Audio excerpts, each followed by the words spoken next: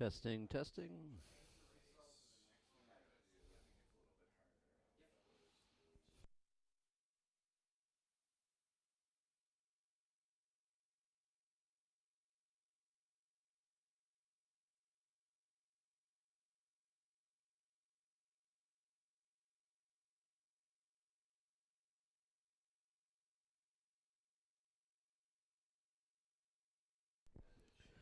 Just doing some few sound checks there for the FM transmitter.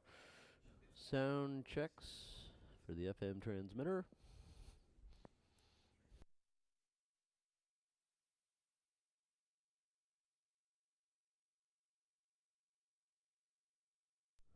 Volume checks.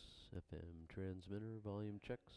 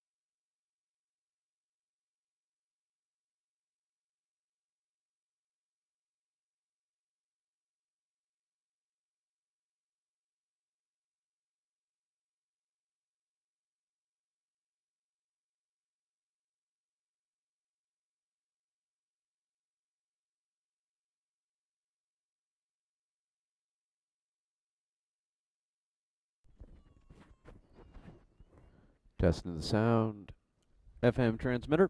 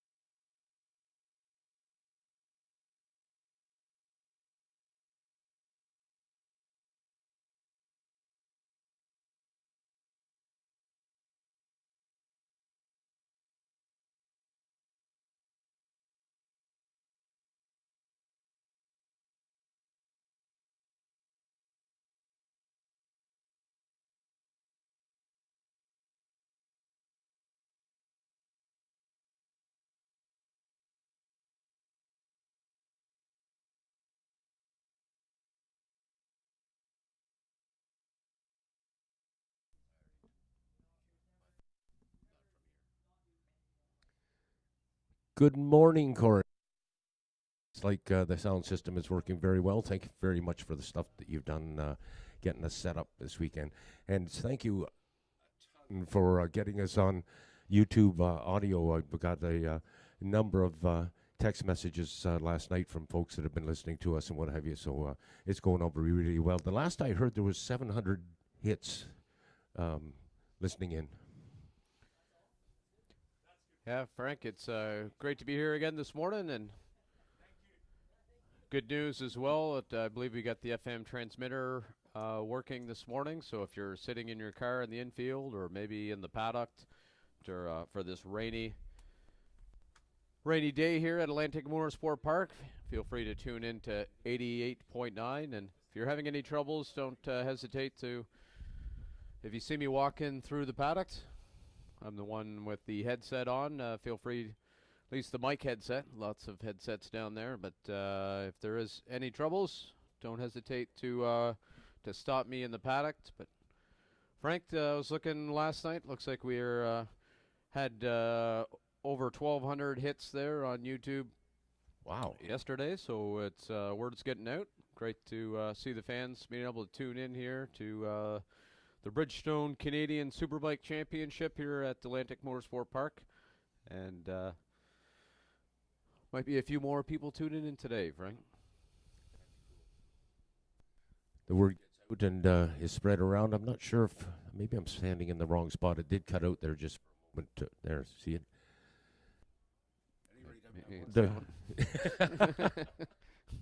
I wanted to share with you, Corey, some rather disappointing news. We were walking through the paddock there on our way up to the tower where we met up with Torrin Collins, and he will not be riding today. He has a couple of commitments in the United States of America coming up, and he doesn't want to take any chances. He can't really lift his arm above shoulder level right now, so he's in a good state of mind and what have you, and slightly disappointed, of course. And that disappoints me because he is such an exciting rider to watch. Yeah, Frank, yesterday be able to compete at the for that podium position there in the GP Bikes Pro Superbike yesterday. Keeping up with Ben Young and Jordan Zoke for the first, it was around half the race there, and until I heard on the podium there, he realized that he was just pushing the element just a little bit too much to try to stick with them, and smart rider there decided to just dial it back just a tiny bit, riding right on the edge of that super sport bike. So he brought her home in third. Exciting rider to watch her up in the tower as well, coming onto the front straightaway. Seeing him just getting close to that grass, holding on to the left side of the bike there, coming onto the front straightaway, and definitely an exciting rider to watch. But we have 50 seconds left of the countdown clock for our next practice session this morning, which is the EBC Brakes Amateur Supersport Practice Session. Now at 40 seconds. Frank, it was a little bit, this might be odd to say, it was nice to see a little bit more rain come down there just before that first practice session, which was the OPP Racing Pro Supersport. The track was just lightly damp and not a good conditions for rain tires, and definitely not good either for slick. So at least it decided to make the track decide one way or the other. So see Mackenzie Wheel end up getting out there, getting a couple laps. Cole Alexander as well, getting a couple laps out there during that practice session. So at least the track has decided to choose dry or wet, and right now wet conditions here at Atlantic Motorsport Park.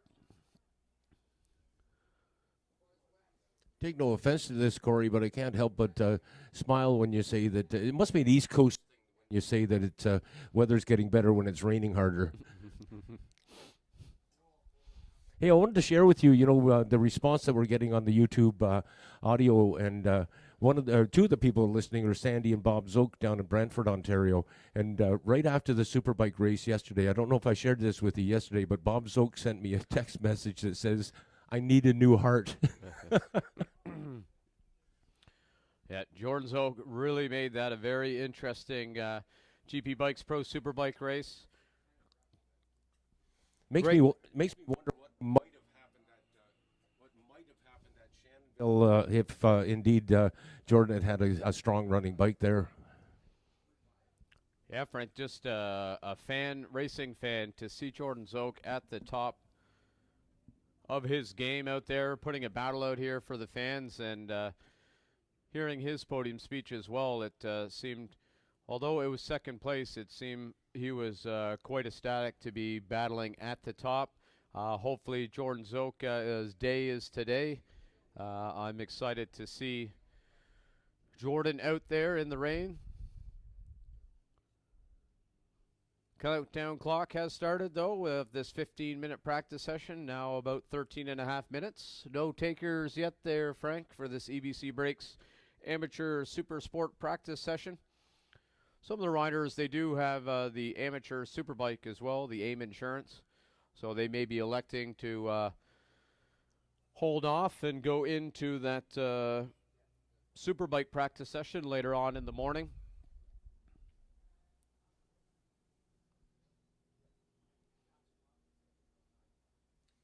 Neglected to do this morning was check on the status of Tommy Casas, or Tomas Casas, if you will.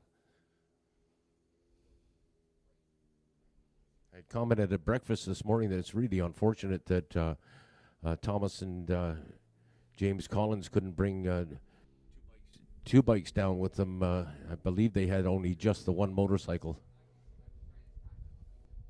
but I could be updated on that as well.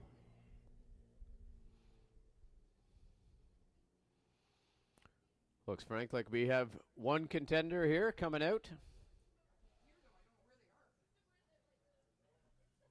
That is the 27 of Jeremy Lazur.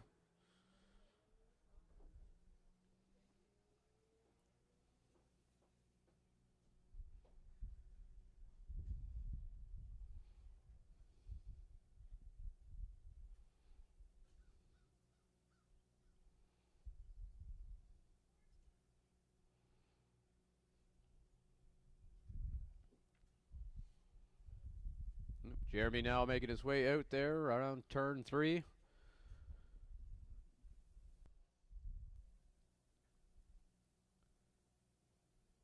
The thing with this track, Frank, if you do get a light breeze, this track is known to dry up quite quickly. If I'm not mistaken, I believe it was last year, or Samuel Garan took the gamble, went out with one front rain tire and a slick on the back, knowing how quickly this track would dry. Able to take the gamble, and it paid off as he come home with the win. And Frank, you may correct me, was that his first win of the season? I think it was, yeah.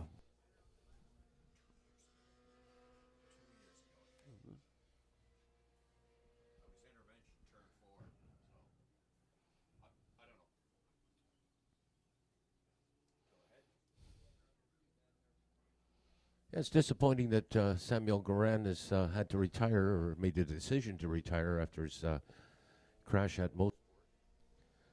And of course, with Alex Dumas to the again. So we definitely missed those two players, no question about it.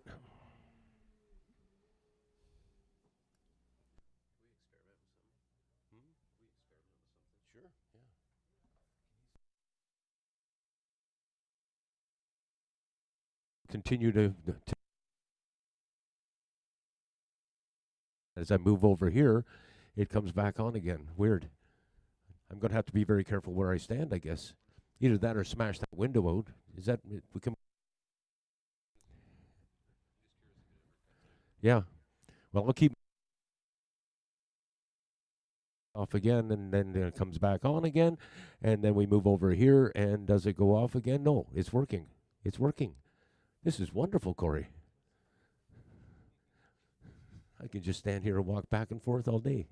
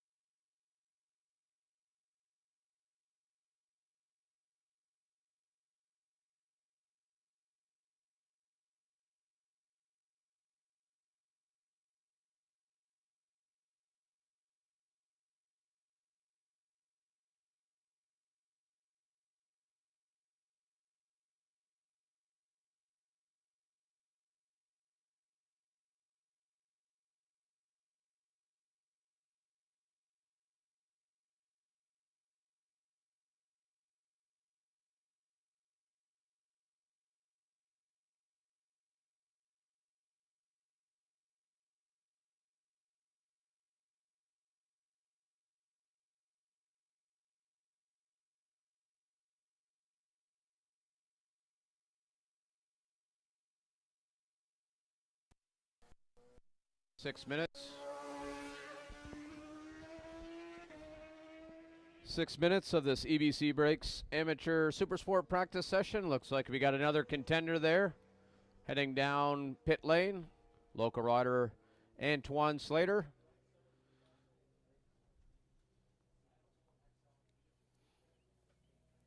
See, Antoine Slater wasn't in the Superbike, so this will be his only practice session.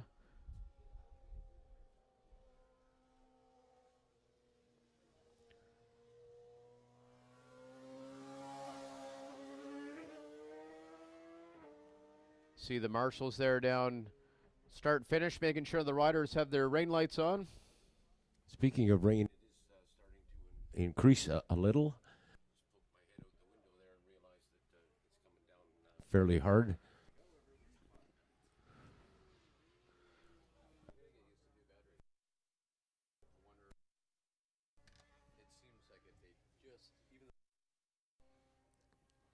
Yeah, we'll try some if that helps out, but I must admit a little bit of frustration.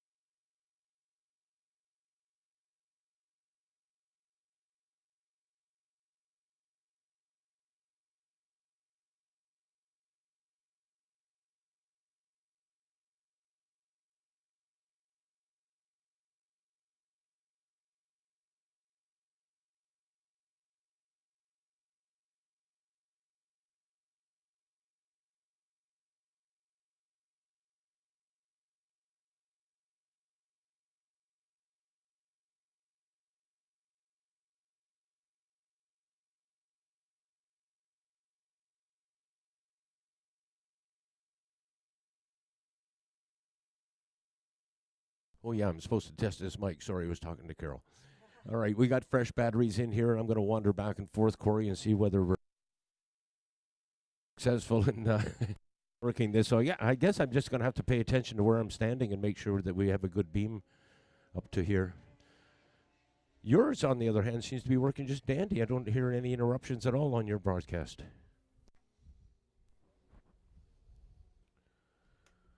Except for this one. It's just payback, Frank, for the feedback control after saying how good my voice sounds on the radio. Couple of riders out there in this EBC Breaks Amateur Supersport practice session. Jeremy Lazur out there for a few laps. Alexis. I didn't get a real good view of that, but one of those riders, I believe his rain light isn't working. In rain conditions, of course, we have to have one red light on the back of the motorcycle. There's not a brake light. That is a constantly running light that the riders behind you can clearly see you. And that is required. They'll check that before the riders go out on track. Yeah, Frank, I did see them check Antoine Slater's light when they went out. He hit the switch and came on, so I wonder maybe if while he was out there, if maybe he hit the switch by accident. Definitely a safety, major safety in the rain to make sure you can see the rider in front of you, so I'm sure they'll check out his machinery there when he comes into pit lane. Countdown clock down to 0, checkered flag there at start finish. Corey, I mentioned that Torrin Collins is not riding on this day. And just had an update from Mrs. Matheson that Doug Newton and Scott Solis have also withdrawn from the contest today.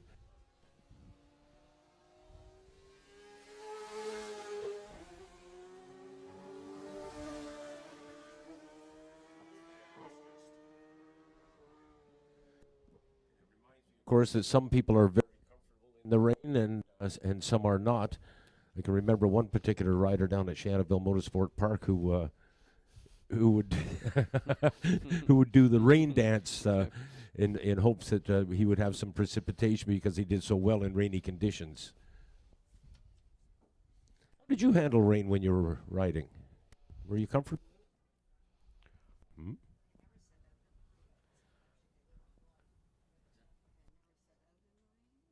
I didn't mind the rain, Frank. I certainly didn't enjoy the rain as much as I did dry. I wouldn't say I was a rain specialist. I'd be in the middle, I would say. I made do. I would rather it be dry out there. It was all about being surprised at how well the tires stuck in the rain. And it's kind of a mind game when you get out there, and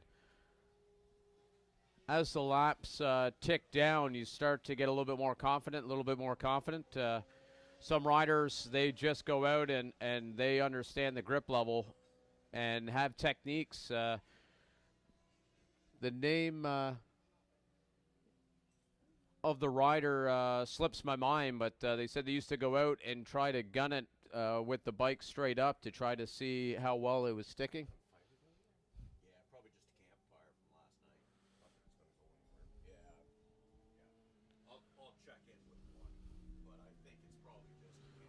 Bikes now there coming down pit lane for the end of the EBC Breaks Amateur Superbike practice session.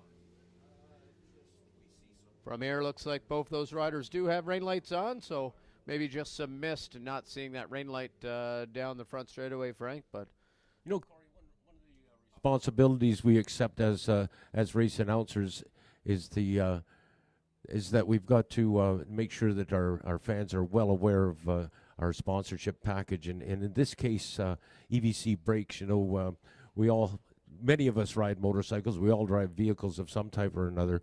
So when it comes times for breaks, think about that. Put back into the sport that you love. EBC Breaks. If you're not using EBC Breaks, what's stopping you?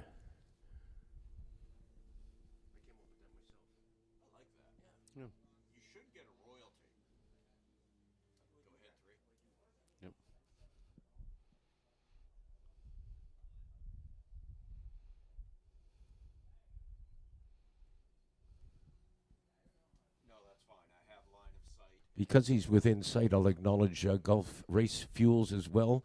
Nate, welcome back, and thank you very much for the hat. Much appreciated. Gulf Fuels, of course, are the chosen fuel for CSBK. how they get so much horsepower. Interesting, getting free hats up here, eh, Frank?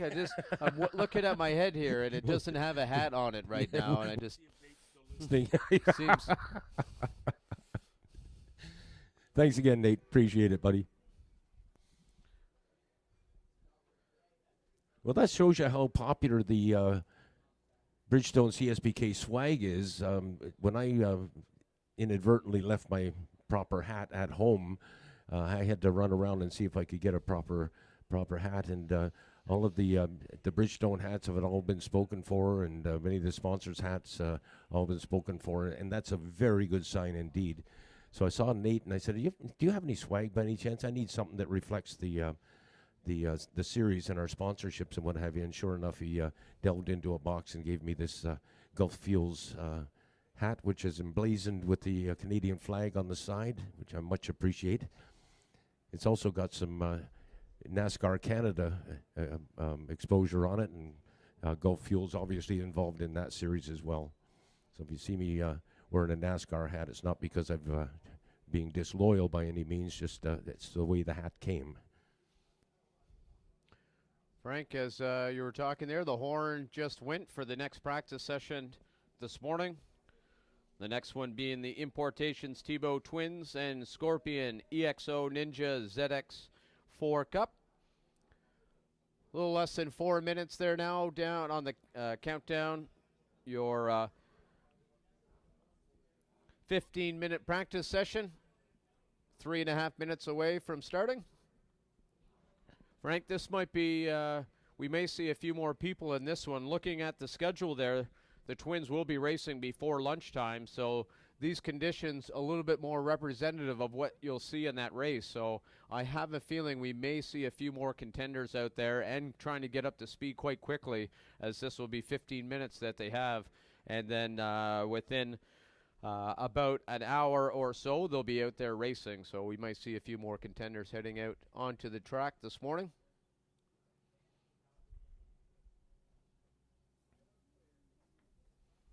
Was down there walking through the paddock, seen them working on Gary McKinnon's bike. They're all the bells and whistles of the machinery now. They were going through the settings, trying to find the optimal traction control for that Aprilia.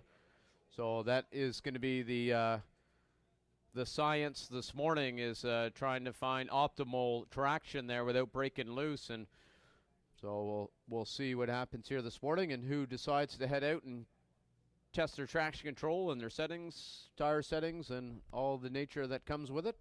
Do you know which bike is choosing to use? He is using his B bike, so that will be the yellow one that he was riding the one yesterday. he rode yesterday. Yeah. Yep.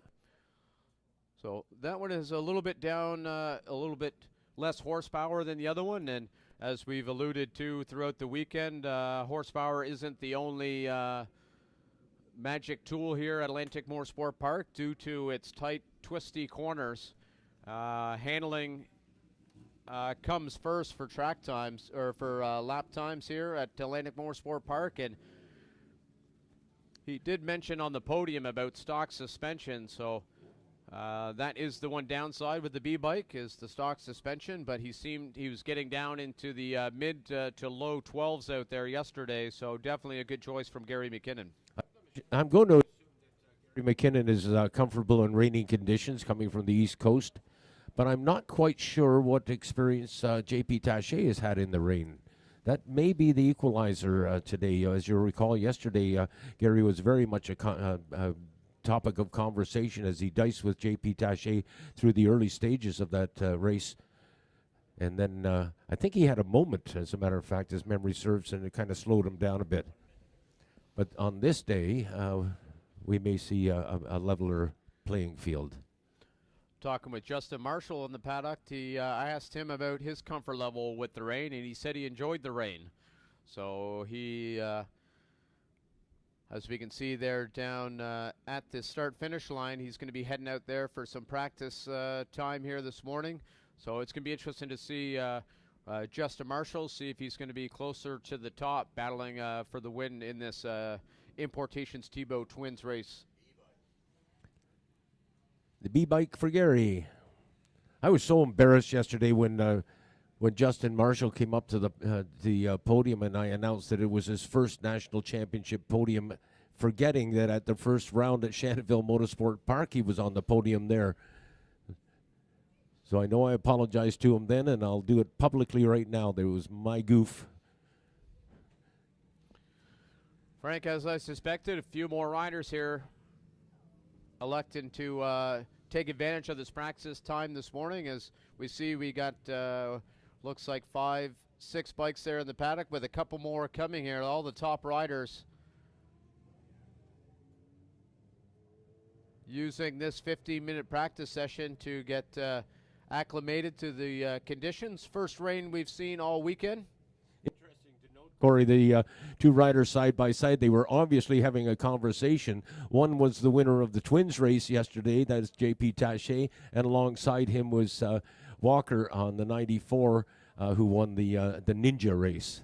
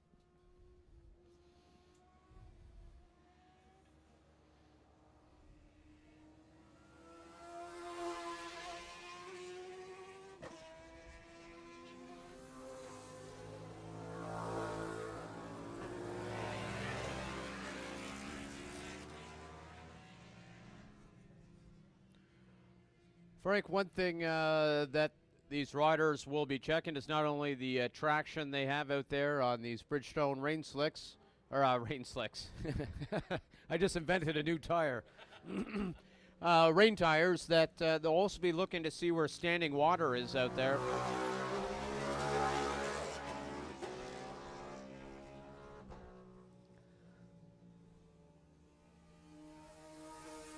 Wait for the bikes to go by. Yeah, so at the optimal racing line, once the puddles start to form out around the racetrack, may not be the best once those puddles form. So they'll be checking out to see where the standing water is, maybe taking a little wider entry to get around some of the puddles.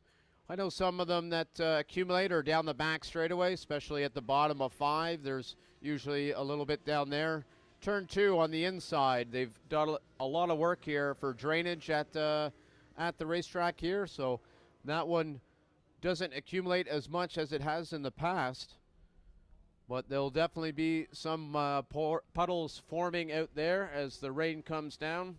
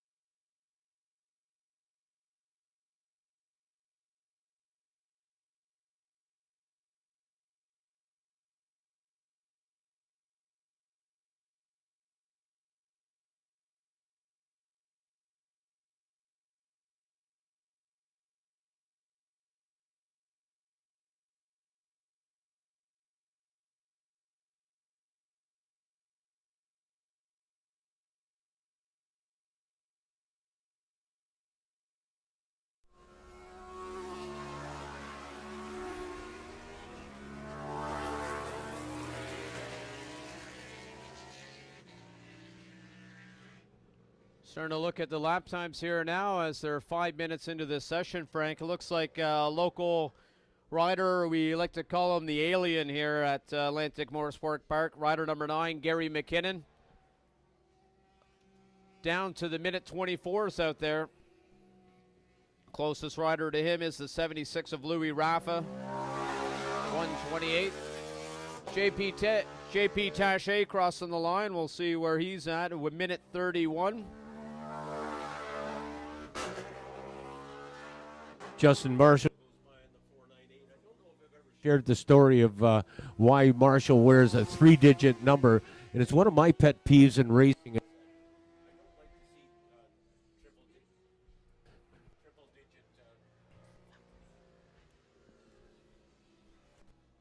I've got this personal thing where I don't like 3-digit. Thank you, 3-digit numbers on race. You know, I look at the 498, and then I look around and I think, well, where are the other 497 riders? At any rate, the 498 used to be the number of Art Robbins, and when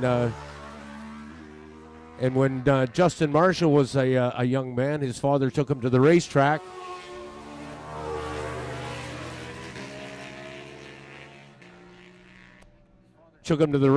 And Art Robbins won that race, and Justin Marshall was so impressed that when he turned into a racer himself, he adopted that 498 number.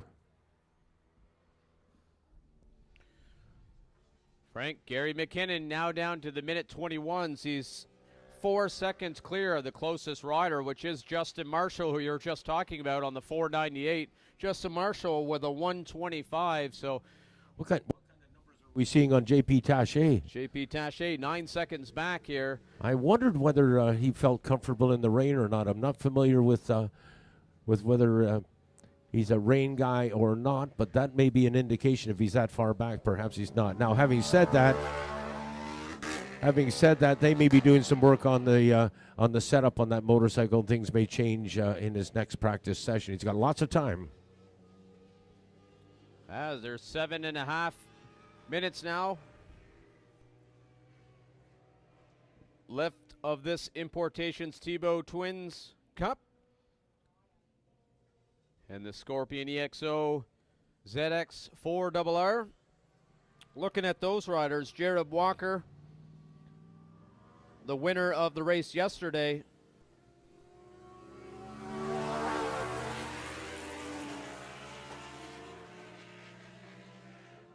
Currently the slowest of the 3 riders out there, so there is some equalization happening as well, Frank, in the ZX 4RR. Right now it is Rob Cousineau on top, followed by Jean-Pascal Schroeder. Jared Walker 6 seconds back from Rob Cousineau, so there is some equalizing happening here this morning. Now this is early on, just some practice sessions. Who knows who's holding back, maybe just getting comfortable with the bike. So take these numbers with a grain of salt.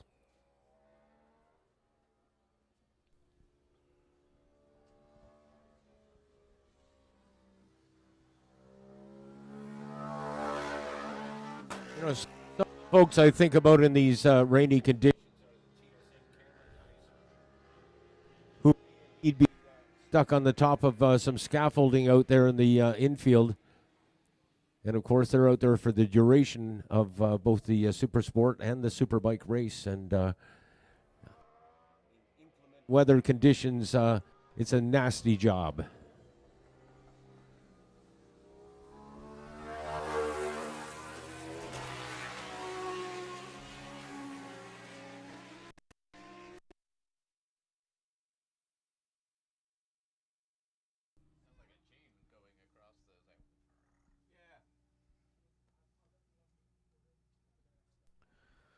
Louis Raffa across the line, Frank, able to move up to second in the practice times. 2.6 seconds back from Gary McKinnon with a 124 out there. So he has now moved ahead of Justin Marshall on these practice times. I'll look to see where Justin Marshall is, if he's still out there turning some times. I believe this is Sebastian Silva maybe coming here into turn 9. kind of going a little bit slow there through turn 9, so maybe be coming off the track this time by. Maybe get some advice from the pit crew.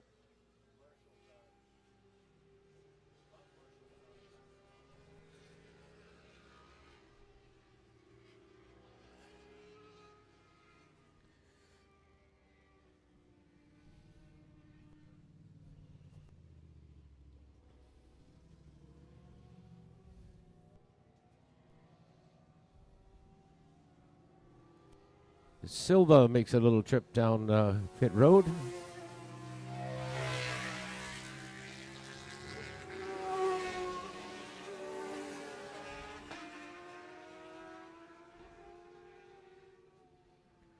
Both Justin Marshall and Louis Raffa with some faster lap times out there that time by. Both of them getting into the are into the 24s, but it is Louis Raffa still holding off into that second place there over all these practice sessions. Now down to 4 minutes, Frank. Corey, earlier on to when we first arrived at the racetrack, we bumped into Torrin Collins, and he shared the news with us that he would not be riding today. And I had extended an invitation to him to, if he wants to come up into the tower and offer us some color commentary, he'd be a good source. Are you okay with that? 100%, Frank. Any chance we get to have the riders get out there and talking to their fans and talking to the crowd and hearing their perspective of the racing is always an enjoyable time and much appreciated.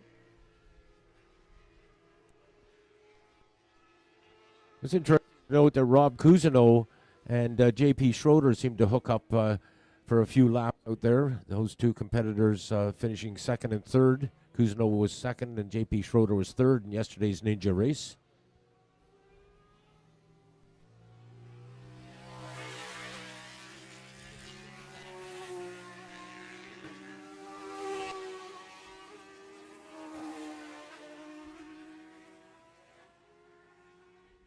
Well, we now have the three Ninjas running in tandem.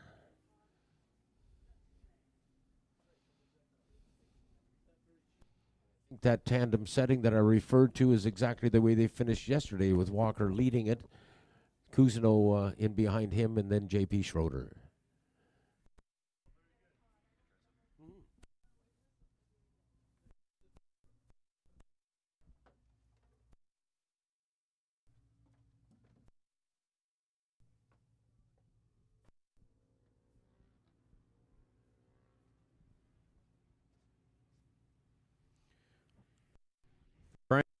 Move to the top of the tower here and get this clear view for the top. Obviously, it's out of bounds up here. Not safe to be up here for all the fans or any spectators, but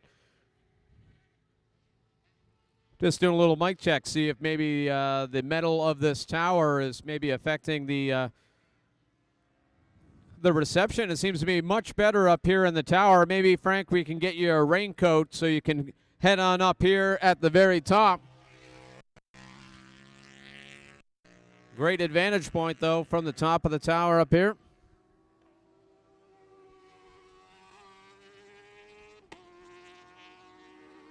Now 1.5 minutes left of this Importation Stebo Twins and Scorpion EXO ZX4RR Cup.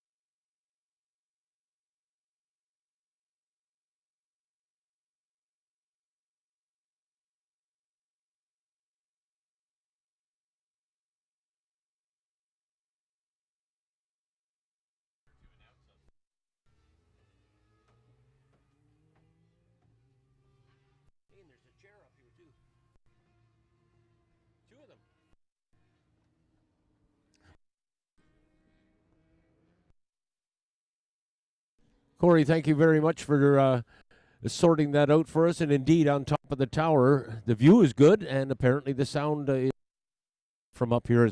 So much appreciate that, Corey. Sebastian Silva on pit road.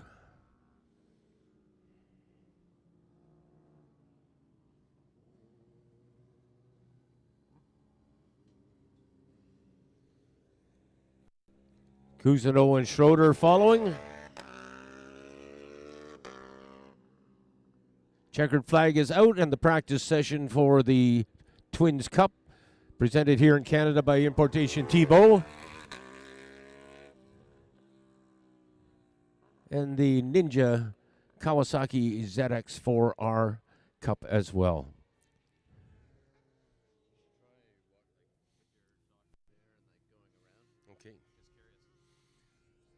Okay, as sound check here has as we wander around on top of the tower here and follow the number 94, Jared Walker, as he makes his way through the combination. The carousel, as it's often referred to as 8, 9, and 10. He's coming out of 10 right now. And now into Canfield Corner, which is 11 here at Atlantic Motorsport Park.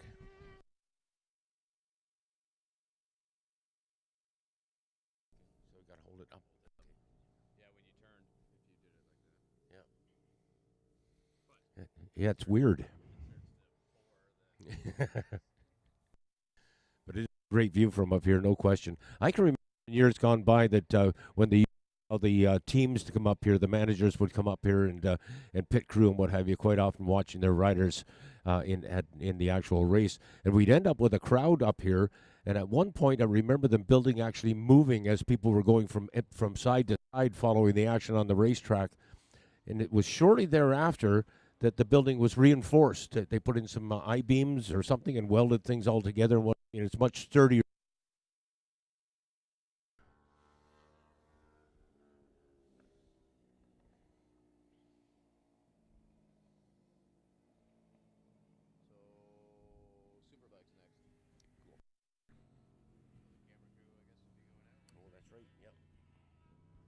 Yeah, thank you. Absolutely right. We will.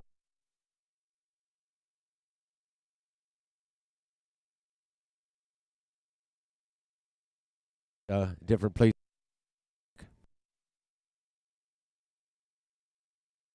More working up in turn number 3, I believe it is.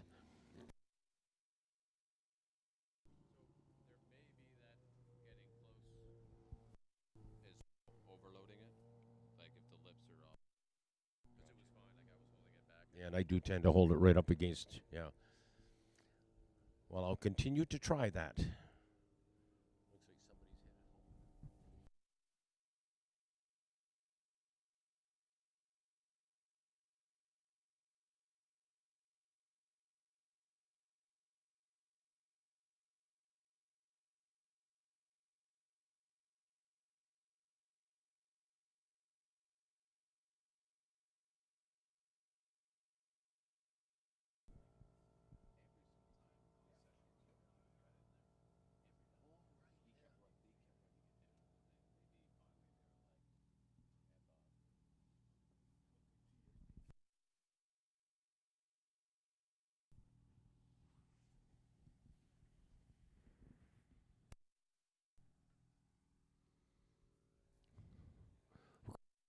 Just may be that because this is a practice session, we may not see the TSN crew out there. No, normally, as memory serves, they went out during practice, try to get a little extra footage. Yesterday, by the way, that our the man that puts our TSN footage together, he stitches it together in a tapestry of great entertainment, motorsport entertainment. That's Cam McFadden, and Cam is a Emmy Award-winning author or producer, I should say. And when I found that out, I felt so proud for him because I've worked on a number of occasions, and I know his work ethic and the time, the amount of hours, and what have you, and his dedication to our sport. So I was very, very pleased indeed that Cam was honored with that Emmy Award. And coming up this fall is the Toronto International Film Festival. And entered into that film festival is a documentary put together by Cam and his crew. I think Colin Fraser had a lot to do with it as well. It's called Changing of the Guard, Corey. and it tells the story of Don Monroe's final days as a #1 rider for Kawasaki, and the torch being passed on to Jordan Zoke. It was his first year here, and some great footage of Jordan when he had really long hair and was a crazy, exuberant rider. One of the pieces of footage from that shows Zoke winning the race at Shanaville Motorsport Park, pulling into the pit area, taking his gloves off and tossing them up into the crowd, and his full coverage helmet off and giving it some airtime as he tossed it up. I think it ended up in about the 10th row of the upper structure of Shanaville Motorsport Park. He was obviously exuberant to have won his first, and of course later on in his career he would follow that up with 13 more for a total of 14. He is definitely the GOAT of Canadian Superbike racing.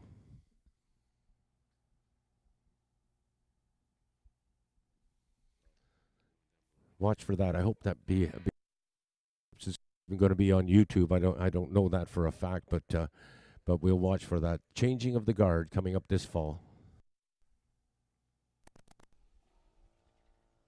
Well, Yeah, Corey, Frank, we are getting a little more rain up here, and we don't have an umbrella or a pop-up, so I'm going to suggest we get back down to one floor down, and we'll just put up with the sound as best we can.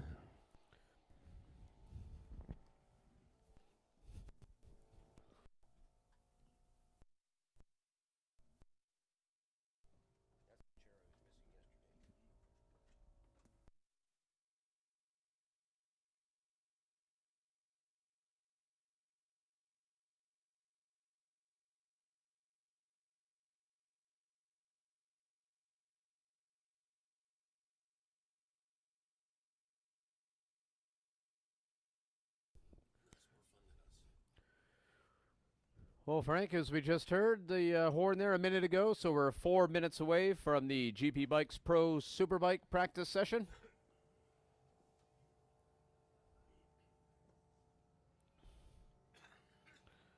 Will be interesting to see the riders heading out there. There wasn't a lot in the OPP Pro Supersport practice session. I was assuming they were waiting for the Superbike, as most of the Supersport riders are registered for both the Supersport and Superbike categories. So I have a feeling we'll see a little bit more people out there in this practice session as they take this time to make any adjustments they need to their machinery coming off a dry weekend and being the first time on the wet. I'm sure some riders will want to take advantage of this practice session to prepare themselves for the race this afternoon. As the countdown now down to 3 minutes. Can you imagine for a moment?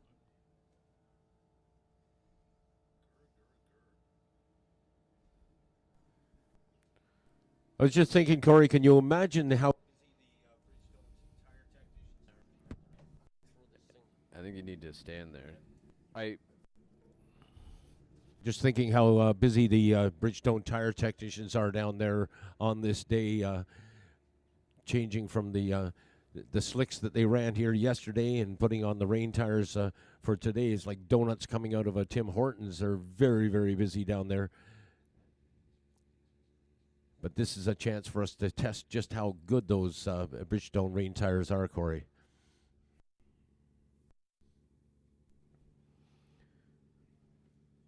As the countdown clock hits 2 minutes, we see one rider here in the pit lane there. Blaise Fougere. Blaise Fougere, local rider, waiting to head out. He's got a few laps here in the wet. I'll bet. Definitely we'll look to see Blaise contending for the top 5, I imagine, here come the race, the GP Bikes Pro Superbike in the afternoon. That'd be cool. If I'm not mistaken, Blaise has a lot to do with the organization around here, does he not?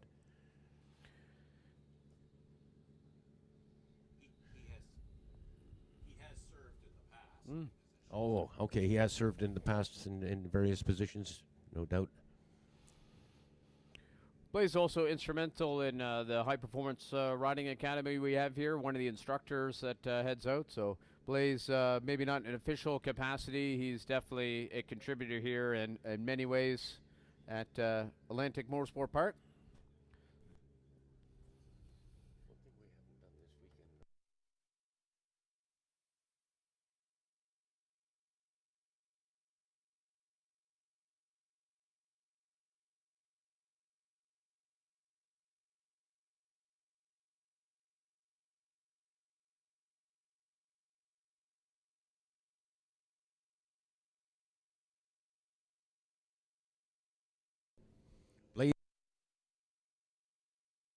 David McKay. One. Here comes 99. That is Alex Michel, who continues to improve with every outing, it seems. I think that future with us.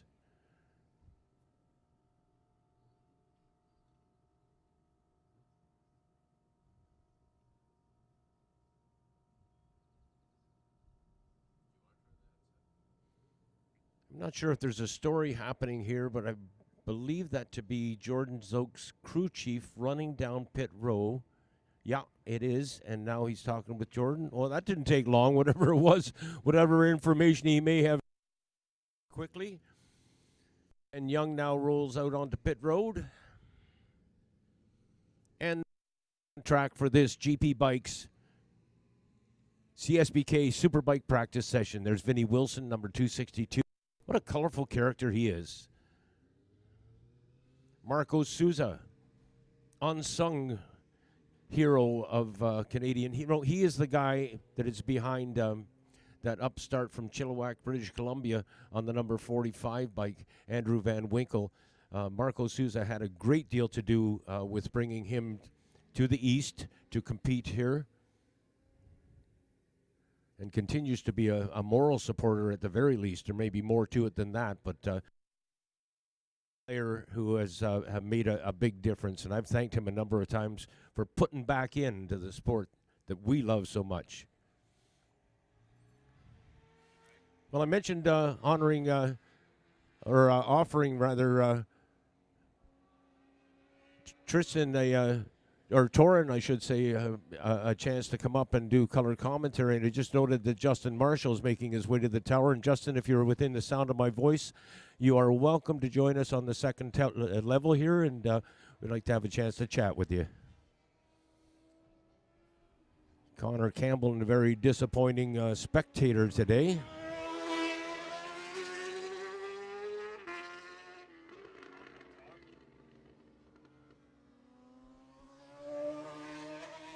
Well, we'd like to thank all the marshals who are working around the racetrack, and I'd like to thank Mr. Marshall for joining us up here in the podium. And Justin, I went on air earlier. You may have heard me, I don't know, but I apologize for that miscue on the podium yesterday when I said it was your first podium. It wasn't that; it was your second podium. As far 6-8 hour workout there. It's a lot to do against the Aprilias, but it's definitely a good bike to have. It's a great platform to start out with, and guys like the Fast School have helped us out a little bit, and they're really running the Suzuki program as well, so they've got 8R there, so if anybody wants to go out there and ride an 8R and see what it's like, then they can see what masterful it is. Well, I work at the Fast Riding School. We'll be busy down there this coming week on Tuesday, Wednesday, and Thursday at Shannonville Motorsport Park. Had occasion to ride the 8, not in a race condition, but for a training bike, Marshall, we find it very, very good. It's a very easy bike to adapt to. Yeah, it's also super comfortable, so anybody who's got any sort of arthritis can get on it, and it feels fantastic. So it's really great. It's a great bike to learn on. You don't have to spend a lot of money to make it go fast, and you can still go out there and compete and obviously put it on the podium, so it's well worth it. So Suzuki Canada's put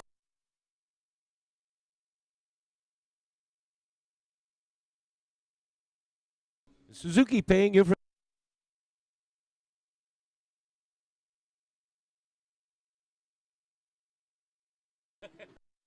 Let's talk about weather just for a moment. Justin, are you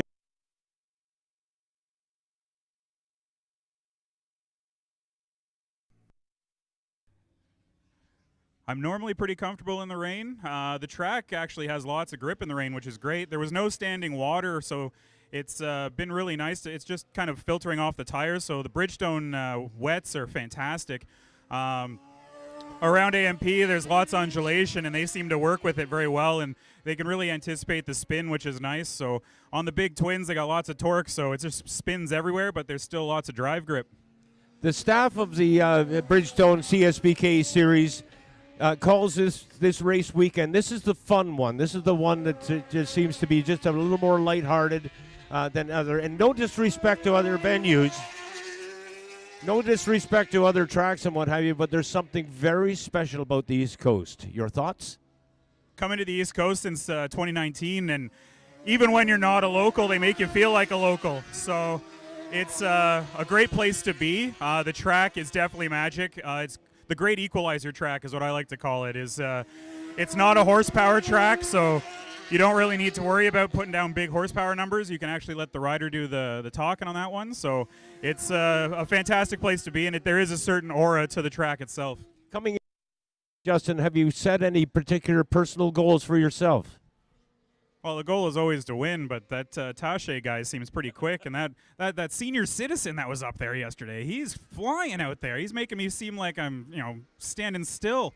I never saw. He passed me into turn one, dragging a leg dangling like he's Rossi out there. It was an anomaly out there. It's fantastic to see someone like that out there. It's great to chase, and he leads such smooth laps, and he actually dragged me along to my best lap around the track. So thanks to Gary for that, even though he didn't really know I was there.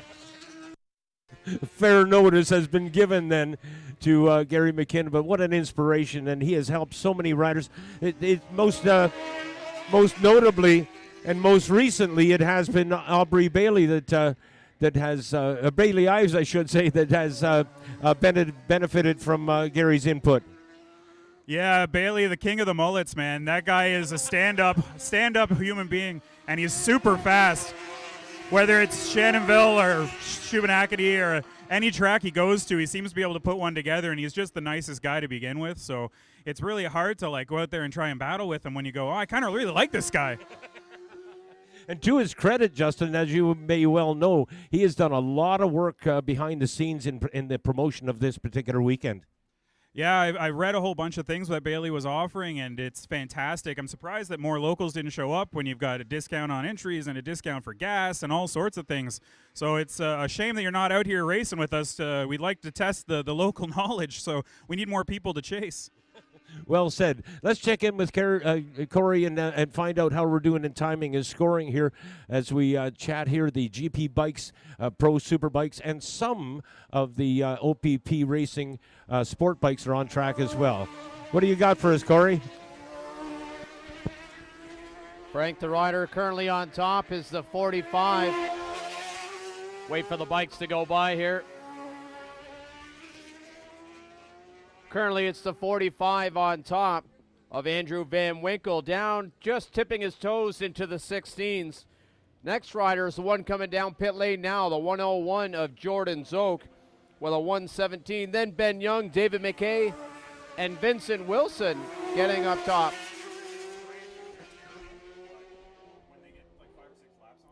Local rider number 80, Blaise Fougier, sitting in 6th, followed by Matthew Simpson, Alex Michel, Cole Alexander, and good to see Thomas Kazaz being able to get out there. Currently sitting in 10th with a 125, but great to see he's able to get that machinery fixed, Frank, and we'll see him here racing this afternoon. Yeah, that was absolute heartbreak to see Thomas on his backside at trackside right here at corner 11 when he lost traction and spun off, and he was so disappointed. Talking in the tower here with Justin Marshall, the 498 rider in the twins class, presented by Importation Thibault. When you were there, I asked Justin about the traction of the new rain tires that have come from Bridgestone. And Justin, if you don't mind repeating some of your thoughts, I was asking you about the traction experiencing up there. And I must admit, I was quite surprised to hear you say that you were putting your knee down. You're getting very, very good traction. Yeah, those Bridgestones, they definitely the ticket in the rain, that's for sure. Man, that McKay bike is real loud, eh? But yeah, we're able to get the knee down in a couple of corners around there, mostly turn 4 as you're going down the hill there. It's really nice to be able to have that feel of the Bridgestone. It's soft enough, but it's really funneling the water. I'm pretty sure we could water ski behind the bikes with all the wakes they're throwing up. I've told the story, Justin, about your dad taking you to Shannonville Motorsport Park and you being impressed with Art Robbins and wearing that number ever since. Have you ever thought of changing to a different number? I think the only number I really want to change to is the number 1, but I got to go steal it off Tache's bike. I had a feeling that was coming. Well, I'm glad that you were able to share some of that knowledge, but you said that the tires, a bit of you commented, you admitted that you need a bit of a scrub in before you can really. Yeah, you definitely need a couple of laps to get those rain slicks as good as they are. But just like other Bridgestones, like the slicks that we normally race on, they last forever and they're fantastic. So kudos to Dave Oakley and the program they put together with Bridgestone and Importation Thibault. They're really bringing us the best tires possible. It feels like we're actually getting that MotoGP feel out there with all the techs helping us out. And, you know, it's good to see Rory out in the pit lane too, helping out. And, you know, it's great to come in and see a friendly face and be like, hey, how hot are my tires? He goes, you're fat. It's going to be hot. Technicians, is I've never had such or seen such coverage from a tire company. We've been involved with a couple of them over the years, but Bridgestone has their method of operation, and that's their MO. They do this at all the races and what have you. Share with us if you've had any interaction with these folks and if they've been beneficial. They've been hugely beneficial to me for just kind of putting things together on the bike. Going from a bike that's got stock suspension to a bike that's actually built for racing, we kind of worked together and figured out what best pressures for everything and what compounds you're looking for and that kind of deal. So Bridgestone's really stepped up for not just me, but all the racers in the paddock that have questions. And it doesn't matter if you're a privateer or you're the top of the line factory Honda rider. It doesn't matter. They'll help you out. So you just have to go ask them. Under the heading of covering all bases, I lent an ear one time yesterday when I think it was Rory that was advising a rider, but what he was advising him was not tire pressure. He was talking about suspension. Yeah, they'll definitely look at the tire for you and have a look and see how good your suspension setup is. It can definitely be a hit or miss when it comes to that sort of setup, and you can chew a tire, which you really don't want because they're expensive. So if you really want to kind of maximize your grip levels and the amount of tire that you're going to use, the Bridgestones last a long time when you're set up right. I think the maximum I've got out of them is about 280 laps. Which I don't recommend. You don't get a lot of grip, so maybe change them before that, but they'll last. So they're from a great track day tire all the way up to full-on professional racing. They really give grip and confidence from a wide range with the way the heat works, and you don't need to be smoking hot. They don't need to be super cold. You can have a wide range of operating temperature, which is fantastic. Excellent. Justin, thank you very much for taking the time to talk to us. I'm going to pass it over to Corey Colvier right now and get an update on what's happening in our GP Bike sponsored Pro Superbike and Pro Supersport division.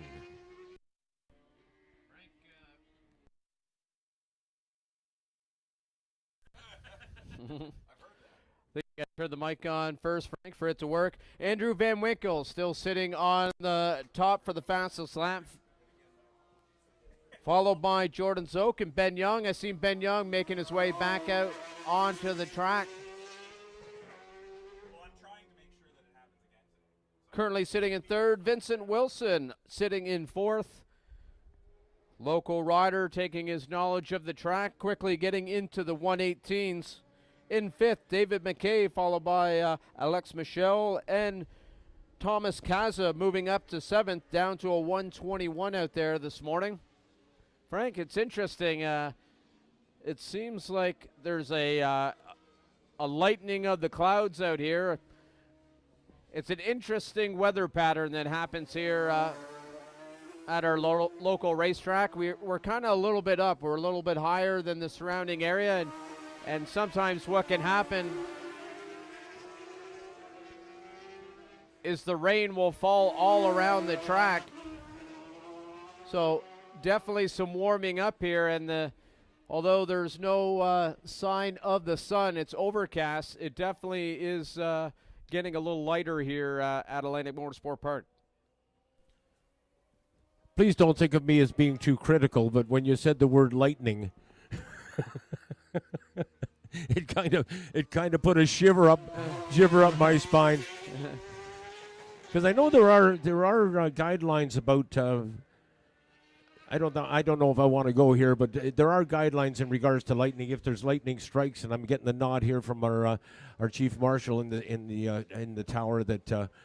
Well, let's get an update on that. Are you free to talk? Okay, all right. We'll catch you between sessions if you don't mind. But there are guidelines in regards to weather, and as I say, we'll get an update on that.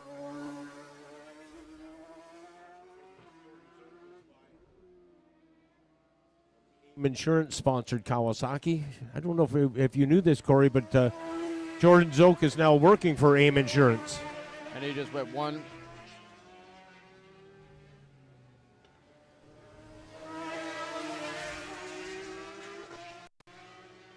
And Frank, as you mentioned, Jordan Zoke, he's got of the practice sessions down to a low minute 16. Ben Young as well, as he's out there turning some laps up to second place with a 16.3 himself, only 20 thousandths of a second. Separating the two riders. That's pushed Andrew Van Winkle down to third, but only half a second separating those top three riders out there in this GP Bikes Pro Superbike practice session.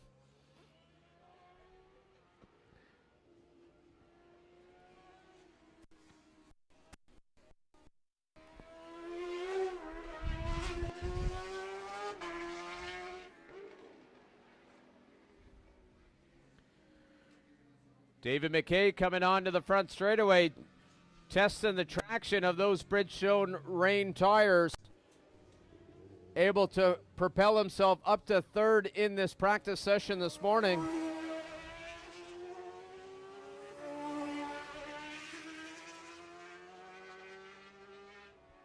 That makes four riders now into the minute 16s out there.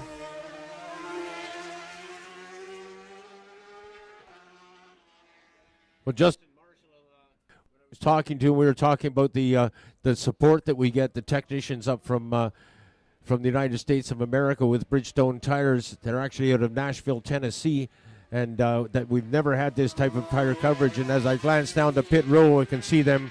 They're going to the customers. They're not waiting for the customers to come to them. They're checking out with the riders all along pit row there to find out if there's any issues. But the feedback that we're getting in regards to the new Bridgestone tires, both rain and dry, are superior. David McKay now coming on to the front straightaway.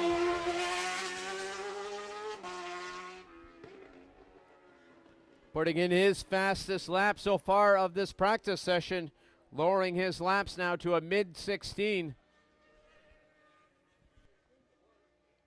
Still sitting third in this practice times, but definitely getting a handle of the grip out there this morning.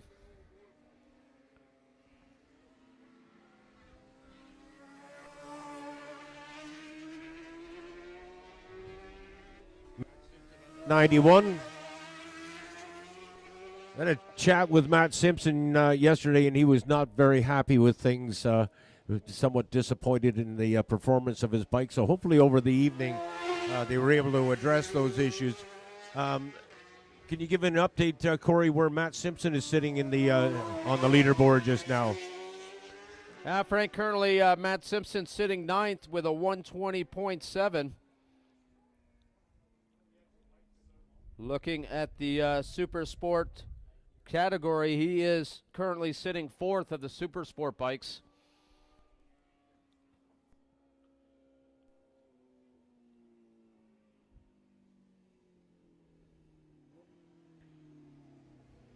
Right now it's Vincent Wilson on top for the Super Sport, sitting there right now in sixth overall. So As I mentioned earlier, Vincent Wilson using his local track knowledge to quickly get up to speed out there in this GP Bikes Pro Superbike practice session, which now has a little over a minute left, so only a couple more laps to come in here from the riders. A few of them there have made their way already into the paddock, sitting there down in pit lane. Now with Matt Simpson. Looks like that's Thomas Kazaz as well coming down pit lane. So only a couple riders, Frank, left out here on this practice session. Yeah, they had changed the bodywork on Thomas's bike. You recall yesterday, of course, the Fast Riding School sponsored number 18 was primarily in white, but of course there was severe damage done to that motorcycle when he came through turn 11 and ended up on his backside at trackside. And the bike was in pieces, of course, and I would imagine James Collins was working on that motorcycle until well into the evening. And both those guys have got to be back to Shanaville Motorsport Park for the Fast Riding School 3-day course from Tuesday through Thursday. Thomas is as an instructor, and James Collins is the mechanic for the Fast Riding School. Right now, the Bridgestone technicians, Andrew and Rory, are checking in with Jordan Zoke, and Zoke's sharing his experiences out on the take that information and field it back to head office, and if there's something to be had from it, they will address it. Corey's gone upstairs. Corey, you got your ears on? I do, Frank. I just wanted to come up and see. It hasn't had a little shower here in a little bit. Just wanted to see the conditions to see if the track is starting to dry. As I mentioned earlier, it does dry quite quickly here. Still a bit of standing water there down the back straightaway. I can see some a little bit on the outside of 4 riders, not that racing line, so not going to affect the riders there in 4.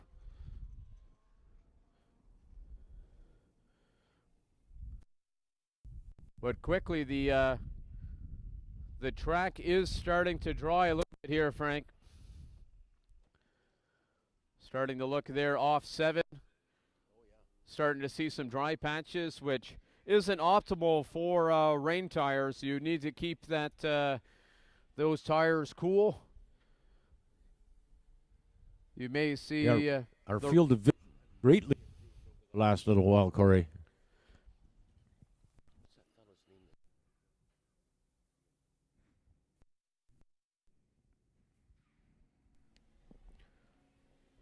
Riders for made it back out after the checker flag. That's so that they can do a practice start there outside of turn 3. You can see a rider heading there now, just coming out of 3. You'll see him come to a stop right there at the practice start sign.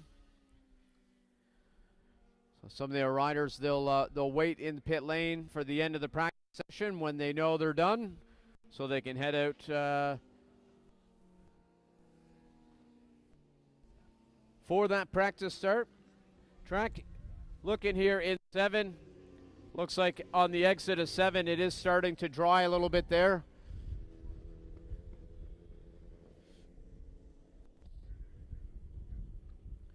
As mentioned earlier, what you may start to see if this track doesn't get another dose of rain, you'll see the riders out there during the race trying to find puddles to keep those tires cool. In order to optimize traction, there's grooves in the tires, and it will start to wear off the edges of the grooves, quickly chewing up the tires. So they'll navigate around the track trying to find some wet spots to keep those Bridgestone rain tires cool.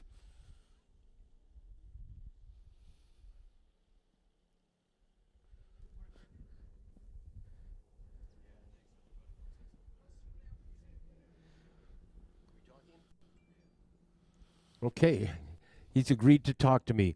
Ian, up in here in control and in charge of all the marshals around the racetrack. First of all, on a light note, You guys play in traffic?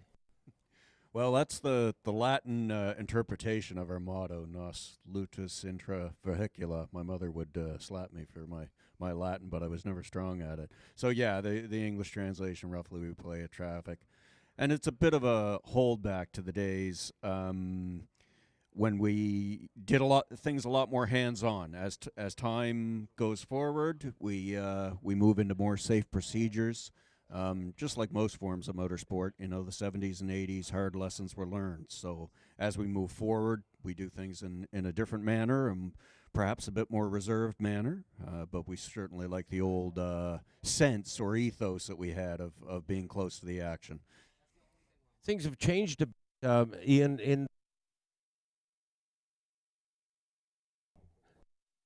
we have gone to FIM rules here in Canada, and in some cases we find it frustrating. I'll share with you from Mosport last year that we had a nasty crash when Alex Dumas hit a patch of oil and crashed out. But the race continued, and they were at speed, and people on pit wall were waving to tell the riders to slow down and what have you. And everybody was wondering why in the heck the red flag hadn't come out. Well, the procedure is that you correct me if I err here, but the procedure is that the red flag call has to come from head office. Yeah, there's a central point of communication on any racetrack. For obvious reasons. Everybody's head works differently, and you don't want a panic call that goes in the wrong direction. So the serious decisions are made, in a central location. And calling a red or a stoppage comes from the race control. And we rely heavily on those that have done such a good job at perfecting their craft to observe those things. Nothing is ever perfect. But we do our damnedest to make sure we are as good as we can be to keep everybody safe and allow motorsport to carry on in a safe manner. Well, earlier on, Corey was saying that the fog was lightning, and as soon as he said the word lightning, I thought, there's rules about lightning in racing. And now I want to make it clear there is no lightning at all that we're aware of, and we'll certainly let you know if it change. In the event of lightning, share with us what the procedure is for you guys. Well, the obvious risk with lightning is a strike, and that doesn't usually go with just a bruise. It can be a very serious injury, if not worse. So we take it very seriously. A proactive approach is the best one. We've invested in lightning sensors. You'll see me here this morning checking various applications that keep track of this sort of things. We've had a history here at AMP in summer weather with lightning, and every time we take learning from that, we take education from that, and we actually have one of our members who's involved in industry wrote us a document on it, a procedure on the safety methods and the best practices. So we've incorporated all those things into what we do. Certainly, there's probably always going to be a discussion. There's TV crews, there's racers, and everybody wants the day to carry on. But the first rule is don't stand in the middle of the field during a lightning strike. And here we are in a gorgeous park, standing in a field in a wooden stand. So generally, come off stand, let things settle. The nice thing about thunderstorms is they don't, with some exceptions, they don't tend to go on for 3 hours at a time. It's a shorter spell, and if we have to shut down for a half hour to keep everybody safe, that is the way forward. Thank you for that, Ian. And this gives me great opportunity, and I try to take advantage of this whenever I can because I truly appreciate it, what you guys do. The people in white at the side of the track are so vitally important to us, and the training and what have you that you guys have. You're true professionals, and a lot of fun to be with as well. Thanks, Frank. Appreciate that. And anybody who does have an interest or finds himself sitting in the stands and that's just not enough, come see us. We're in the middle of the paddock. Well, Ian, I definitely don't want to rob this racetrack of a competent safety person like yourself, but I do feel a really good voice on the PA system, and you're very knowledgeable of this sport. So maybe when you flags, you can take over doing the announcing. Ian is laughing. Corey? Frank, we got 30 seconds before the start of the next practice session, which is the AIM Insurance Amateur Superbike 15-minute practice session. A couple of the riders there now heading down the paddock. But, Frank, as they're heading down there, I got to choose a new word. The skies are getting a little brighter. Brighter. I'll use brighter. I'm sorry, I didn't make fun of you or embarrass Okay. but we did get some humor out of it, and we also got some knowledge as a result of that.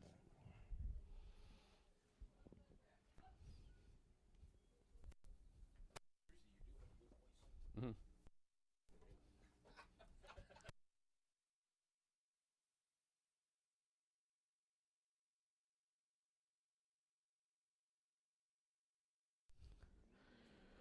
Well, Frank, standing on the top of the tower, quite warm up here. Sun is now out here at Atlantic Motorsport Park. Not sure how long this is going to last, but keep an eye on the track conditions from the top of the tower. Start to see a few dry patches here, especially on the middle of 7. It looks like, at least from up here in the tower, that it is starting to dry a little bit there.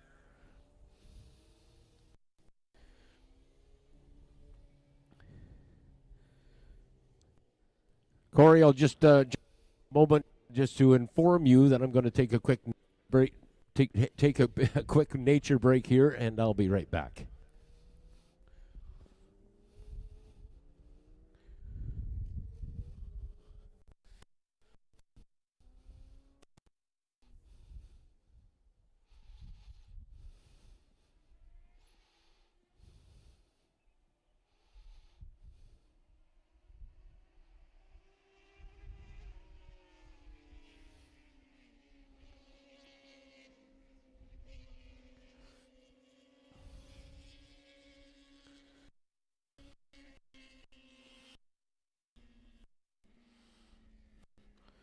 Few of the riders now making their way around turn 9 quite gingerly there. We'll see how long the riders stay out. They definitely wouldn't want to ruin a set of rain tires there, so if this track continues to dry, we may see these riders come in.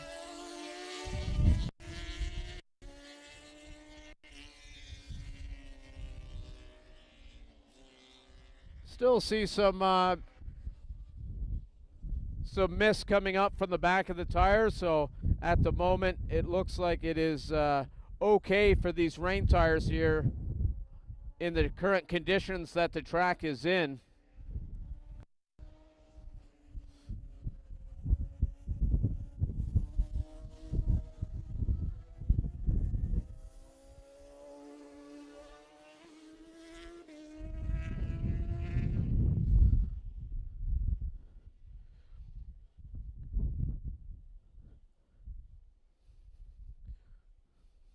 The wind just picking up just also slightly. All these contributing to the drying of the track here, but have 4 riders out there in this AIM Insurance Superbike practice session. Andy Hutchinson making his way towards turn 9, followed by Michael Scott as well, 2 local riders here.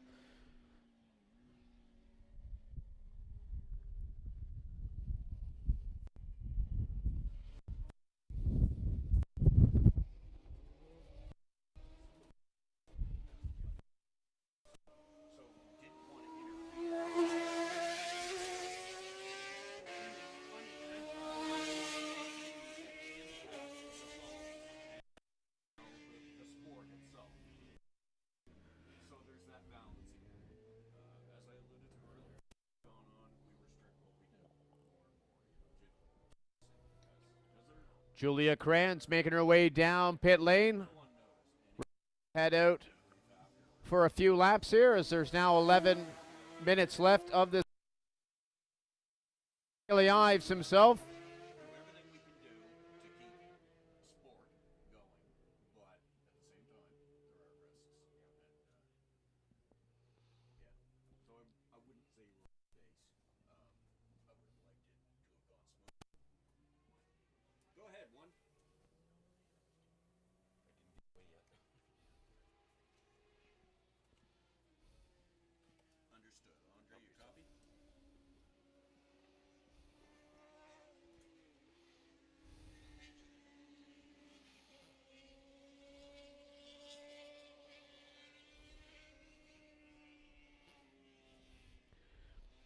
We'll have one more practice session after this AIM Insurance Amateur Superbike practice session. The next one being the Supersonic Road Race School Lightweight. And then we'll be heading into the first races.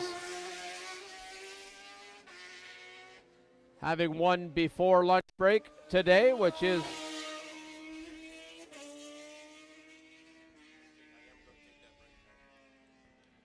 the Importations Tebow Twins and the Scorpion EXO Ninja ZX4 RR Cup.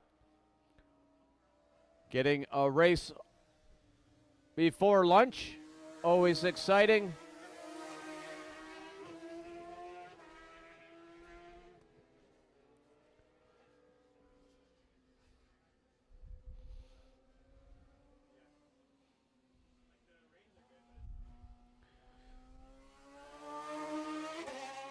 Mentioned before for the listeners there from afar that not here to observe the weather. It did get a little brighter here at Atlantic Motorsport Park. There's a little bit of some clouds coming in. I believe that is from the southwest. Looks like it's headed this way, so conditions will be changing frequently here today.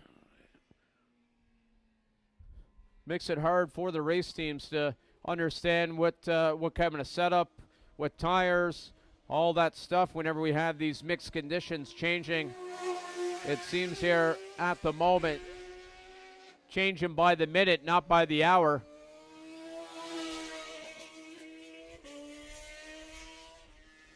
As the mist continues to get smaller and smaller off these Superbikes down the front straightaway.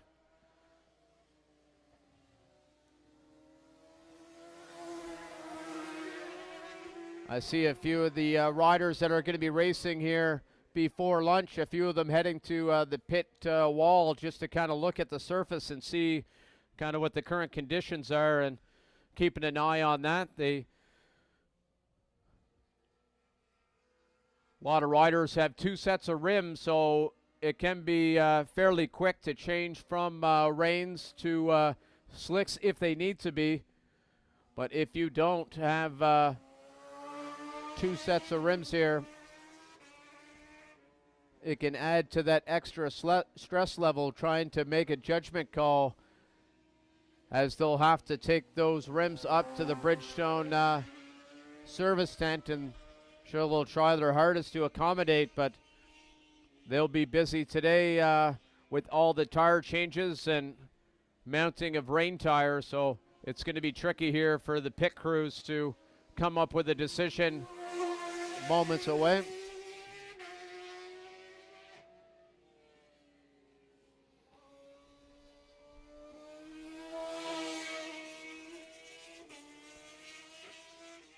Speaking of one of those riders, Sebastian Silva checking out the track surface there down pit lane. He'll be heading out there in that Twin Importations Tebow Twins race.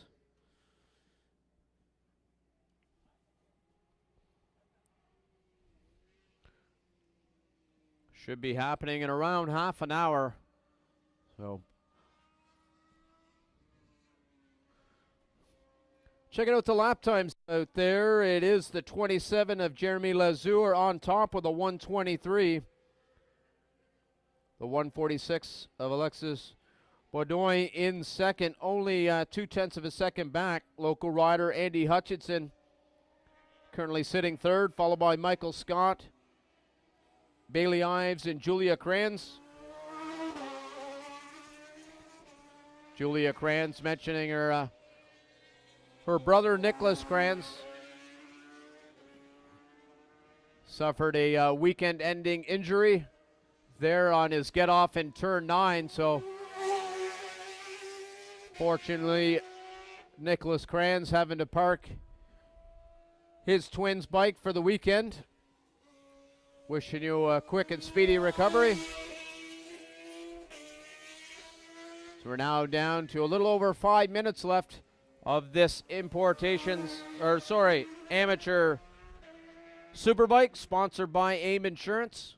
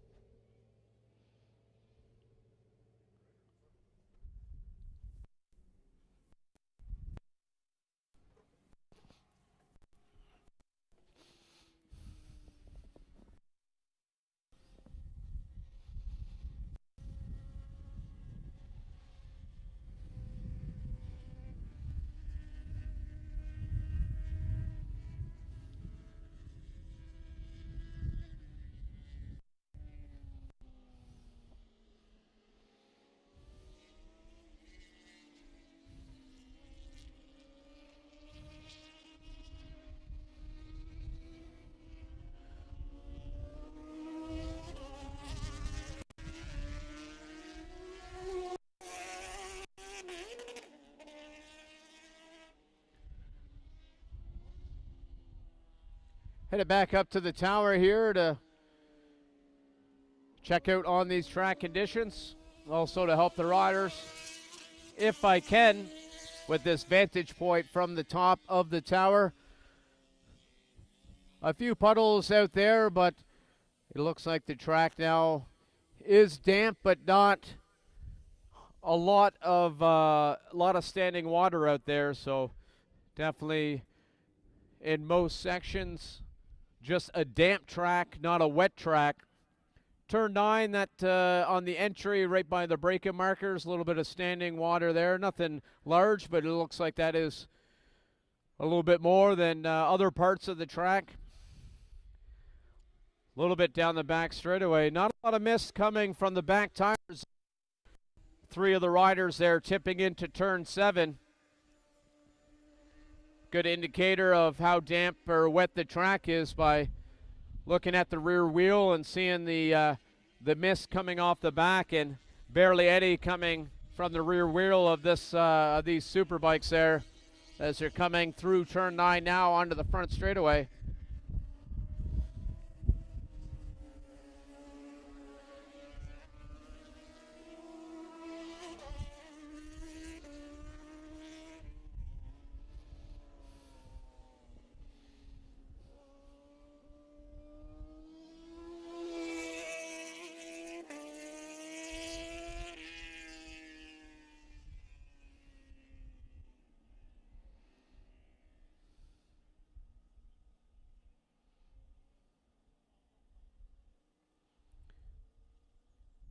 Countdown clock now down to just above 2 minutes of this AIM Insurance Amateur Superbike practice session.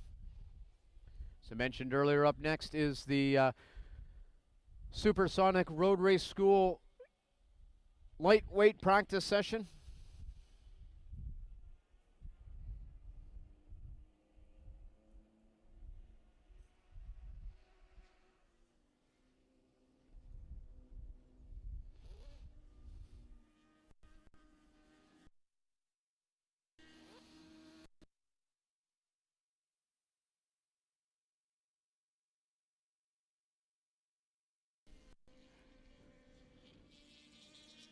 Following Julia Cran, she's making her way through turn 9. Bailey Eyes heading onto the front straightaway. Looks like he's trying to find that optimal grip level, pushing hard there onto the front straightaway.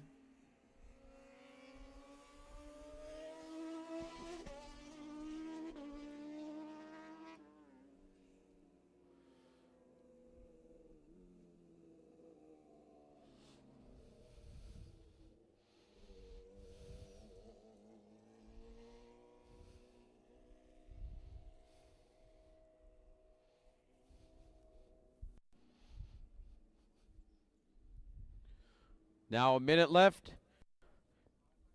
of this AIM Insurance Amateur Superbike practice session.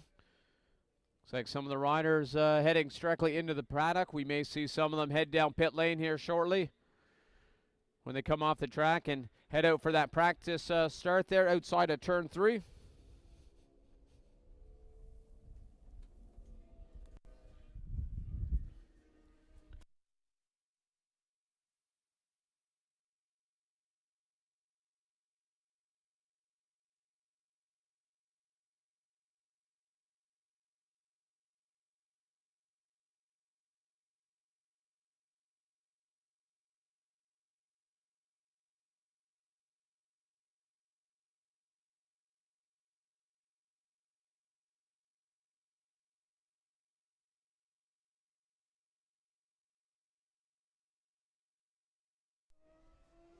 Is it on now?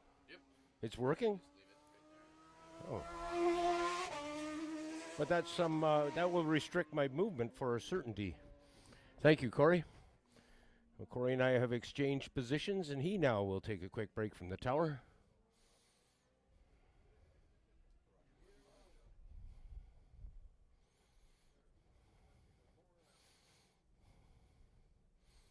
And again, as Corey alluded, the Supersonic Road Race School lightweight sport bike 15-minute practice session is up next. First race of the day will follow shortly thereafter, and that is for the Importation Thibault and Scorpion EXO and Ninja ZX4R Cup. It'll be a 14-lap national championship race with a podium immediately after the race, and then we'll go into our lunch break. So that is our schedule for this morning. And as you can imagine, on a day such as this, we are keeping in constant contact with those who are aware of the weather situation. Checkered flag is out.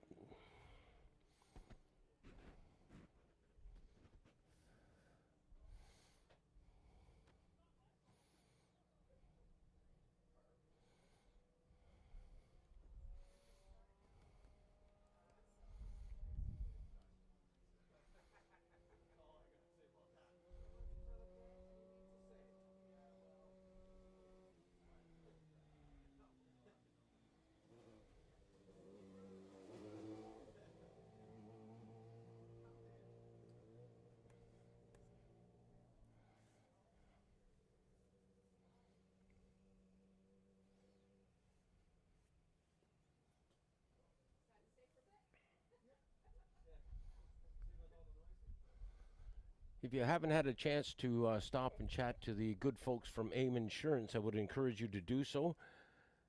Kristen Mainville, the personal line sales for the Atlantic provinces, is on site. I don't know if she's here just yet this morning, but she certainly will be here this afternoon. Making insurance easier on you. That's the aim with AIM Insurance.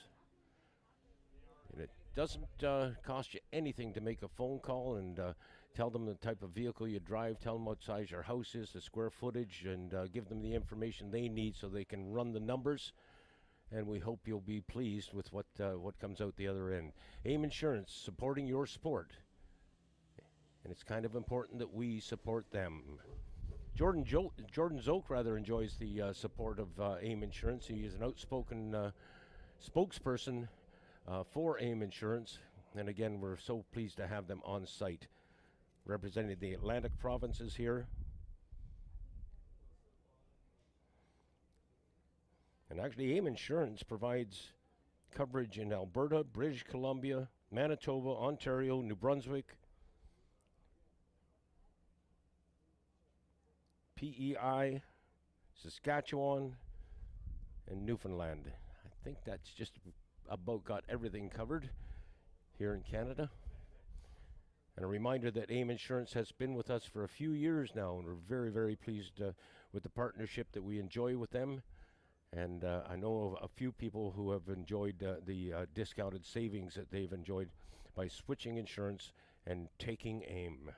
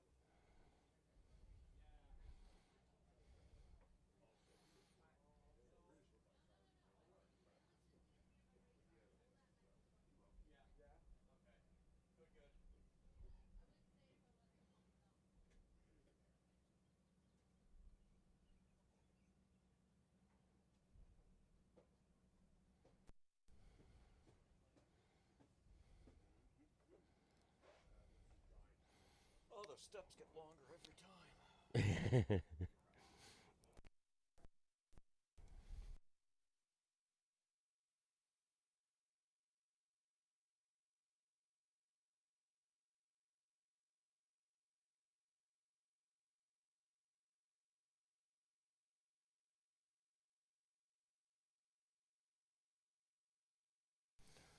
Confirmation the lightweight sport bike. I thought I was right on that, but just wanted to confirm. Supersonic Road Race School lightweight sport bike 15-minute practice session is up next.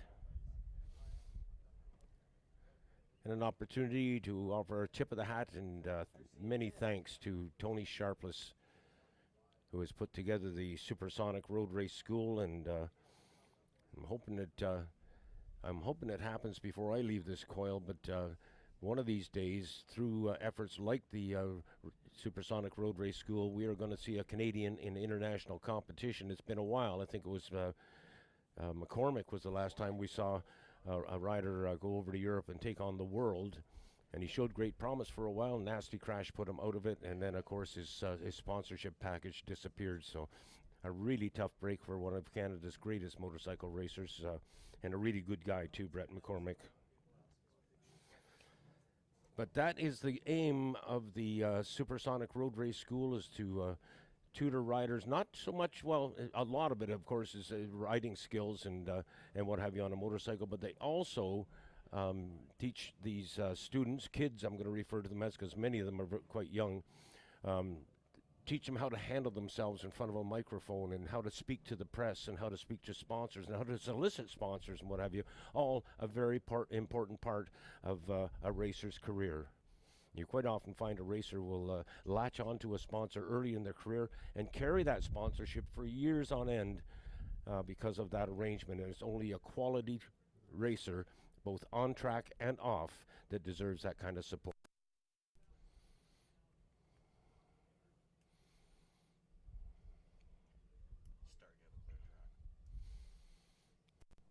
Okay, Control has issued a clear track to the officials of Bridgestone CSBK, and therefore we would anticipate we'll have some riders in that Supersonic Road Race School lightweight sport bike class out on track. They have but a 15-minute window of opportunity, so we expect a response pretty quickly, although it's a tough decision to make now. Okay, so practice on a track that's partially dry, partially wet. We've got the rain tires on because it has been very damp thus far, but it's starting to dry up, so we'll have the slicks handy and be ready to switch them over as necessary. So we'll see how the teams, how the riders respond to the weather conditions, and whether they make it out for that 15-minute practice session. I do hear motors running, so I anticipate that is the case, but don't take that to the bank just yet.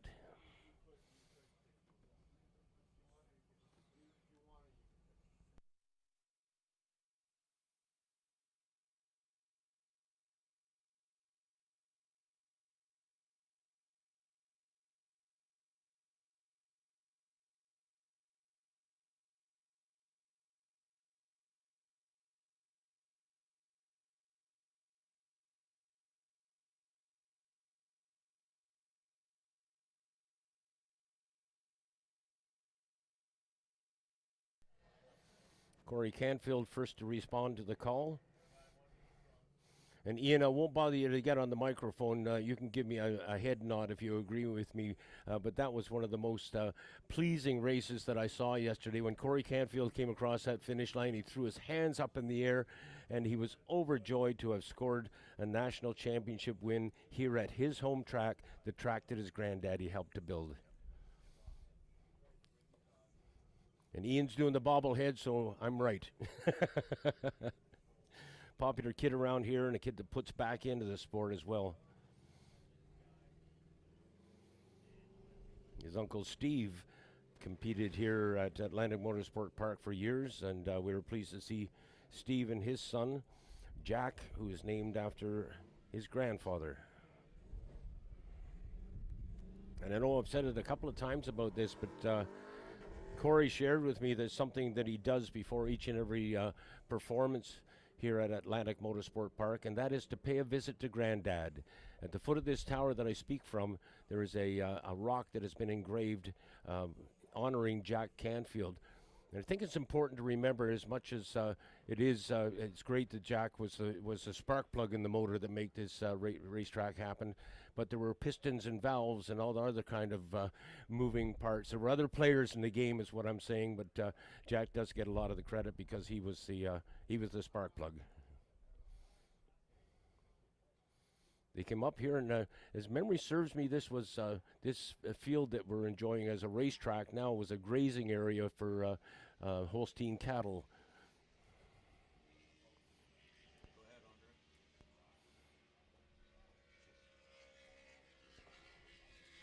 Hey, there's Mac.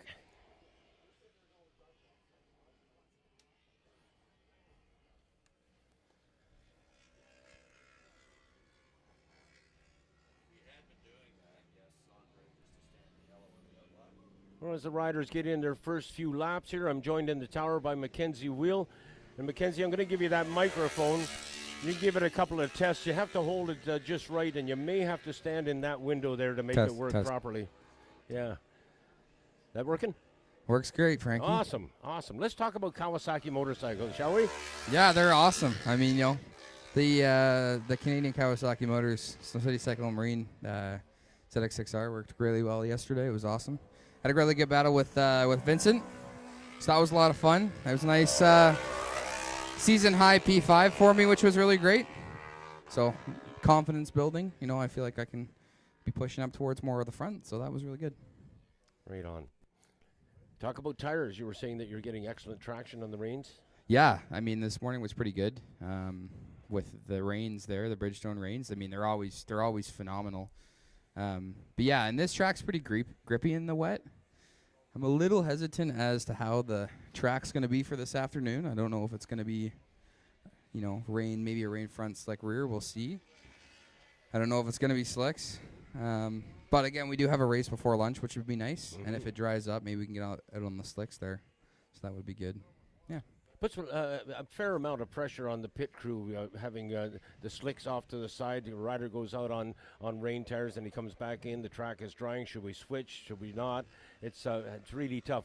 But it's your dad that's making the decisions eventually. Yeah. With advice from you, of course. Yeah. No, my dad's a crew chief. Luckily, you know, I'm very lucky that I have two bikes that I can have one on warmers in hot pit there and have one on rains. So I'm very lucky that way. I'm very fortunate for that. I think you're very lucky to have the father you have. Oh, definitely, for sure. He's awesome. He's great.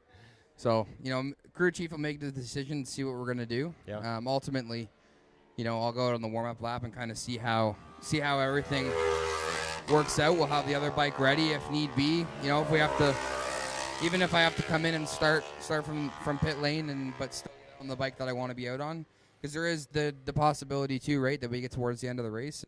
There's a dry line, and, you know, eventually the slicks might work out. So it's a long race, so anything can happen. Ain't that the truth? This is motorcycle racing, and that is a true statement. Your shirt on the front of it says Snow City Cycle, and you're not the only one that enjoys support from that motorcycle shop. No, for sure. Got David McKay here on the Honda Fireblade. He's flying. We also got Jared Walker there. I didn't know Walker was tied in with you guys. Cool. So Jared Walker on the ZX4RR. Luckily, he's flying on that thing, so it's awesome to watch him go on it. Snow City Cycle's been involved in our sport for quite some time, and I think it's a generational thing. I actually called the representative George when he was here last, and I can't remember his first name right offhand, but it's the next generation. It shows you how long I've been around. Yeah, so George and Vera started the business. I was actually the open house we had the end of May there was it was 55 years of business. So that was really awesome. And, you know, now Mike and Antoinette. Antoinette's the daughter of George and Vera. So they're doing great things. They're always supportive of the series. They're super supportive of me and David and Jared and all the guys that are out there. And, you know, it'll be nice too.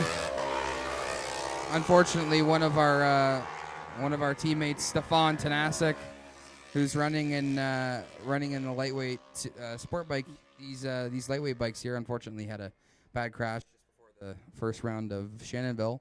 Broke his collarbone, but he should be back for Grand Bend, which would be cool. Good to see him go. He's been working a lot. Been in Florida for the past couple months, just over the winter break. They're riding a lot, so it'll be good to see him go. I'm looking forward to it for sure. And I mean, obviously, like, David's flying and on the Superbike. It's awesome to watch him go.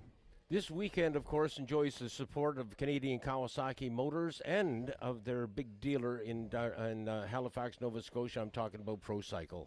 Yeah, ProCycle's awesome. Did you get down to the Thursday night thing? Did, yeah. Were you signing autographs again? Yeah, we were. Funny enough, me and Tommy, TV Tommy Cassis, I was heading out around 5:30 to ride down to ProCycle on a little KLX 250 we had.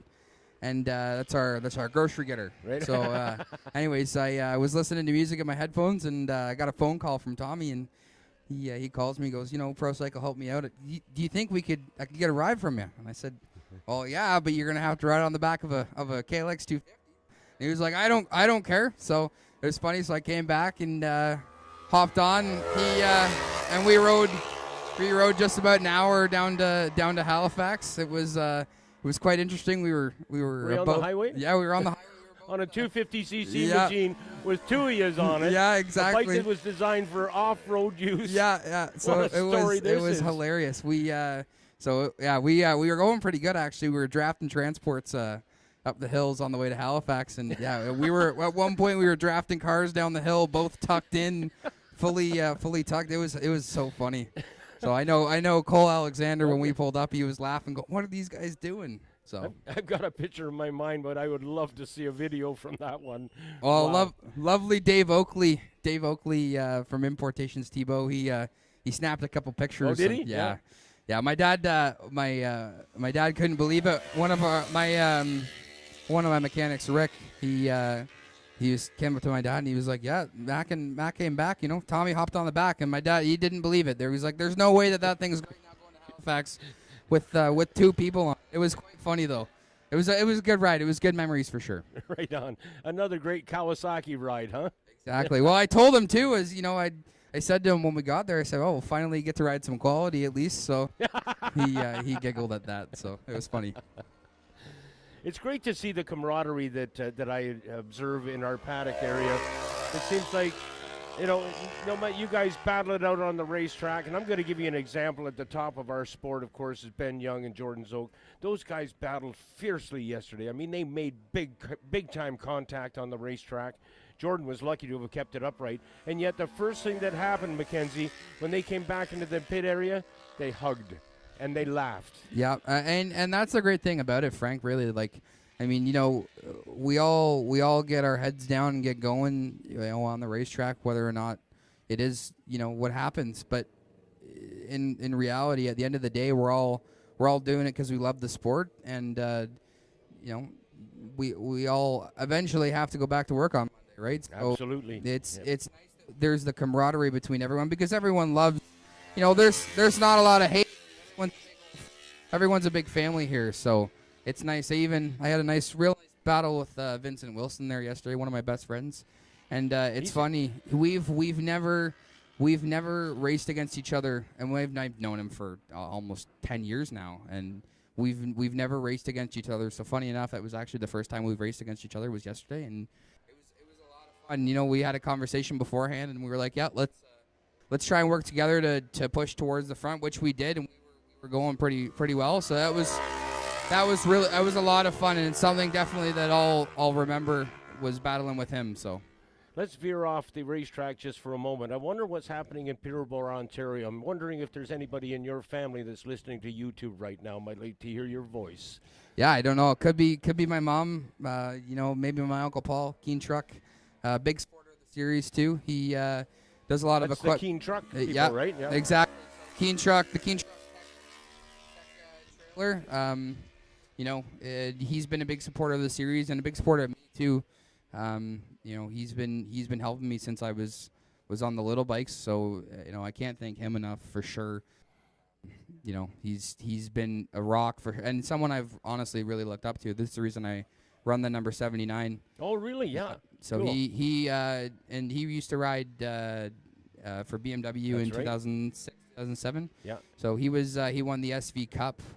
I want to say it was in 05 or 06. And I remember going to the racetrack, going to Shannonville, like 3 years old, watching him ride and looking up to him. So, he's my mentor and, the person I look up to the most. So, Keen Truck, though, I can't thank them enough, especially with the support that they've given me the past umpteen years with what they've done for me. So when I hear comments like that, Mackenzie, and comments like I got from Justin Marshall, who went to the racetrack and was inspired by Art Robbins, that there are kids wandering around this paddock area that may, in the next 10 years or so, be chasing your backside around the race course. For sure they will. And that's the most important thing, right? It's the fans supporting everyone that supports us, like all the Marshalls, all the Bridgestone guys, but especially the fans. They're what drives us to put on a show and to do what we do on a daily basis, right? And all these kids that come around and watch and see, like, I mean, I was one of those kids, right? And you look now, Exactly. even like talking to Cole Alexander, the same thing. Like, you have to really ensure that you're putting in the effort that other people are putting in towards you. So I mean, going to Pro Cycle and going to these different things, going to Snow City, signing autographs, taking pictures with people, having the time of day to have a conversation with someone. Like, honestly, we're no different than anyone walking around here watching the races. So, it's important to ensure that we're setting a good example and putting forth some effort to make sure that they're enjoying their time. Right on. Well, Mackenzie, I could probably stand here and talk to you for another hour or so. This has been a great pleasure, but I do need to pass that microphone over to Corey Canfield, or Corey Kofe. I knew it was going to happen. We got 2 CCs on the card today, and I think I goofed on that a couple of times yesterday as well. But Corey, perhaps you could give the fans thanks very much, Frankie. Mackenzie. I appreciate you coming up. Perhaps you could give us an idea of where we are. We Do you want this? Oh, he's going upstairs. Mackenzie, Wheel mentioned Cole Alexander, and they're standing side by side right now. And as soon as Corey has given us an update on lap times and what have you, I'm going to see if I can get Cole to talk as well. He's doing the bobblehead, so I think we're going to get an interview with him as well. But do bear with us, Cole, as we do have to give fans an update on the situation on the racetrack. We'll be talking in a minute, kid. Corey, you up there? You got your ears on? Yeah, Frank, 2 minutes left of the this session for the lightweight sport bike supersonic roads race full practice session. On top is the 66 of Matt Covey with a 1:23.7. The track is starting to dry out there, so these lap times may be more about the riders getting out there and getting an idea of the track conditions than trying to push the limit. Second is Corey Canfield. In third, Mason Archer. Thomas Lane out there doing some laps, followed by Lachlan Alexander, who the brother of the gentleman you're about to speak to, Frank, out there doing a couple of laps. But as I mentioned, getting a little drier out there, so they wouldn't want to be pushing too hard on those rain tires, saving them for the race this afternoon. But I'll bring the mic down so you can continue on doing your interviewing, Frank.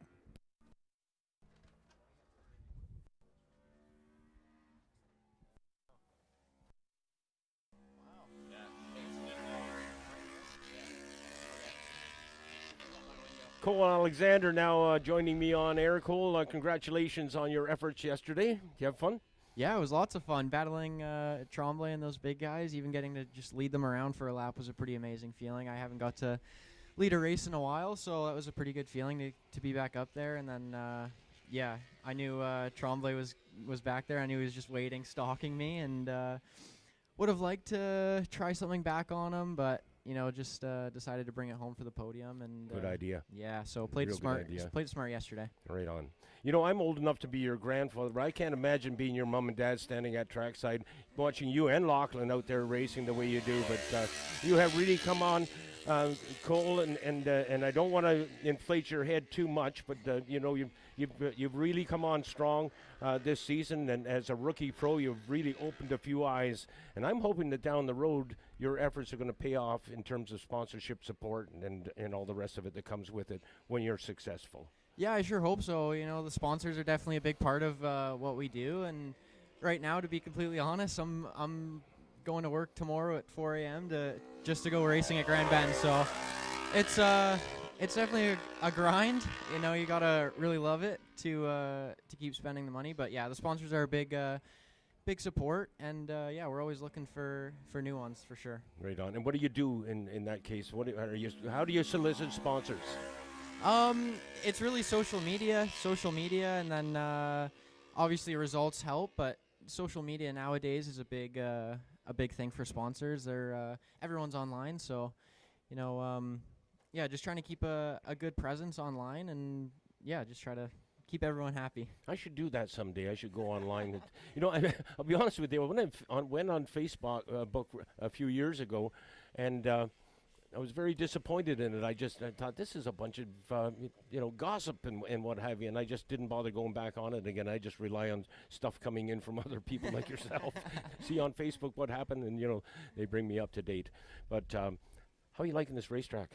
The racetrack is lots of fun. I was struggling a little bit yesterday with bike setup. The rear was feeling a little loose, and the front was also feeling a little loose. The whole bike was kind of working against itself, and Scott Cartier kind of gave me some tips, and we got the bike pretty dialed in. So, yeah, it's bike's feeling a lot better. I went out for I think second time I've ever ridden a Super Sport in the rain this morning, so that was a learning experience. But yeah, I'm hoping for a dry race this afternoon. That'd be really nice. But yeah, I really like the track. I'm having a lot of fun.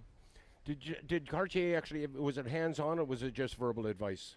I did a little bit hands-on just at the start, try to get me a little bit more closer where I needed to be, and then after it felt a little bit better, it's just verbal, So the advice comes through, but who takes the advice? Who's got the wrench in their hand? The wrench in the hand is for the suspension. It's actually myself. So yeah, Scott kind of gives me tips, and then I turn the wrenches and I try it out, and then if it doesn't work, I turn it back. So off topic for a moment. Is anybody listening at home?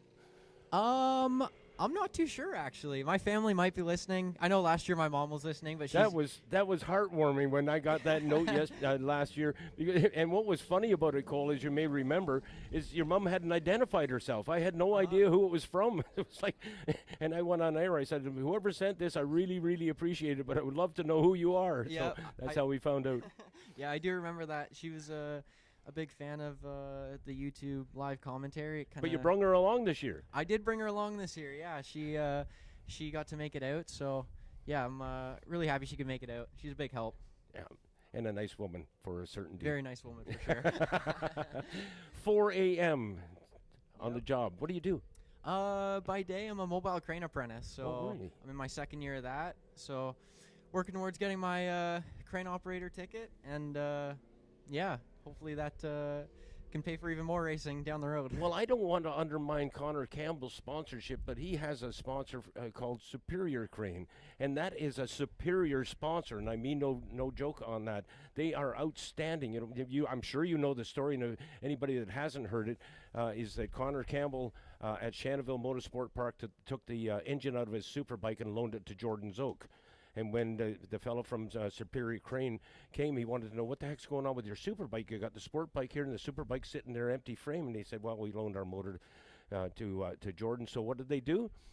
Hustled down to the local Kawasaki dealer and pulled in and bought a brand new Kawasaki 1000, took it to the racetrack, took it apart, took the motor out of it, and stuffed it into Connor's motorcycle. What a story. Yeah. What a sponsor. Yeah, pretty incredible. The guys over at Superior Crane, I see them a lot on the job. Kind of, a little... in competition? Not in competition. We kind of work together, actually. So cool. Dan's a great guy. I got to meet him there last year. His Mason's obviously racing here, and so yeah, I got to see Dan. We might be working something out there to get me a little bit of help, but yeah, just great people. If something should come from that, I'm going to give you my business card. Can you let me know rather than me finding out from somebody on Faceplant? Facebook, for rather. Sure. For sure. I would greatly appreciate that. Yeah. Well, this is a golden opportunity. You and I will chat at the podium later on today, I'm sure.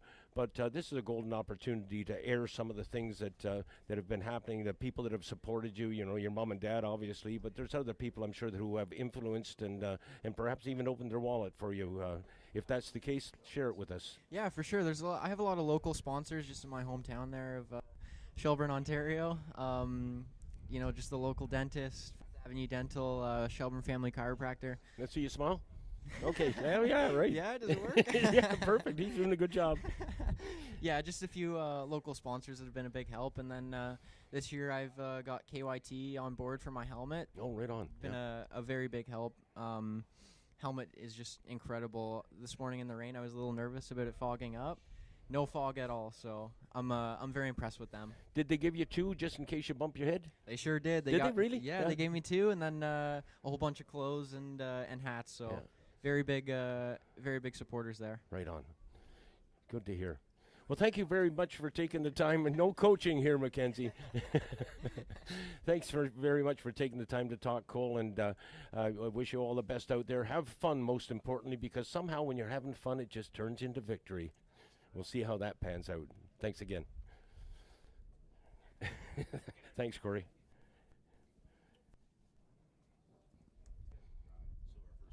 I will pay you $55 if you allow me to use your microphone for the rest of the day. Okay, $50.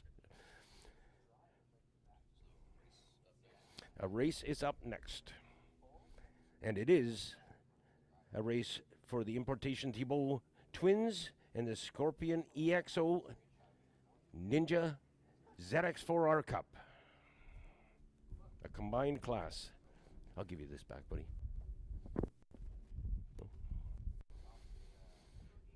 Yeah, Frank, we got 2.5 minutes there before racing takes off this afternoon. As you mentioned, it's the Importations Thibault Twins Cup, 14-lap race, along with the Scorpion EXO ZX4RR. As we got 2 minutes left, I'll run us through the order. Please. On pole position, last year's Twins champion riding the #1 bike on board an Aprilia RS 660 out of Corbell, Ontario, JP Taché.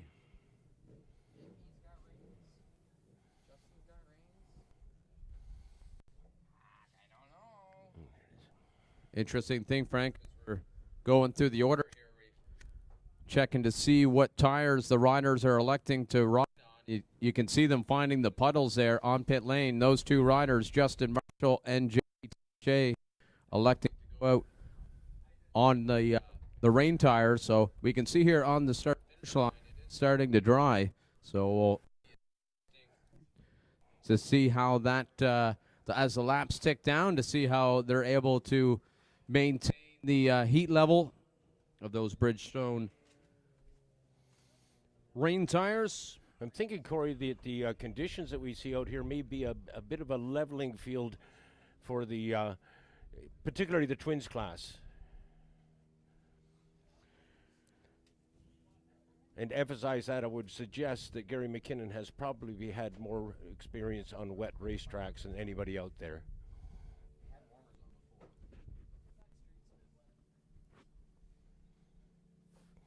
Speaking of Gary McKinnon, the number 9 on the yellow Aprilia.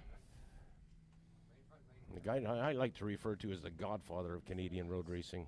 Full wets for Gary McKinnon out there, and Gary McKinnon also the next rider going to talk about in the 3rd place. Going to skip to 3rd because unfortunately the 46 of Nicholas Cran's not able to make it out. Talking earlier about because of his get off there in turn 9, not able to complete for the rest of the weekend. So we move to the number 9 of Gary McKinnon out of Debert, Ontario, on board an Aprilia RS 660. Frank, now as the riders make their way out onto the track, 2nd row sees the rider number 76. I think that's Louis Rafa. It is. I have to take my glasses off. I need bifocals here, Frank, so I can. From Saint-Marie-sur-le-Lake de Quebec. I'm sure I didn't say that properly. Also on an Aprilia RS 660, that is the 76 of Louis Rafa. Middle of the 2nd row, the 498 out of Chrysler, Ontario, on board a Suzuki GSX-R8R. That is the 498 of Justin Marshall. Making up the 2nd row, the 3 out of Mississauga, Ontario, also on board a Suzuki GSX-R8R, is Pedro Sosa. And making up the field, the 98 out of Toronto, Ontario, on board an Aprilia RS 660, that is Sebastian Silva. On to the ZX4RR Cup. Yesterday's winner on pole position, the 94 out of Oakville, Ontario. On board a ZX4RR is Jared Walker. Middle of the front row, the 181 from Quebec, Ontario. That is Jean-Pascal Schroeder. And making up the front row out of Aurora, Ontario, the number 12 of Rob Cousineau. Thanks, Frank. No problem. Happy to help where I can.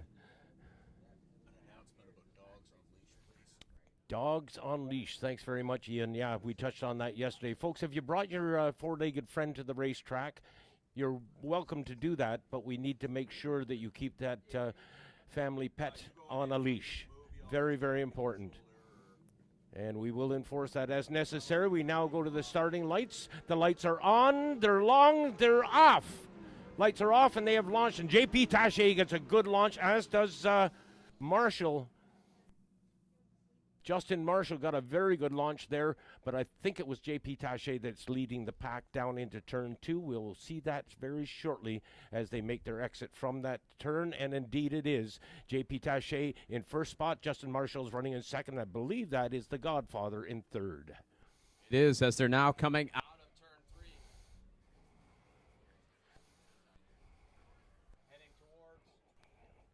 Heading to turn 4.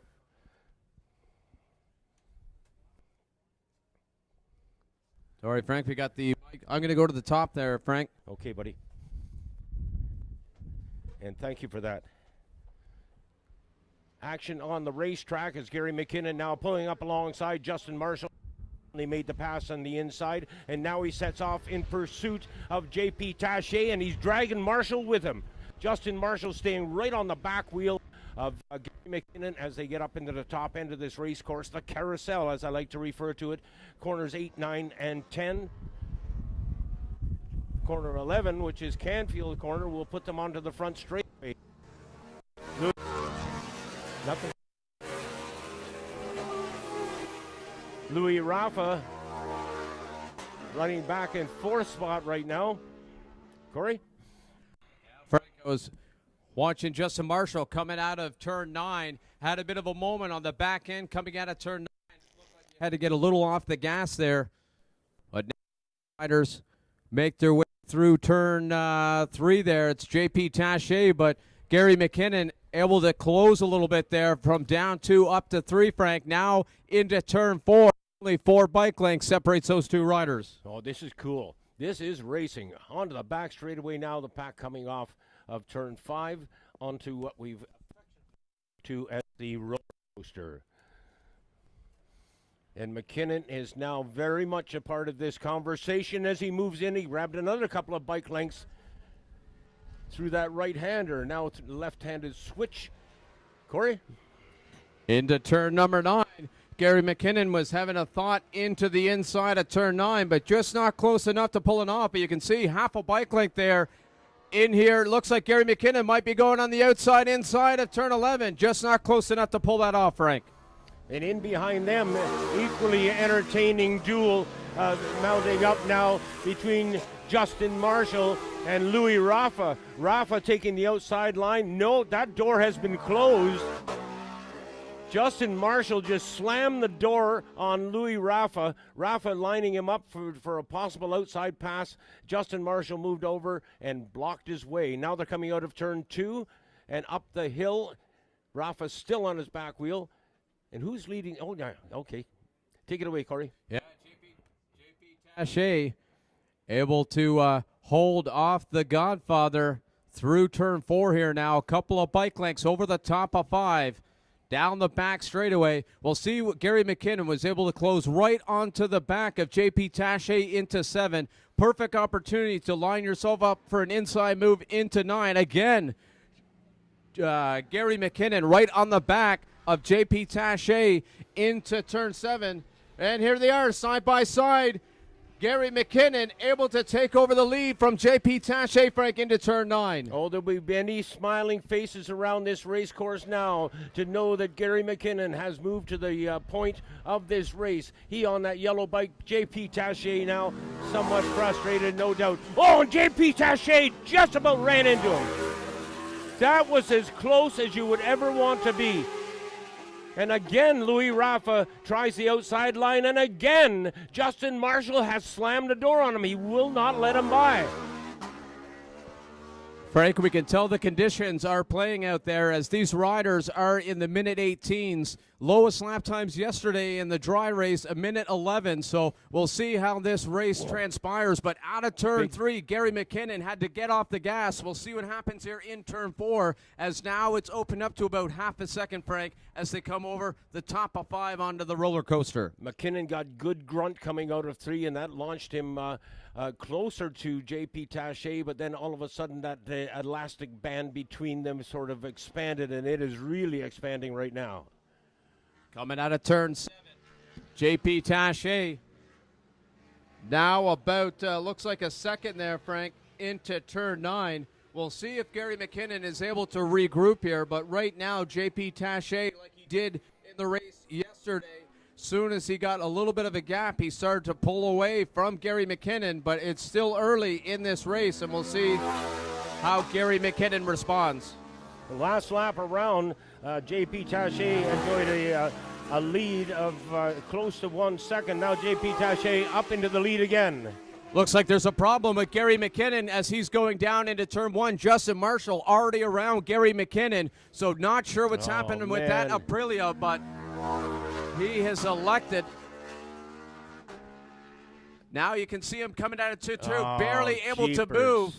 We'll see what happens here. Gary McKinnon now almost coming to a stop here, Frank, at a turn 2. This just ain't right. Who wrote the script for this? What a heartbreak for the Godfather. Meanwhile, JP Taché has been handed a large lead. So the battle now that we watch is the battle between Louis Rafa and Justin Marshall, but also a three-way battle there going on behind Jared Walker, and that involves Cousineau and JP Schroeder, I believe. Yes, the battle watch now is Justin Marshall and Louis Rafa heading into turn 9 there. A couple of bike lengths, Frank, between those two riders. Louis Rafa closing up a little bit there out of turn 9. So the battle now goes for second and third as it comes onto the front straightaway.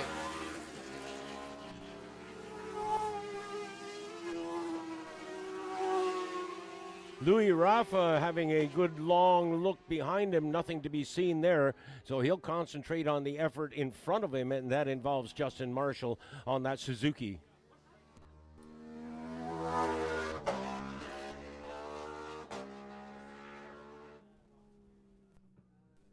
Silva? Battle now heading towards turn 4. Justin Marshall about 5 bike lengths ahead of Louis Rafa through turn 4. We are 9 laps left to go, 8 when they cross the line. So still lots left to go as we see Gary McKinnon now pulling into the pits. Definitely a frustrating ride for Gary McKinnon this morning after all the hard work through all the weekend. Having to pull into the pits there. Looks like he's stopping to talk to his pit crew there, find out maybe he'll be able to get out a couple more laps, maybe if they figure out what's going on. But right now, Gary McKinnon down to the bottom of the order. Well, he will most assuredly be disappointed. Been around this game for a long time, and of course, he realizes there's pluses and minuses, there's highs and lows, and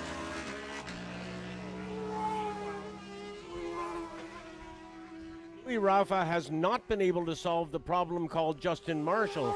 He has come very close to him at times, and at several points it looked like he was going to attempt a pass, but now he sits several bike lengths in behind Marshall, and coming out of turn 2, the grunt that Marshall gets on that Suzuki, that was quite a surprise, that Suzuki actually out-accelerating the Aprilia, and again he's doing it up in 3. Corey.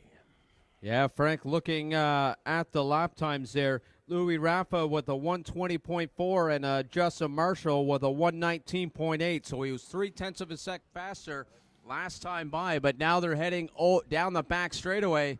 It looks to be that Louis Rafa is not letting him extend that gap, and into turn 7, Louis Rafa closing in a couple of bike lengths, but still too far back to try to pull any moves here into turn 9.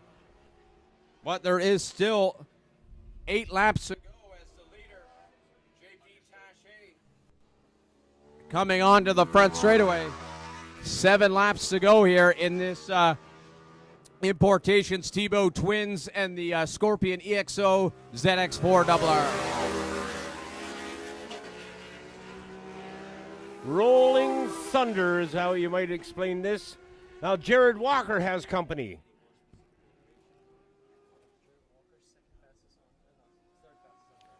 Jared Walker leading JP Schroeder. Schroeder having, this is a career ride for JP Schroeder, if you don't mind me saying so. A very likable, quick to smile JP is now directly behind the kid that ran away with the race yesterday. Corey. Frank, you're talking about the race within the race. It is starting to shape up between Jared Walker and Jean-Pascal Schroeder through turn 4 here. Only 2 bike lengths separate those 2 Kawasaki's there, now heading onto the back straightaway. But here comes Louis Rafa as well as I look up to the top of the back straightaway. Louis Rafa right onto the back of Justin Marshall, so he's not done and satisfied with third, Frank. Not at all. He has come alive. He has been rekindled now, and he's moving in on Justin Marshall into turn 9, about a bike length between them. And then the battle between Jared Walker and JP Schroeder. Well, I tell you, he is quick to smile, as I said. He was very, very happy indeed to be on the podium yesterday. There goes Rafa. This time I think he's got it solved. No! Once again, Marshall has been able to stave him off. And Louis Rafa.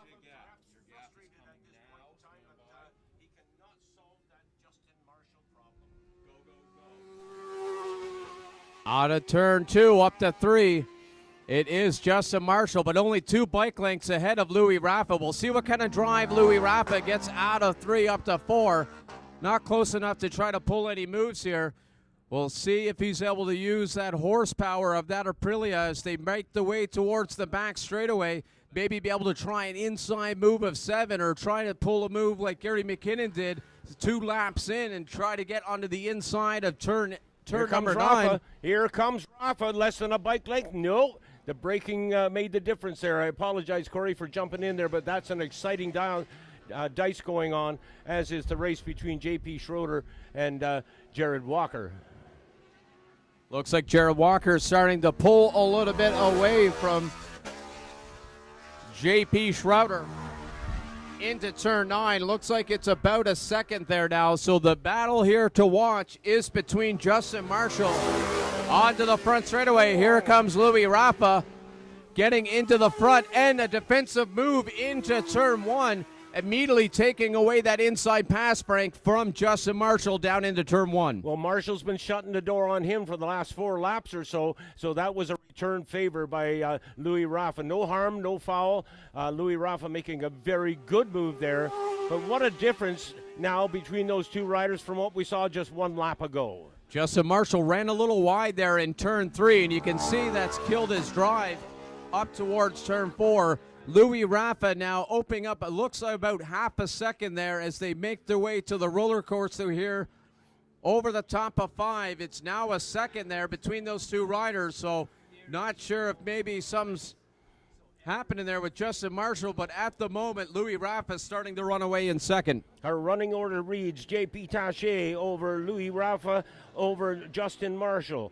That is the twins class. Then into the Kawasaki Ninja class, as I'll refer to it, Jared Walker leading Jean-Pascal Schroeder and Rob Cousineau running in 3rd spot. Now, I don't know what JP Schroeder had for breakfast this morning, but he is a different rider on the racetrack than what we saw yesterday. Corey. As we've seen there going down the front straightaway, Gary McKinnon able to get back out onto the track. That's valuable in the championship, as any finish gives Gary McKinnon some points heading into round number 3. So Gary McKinnon, even though he had to come into the pits, immediately back out again to try to salvage some points here this afternoon. Justin Marshall having a career ride here on the Suzuki, and he takes great pride in representing Suzuki Canada on this national circuit. He does. There goes Sebastian Silva, who at this point in time is having a relatively lonely ride.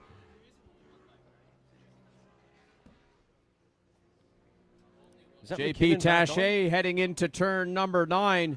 Next time when he crosses the line, 3 laps left to go, Frank. So is McKinnon back on track? Wow, there's a story. He hasn't. Oh, I missed it. Sorry. I'm going to have to pay more attention. Louis Rappa, last time by, putting in his fastest lap of the race. So that's allowing him to pull away from Justin Marshall. Justin Marshall getting back into the minute 20s there. So right now, the gap between those 2 riders across the line, 4 seconds between Louis Rappa and Justin Marshall. And we have 3 laps left to go. So right now, Louis Rappa starting to stretch his legs there in second. Up to the leader, JP Taché, heading down the back straightaway. Across the line, he had 12, close to 13 seconds over the second place rider of Louis Rappa. Quite a dramatic change here. As if you rewind this race by 2 laps, you would find Justin Marshall and Louis Rappa solidly beside one another and behind one another and close on the racetrack. Right now, Louis Rappa has put a big distance between himself and Justin Marshall on the 498. So the other race there, the Scorpion EXO Kawasaki ZX4 RR Cup. Geez, Jarrett Walker around 6 seconds ahead of Jean-Pascal Schroeder. As we'll see here now, after Justin Marshall crossed the line, here comes Jarrett Walker here now onto the front straightaway. The current leader of that ZX4 RR Cup in second now onto the front straightaway, the 181 of Jean-Pascal Schroeder. This is one of the best rides that I've ever witnessed of J.P. Schroeder. He is putting in a career ride here at Atlantic Motorsport Park on this day. Now 2 laps left to go. I'll track down the leader. J.P. Taché coming into turn there 7 now. So a couple corners to go for J.P. Taché, and he'll have the last lap flag waving in his face, meaning 11 corners to go. Getting close to the closing stages of this national championship race, the first one on this day 2, round 2. JP Taché coming onto the front straightaway. White flag in hand for the front start finish, meaning 11 corners to go. Gary McKinnon crossing the line. As I mentioned before, still wanting to get out there to get points for the championship. Louis Rappa coming across the line in second, followed by Justin Marshall. Looking at the lap time there from Louis Rappa, now into the 121s, but so is Justin Marshall. And unfortunately, with a 4-second gap, just running out of time here at Atlantic Motorsport Park to try to pull a move there for second. Jared Walker, the leader of the ZX4 RR Cup, cross the line. He's got 11 corners now to bring home. Walker again, you know, he dominated this class yesterday, the Ninja EXO class yesterday, and he has done the same thing today. He has simply laid it down, and there's nobody holding a shadow to him. Here comes the leader now, JP Taché, 1 corner to go, coming onto the front straightaway. Checkered flag in hand. JP Taché pulling off the double win here of the Importations Tebow Twins.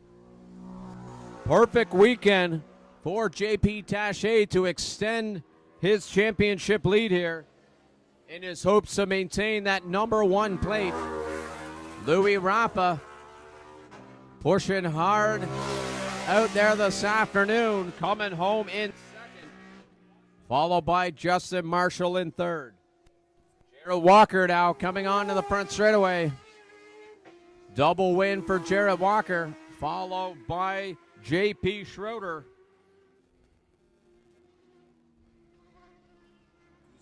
Yep.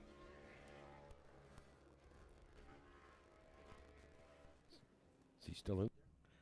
Rob Cousineau now coming through turn 9. Right behind him, Sebastian Silva. On to the front straightaway here. Rob Cousineau coming across, third of the ZX4. Looked quite happy there, Frank, crossing the line, giving the nice handshake there, little twist of the throttle, and an enjoyment for that race there for himself. Sebastian Silva, as I mentioned, crossing the line. Gary McKinnon crossed the line earlier. He is going to be 5th for that Importation Twins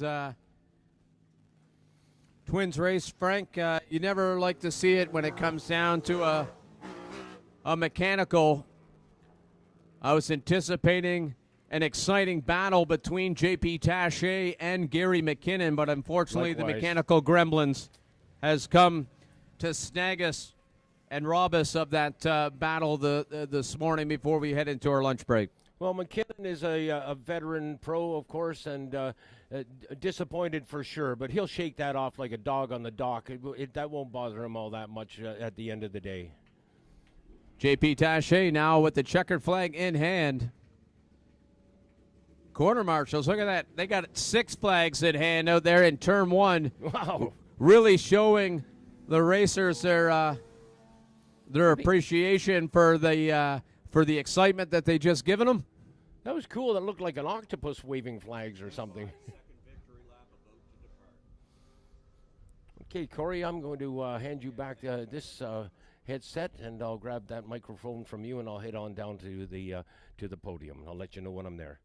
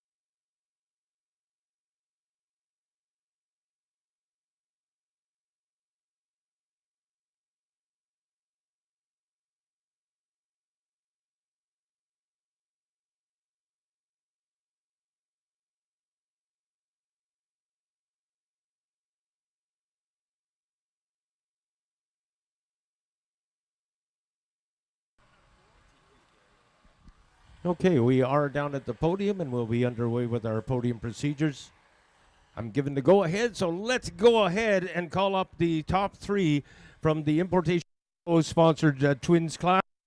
All to the podium in third spot, riding the Suzuki to her second podium appearance on this day, his third for the 2026 season. We welcome Justin Marshall. Finishing in second spot, in from La Belle Province, Quebec, Louis Rapp. And on top of the box, dominating the 2020 season thus far, he continues his role with a win here at Atlantic Motorsport Park. We welcome JP.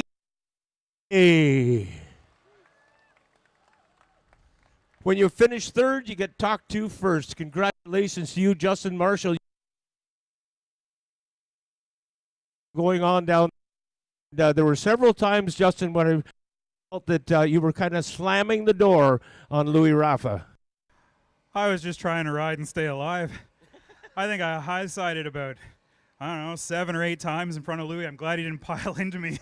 But those Bridgestone reins in the dry, they do some things. But I'm super glad to be up here. I would be up here, actually, if it wasn't for the fast riding school. They lent me the exhaust. I think I'm going to need to give them a new silencer because I think I jetted. But they lent me an exhaust. We got out there, put the Suzuki back on the box, and, trying to break up this Aprilia lockout all the time. So it's a lot of work.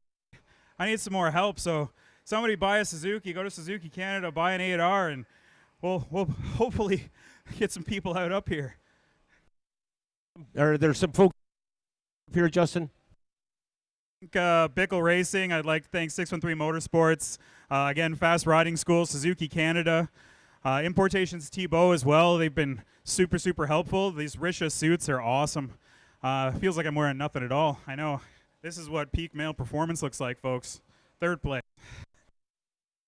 Takes home third place on the Suzuki. We go over to this side of the podium, finishing in second. What a terrific race that was. Louis, once you got clear of that Suzuki, you put some big distance on him. Yeah, I was just trying to get the bike home and for podium, but second's great, man. Just so happy to be here, and I want to thank Joey McRae for coming out with us, and Damien Ferrer for driving down with me, and shout out to my sponsors, Scorpion, Thibault. Thanks to Bridgestone Tires and everyone else that helped me out. Well said. Thank you very much, Louis, and congratulations on the second place finish. Up to a man who has been simply beating up on the competition since this season started. JP Taché, you did it again. Well, Mark, the toy doctor, said bring it home. He didn't say first, second, or third. I just tried my best, and it was pretty freaky out there because every time I looked over in corner 2, there was Gary. And my sign said 2.8 seconds, but it really didn't look like when I see. But no, it was a good race. Good fans are coming out again in the rainy weather. This is staying out there.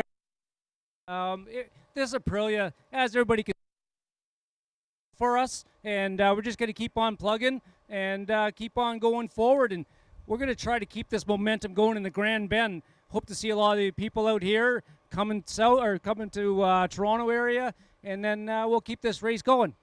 Congratulations, JP. Are some folks you want to thank? Like to thank my Dr. Mark, who everybody kind of knows in the pits now, and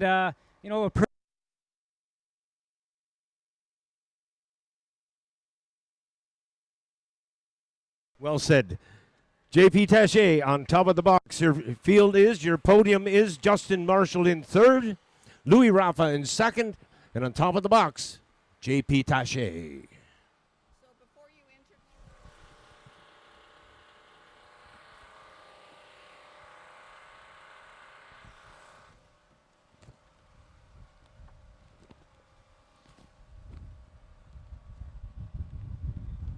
thanks, guys.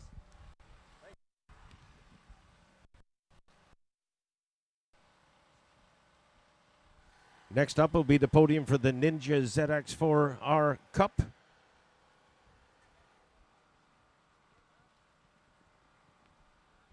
And we'll get on with that podium just as soon as we get the twins rolled out. We'll roll the Ninjas in.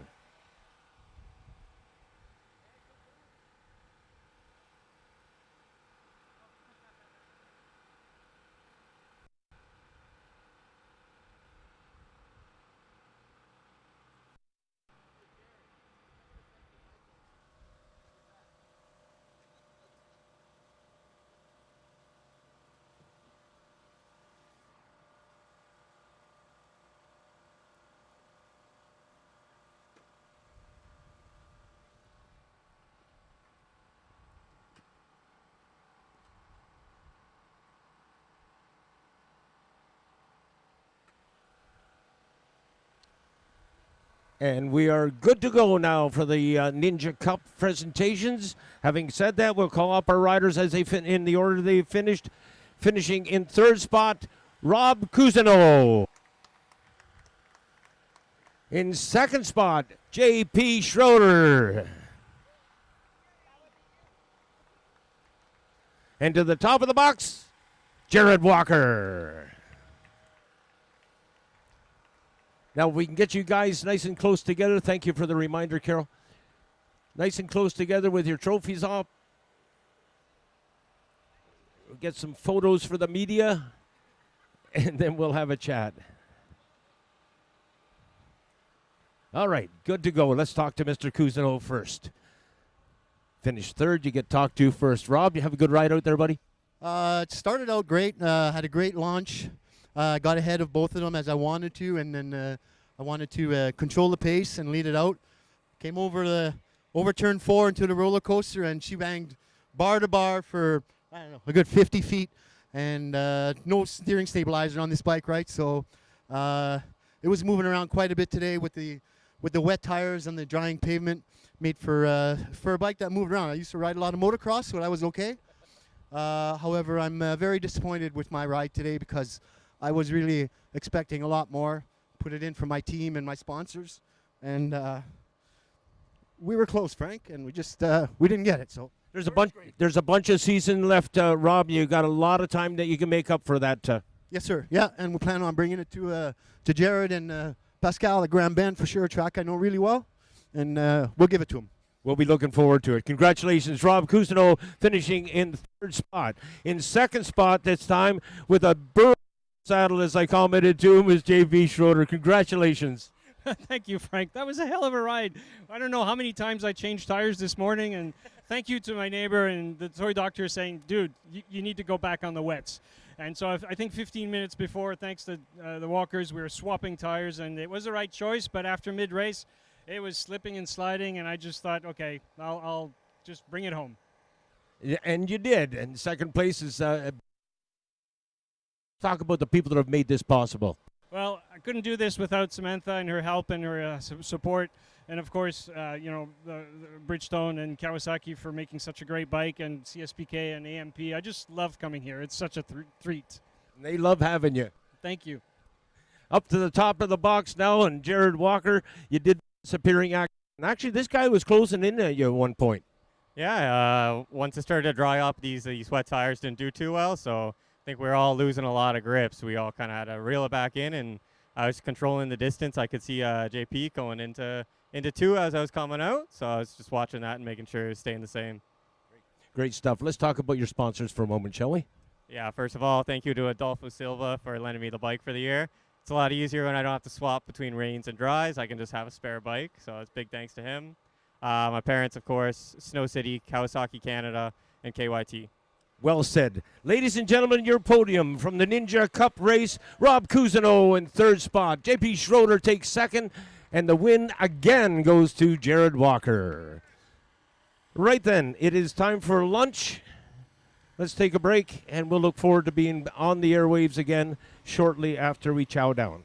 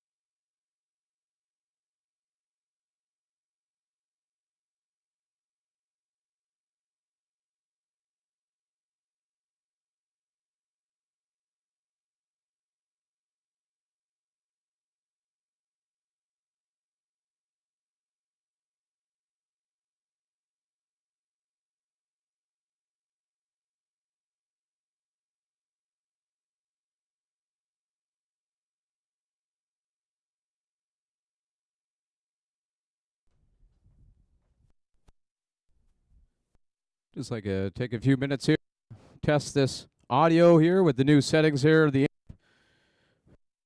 See if continue to hear my voice as I move around the tower here. Definitely much better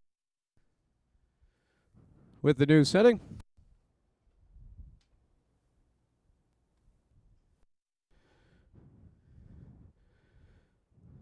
A little windy here at Atlantic Motorsport Park. Drawing the track out quite quickly. But definitely much better here with the new settings.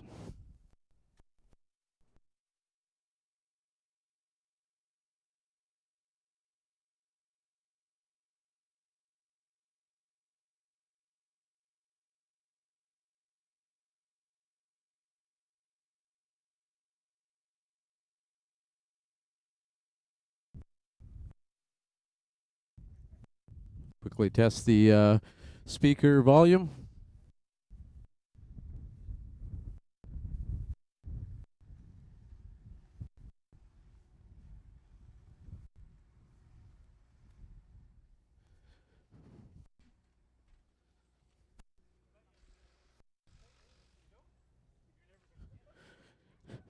Checking the volume level as I walk through the paddock.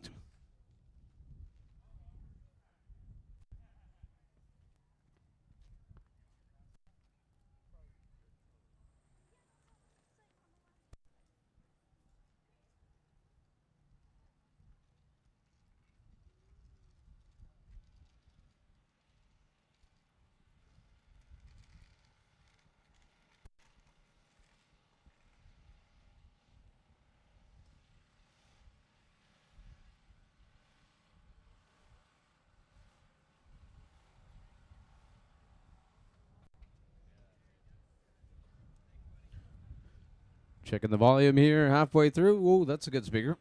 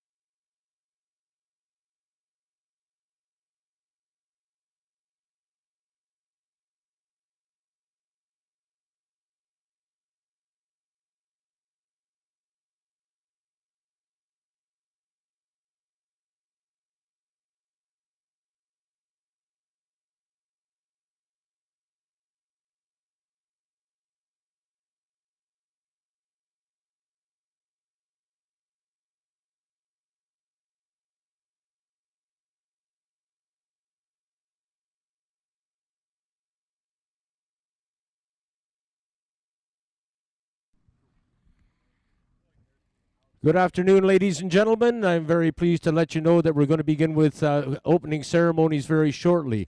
We will have Dave Oakley from Importation Thibault, representing Bridgestone Tires, will be speaking with us, and also the head honcho from Bridgestone CSBK, Ross Milson. And we'll be underway with that in moments.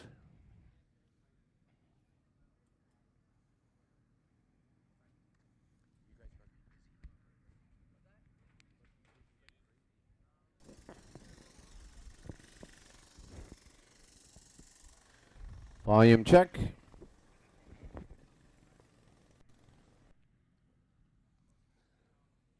Well, double checking on our volume then. Thank you for that, Corey.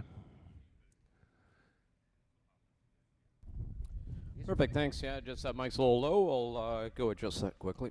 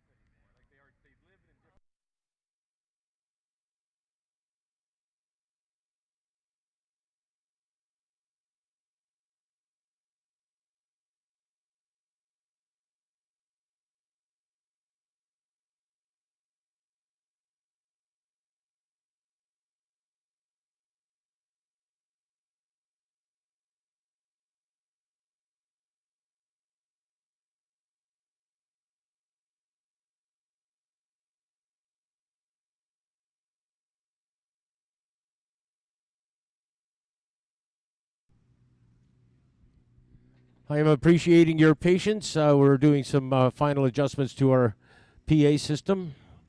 Corey Covier doing the legwork for us, and I'm just rambling on here so that he can get a volume effect. But we will be on air very shortly with David Oakley from representing Bridgestone Tires. Got the thumbs up from there, and I think Mr. Milson is just about ready to go. I know David is.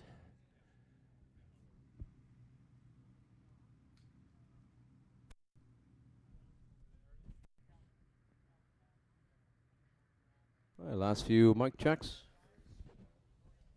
Test, test, test.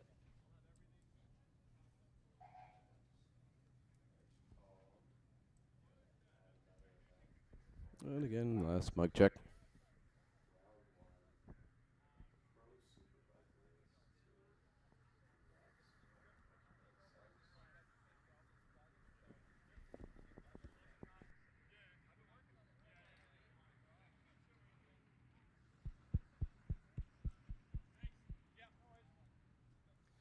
Okay, we are ready to go with opening ceremonies, and to start things off, I'm going to call upon Dave Oakley, representing Importation Thibault. They are the folks who bring Bridgestone tires into Canada, and they support, of course, the Bridgestone Nationals Road Race Championships. David? Thanks, Frank. Well, it looks like we're going to have another great day of racing today. The weather holds out. We'll be in better shape. It's been our fourth year now where Bridgestone, Importations, Thibault, and a bunch of our suppliers and partners that have been involved in the series, and we're really proud to be here again for another season of racing. Like I said, we've been in it for about 4 years now, and we're looking forward to a couple more. Today is gonna, if the weather cooperates, then I think everybody's gonna have a good time. And thank you everybody for coming out. We love being here in Nova Scotia, and Shuby's a great track with a great history, and we enjoy being here every time. Thank you very much, David. And I would add to that, they also have some of the most fervent fans in Canada. I'm going to trace down Ross Milson from Bridgestone CSBK as we get some welcoming words from the man who is basically the spark plug behind the motor known as CSBK. Ladies and gentlemen, this is the voice of Ross Milson. Ross? Thanks, Frank. Just want to say a big thanks to everyone that came out today to watch us put on a show, watch these riders do what they do, and a big thanks to Bridgestone, obviously, and Gulf Racing Fuels, BCR, and all our great sponsors. If you're shopping for parts, check out oppracing.com for your race parts. and GP Bikes, and for this particular event, for sure, we got to thank Pro Cycle and Kawasaki for being the presenting sponsors to get us out here. And I love coming out east, and looking forward to being back next year, bigger and better. Thank you very much, Ross. And now, ladies and gentlemen, in order to make this a national championship, we will celebrate with our national anthem.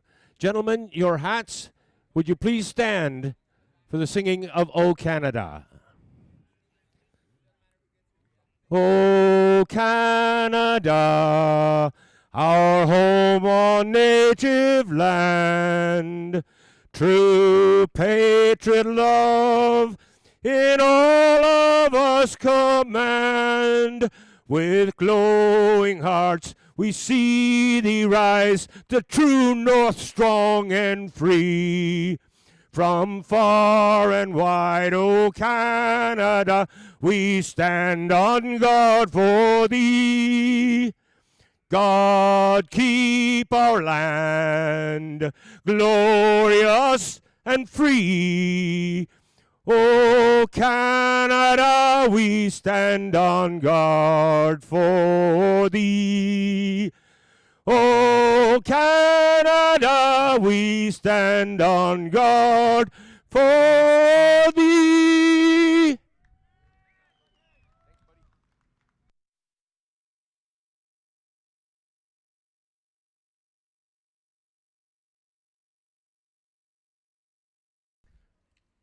Okay, Mr. Covier, that makes it official.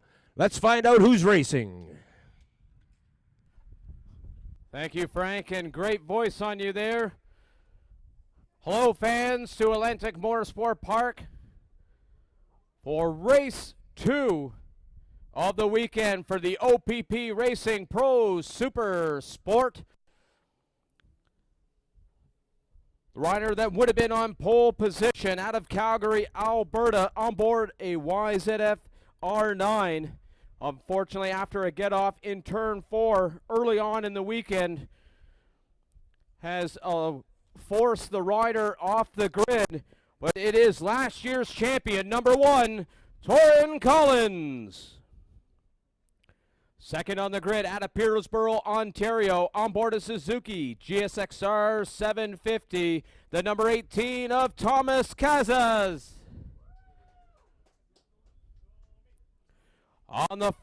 Making up the front row out of Dumontaine, Quebec, on board a Suzuki GSXR 750, rider number 24, Sebastian the Shaker Tremblay. On to the second row out of Amherst, Ontario, on board a Suzuki GSXR 750, rider number 64, Cole Alexander. Middle of the second row from Bowmanville, Ontario, also on board a Suzuki GSXR 750, the 91 of Matthew Simpson. Middle of the second row from Montreal, Quebec, on board a Kawasaki ZX6R, the 99 of Alex Michel. On to the third row out of Keene, Ontario, on board a Kawasaki ZX6R, the 79 of Mackenzie Wheel.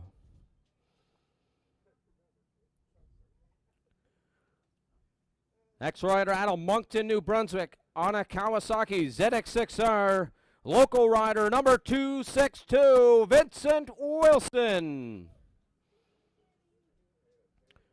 And making up the third row, out of Guelph, Ontario, on board a Triumph Daytona, number 17, Dante Busek.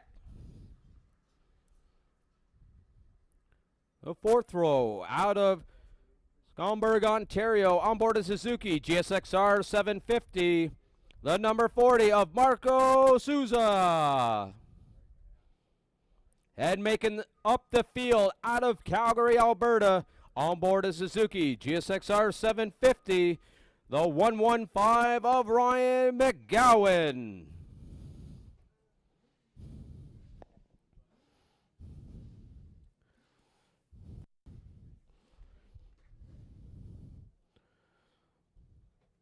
Standing up here from the tower, I'm sure all the riders have slick tires on because I can't see a wet patch from the tower.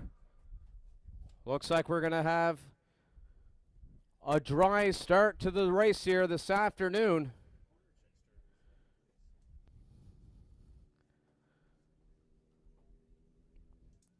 As we are now moments away from the start of the OPP Racing Pro Supersport.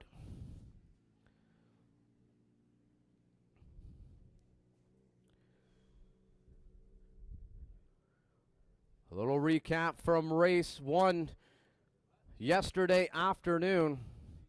With the hole shot was rider number 64, Cole Alexander, leading the charge out of turn 2. Couple laps later, Torrin Collins able to get to the front.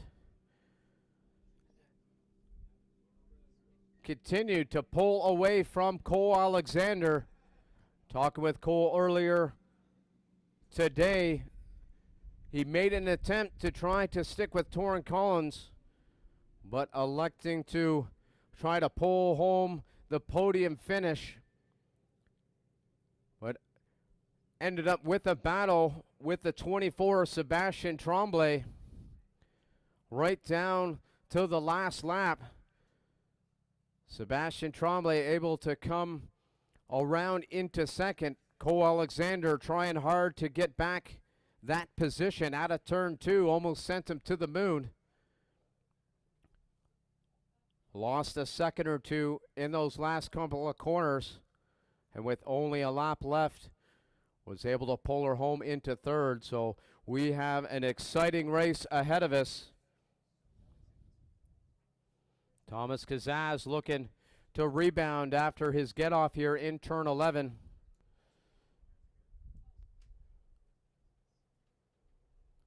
Front end washing off there within the first couple laps. So Thomas Kazaz definitely looking to be at the top of the box this afternoon.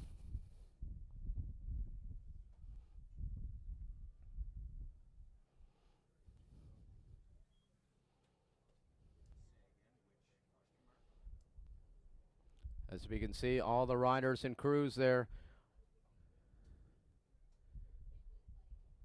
on start finish. Standing beside their riders along with the umbrella people.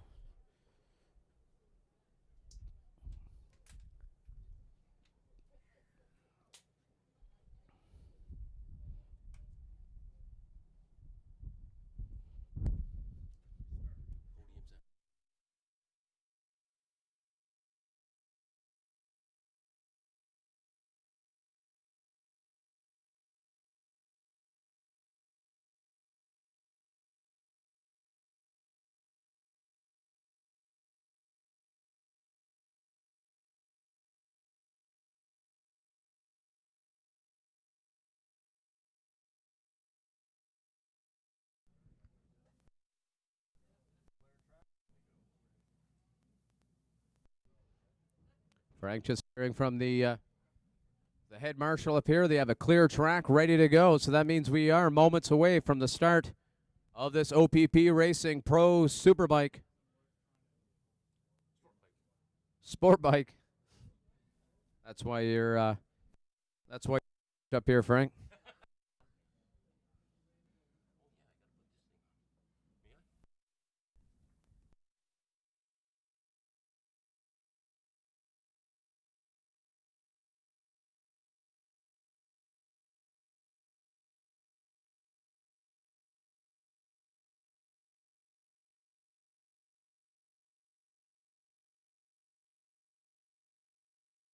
Two-minute warning has gone out.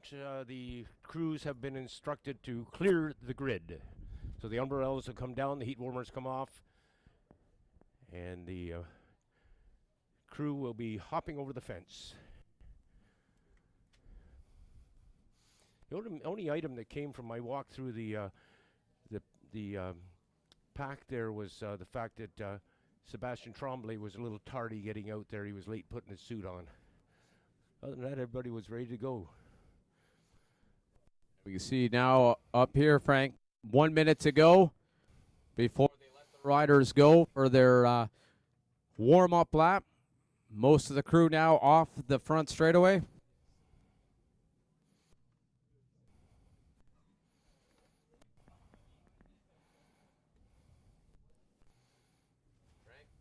I was quite surprised when I came up here. Well, I shouldn't be surprised. I was mentioning before how quick the track dries, but I could not see a puddle or a damp spot out there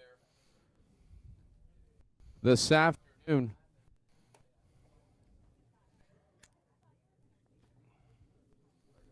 A little bit of sun out. Riders out now on their sighting lap or warm-up lap, if you wish. CSBK officials be at trackside keeping an eye on each and every rider to make sure we don't have a jump start.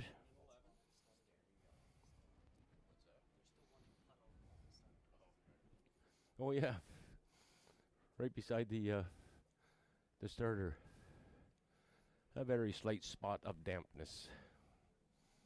You don't think that'll have any effect on anything, Corey? Nope. By the time they get through that puddle and tip into turn one, those tires will be smoking hot and dry. Looking at the lap of this race, we have 18 laps ahead of us, Frank.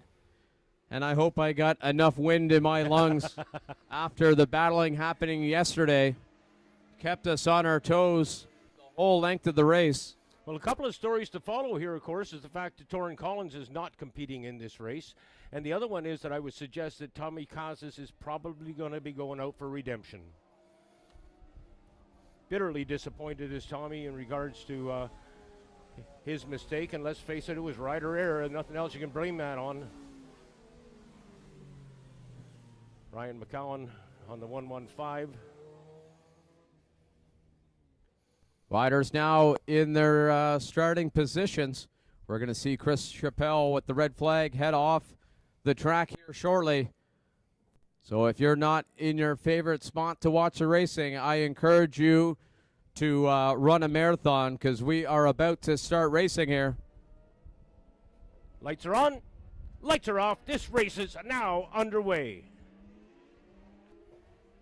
Looks like it was Thomas Cassis from the middle there, Frank, that got the whole shot down into turn one. I didn't want to say anything. I wasn't exactly sure, but it did look good for Thomas. And as I say, he is definitely out for redemption. My goodness, they are packed up coming out of turn two. Hard to see from the distance here, Frank, who's in the lead. You did mention that Thomas Cassis did change his livery as well after the get-off there in turn 11, but the riders now coming out of 4 over the top of 5. We'll wait to see as the riders get close to us. Cassis' crew chief, James Collins, did bring an extra motorcycle along, but it is a fully street-legal GSXR 750, and they had to borrow some bits and pieces off that motorcycle.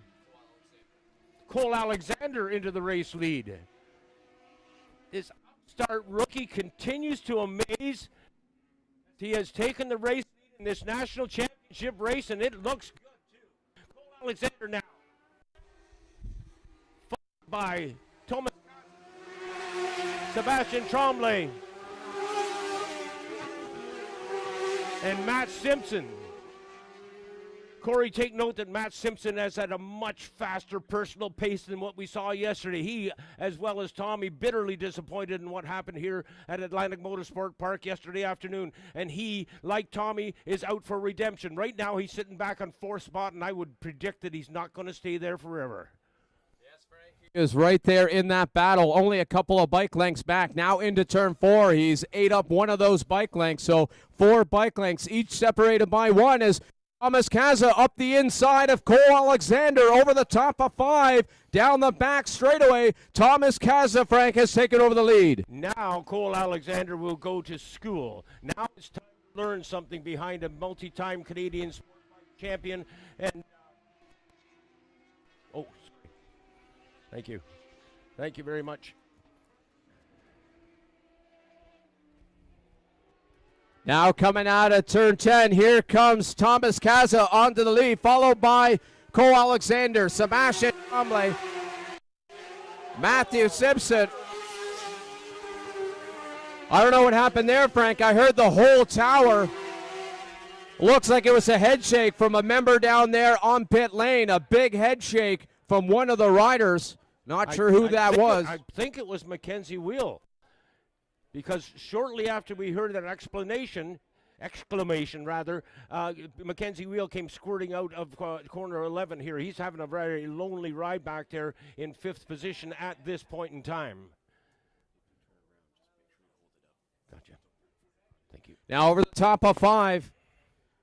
Thomas Kaza opened up about 4 bike lengths over Cole Alexander. Sebastian Tremblay back there a couple of bike lengths. Matthew Simpson not letting them get away. He's back about 3 bike lengths, but as we have just started the race, there is still plenty of time for him to get closer and make his hunt for that podium battle, Frank. Mackenzie Wheel soldiering on, trying to make up distance, bring him in striking distance of our race leaders, and the first got to catch up to, of course, is Matt Simpson.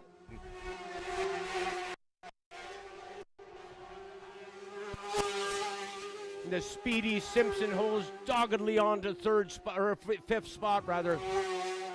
Yellow flag here at the start finish. That means there's an accident down into turn 1. We'll wait to see the riders coming out of turn 2. I see there's Tommy Casas, Cole Alexander, Sebastian Tremblay, and Matt Simpson. There is so the fast Mackenzie Wheel as well. I don't know what that yellow flag was for. We'll see if we can get a reading from our marshal up here, Ian. But right now he is on the radio, so we'll leave him alone. Over the top of 5, here comes Thomas Kaza. He has opened up now about 6 bike lengths, half a second into turn 7. Cole Alexander not with the same luxuries, only 2 bike lengths back is Sebastian Tremblay. Matthew Simpson continuing to keep himself in this battle for the podium into turn 9 as they're only separated by a couple of bike lengths. Looking at the lap times, Thomas Kaza putting in the fastest lap of the race, but Cole Alexander only 30/10 of a second back. I heard the rush of the crowd there. I think that was Sebastian Tremblay up the inside of Cole Alexander in turn 11. That was right there, Frank. The reason for that yellow flag, Corey, is that Dante Busick on the number 17 bike has had an incident beyond our field of vision, somewhere down between 1 and 2. The number 17 bike is out of this race. The leader now heading towards turn 4. Cole Alexander, but down in turn 11 there. Sebastian Tremblay up into second. Now over the top of 5. We'll see if Sebastian Tremblay is able to hunt down Thomas Kaza there down the back straightaway. Turning close to turn 7. It's about half a second between the 2 riders. Cole Alexander not letting Sebastian Tremblay get away though, Frank. He's right there battling into turn 9. Meanwhile, Matty Simpson is on the move. He's sitting back there in 4th spot, but he is hungry, and he has got a target, and that target is Cole Alexander. Right now, Matt Simpson is concentrating on that, and I think Matt Simpson has a...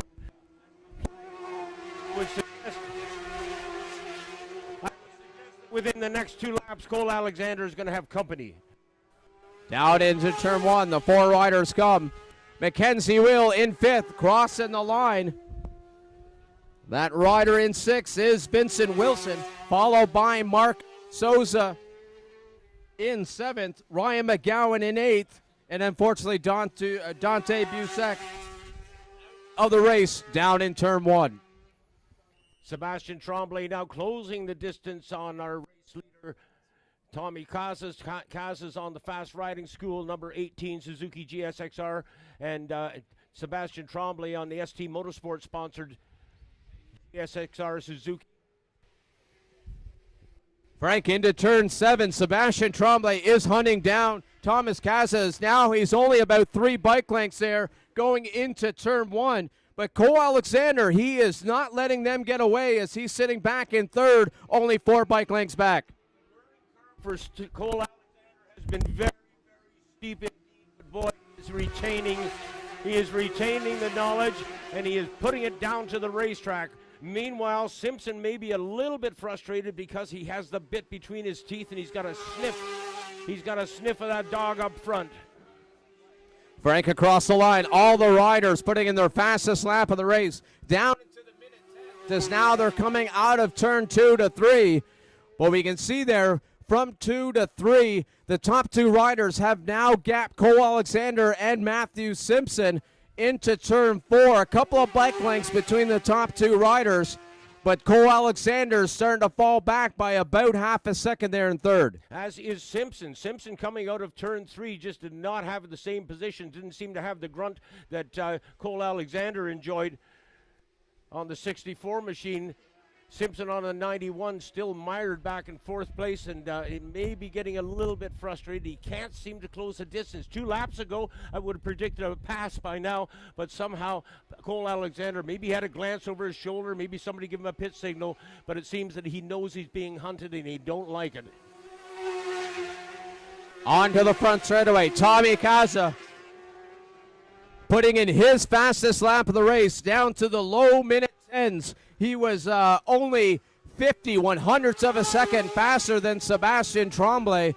So right now, it seems like it's a rinse and repeat from yesterday, but now instead of Cole Alexander, it is Tommy Kaza that Sebastian Tremblay is hunting down.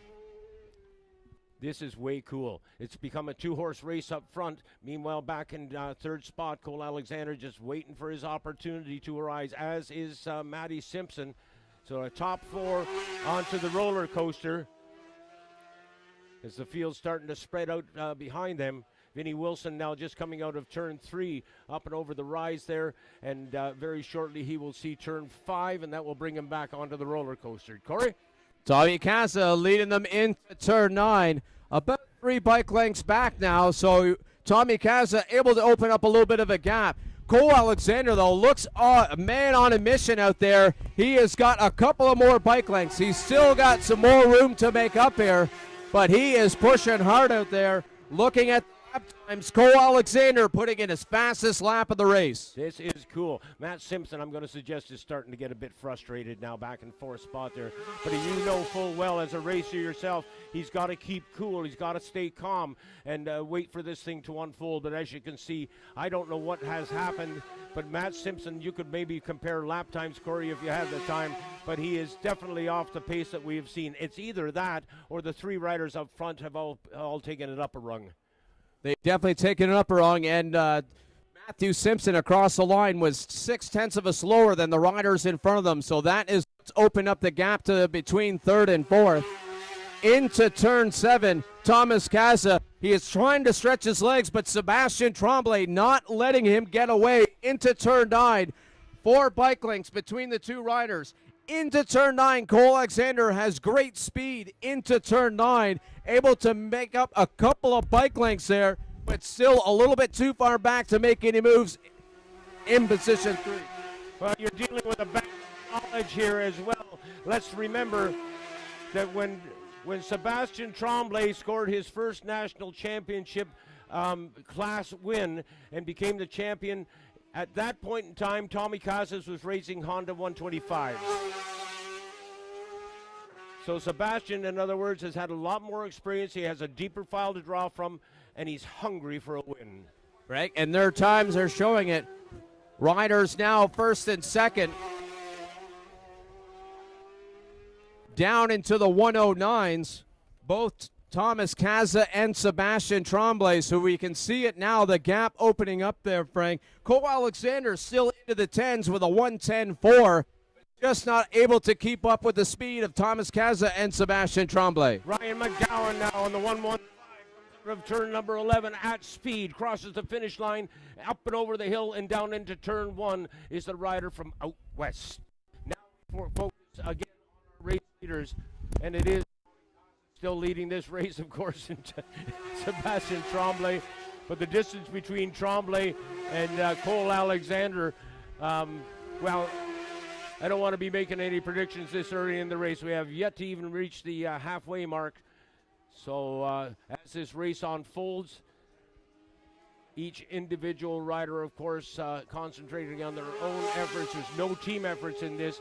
Mackenzie Wheel also having a rather lonely ride, but he maintains his speed pace, and he's recording lap times that are consistent. That is very important. Race leader Tommy Casas on the fast riding school Suzuki, now onto the roller coaster. chased after by the ST Motorsports sponsored Sebastian Tremblay. That's what the ST stands for. Corey. Cross the line, Thomas Kaza was 0.2 seconds faster than Sebastian Tremblay. So that is what's opened up there to what looks to be about half a second there as the riders go into turn 9. Cole Alexander is starting to get closer and closer to the minute 11s as he had a 1:10.9. So right now, Thomas Kaza starting to pull away here down the front straightaway. Thomas Kaza getting close to the minute 10, so we'll see how Sebastian Tremblay responds as there's now 7 laps to go here of the OPP Racing Pro Supersport Race 2 of the weekend.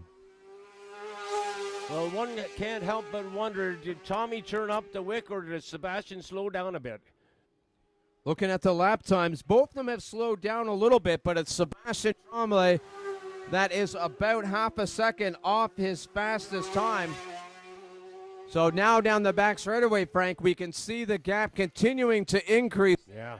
Tip into turn 7. It looks like it's closer to a second now into turn number 7. I must admit I find that a bit of a surprise. I thought Sebastian Tremblay would have closed up by now, but I will comment that Sebastian Tremblay, as I mentioned, he's got a thick file to draw from, and he knows full well that if he shows Tommy Kaza's his advance, if he shows him a front wheel, that is only going to infuriate him and cause him to even try harder. Vinnie Wilson goes by in the 2.62. There's Tommy Kaza's now, and Sebastian Tremblay.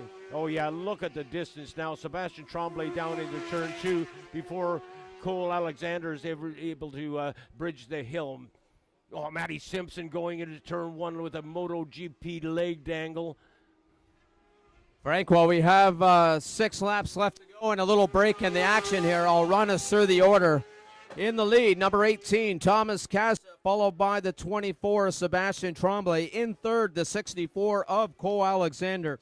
Fourth sees the 91 of Matthew Simpson, followed by the 79 of Mackenzie Wheel. Local rider ticks 2.62, putting in his fastest lap of the race. Vincent Wilson, followed by the 40 of Marco Souza, the 1:15 of Ryan McGowan, and unfortunately with Dante Busek, he hit the swamp down there in turn 1, and he's out of the race.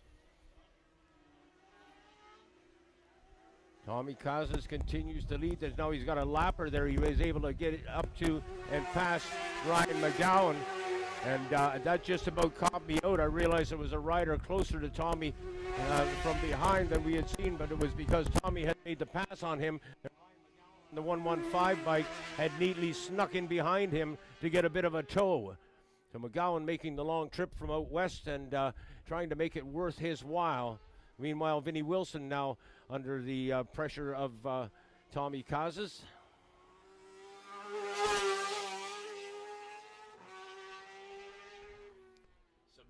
Tremblay up the inside of Vincent Wilson into turn 4. I'm going to say Sebastian Tremblay probably knew he had a little bit of a gap looking at his pit board, so he took his time getting around Vincent Wilson between 3 and 4. Oh, Marco Souza had to stand up there down the front straightaway.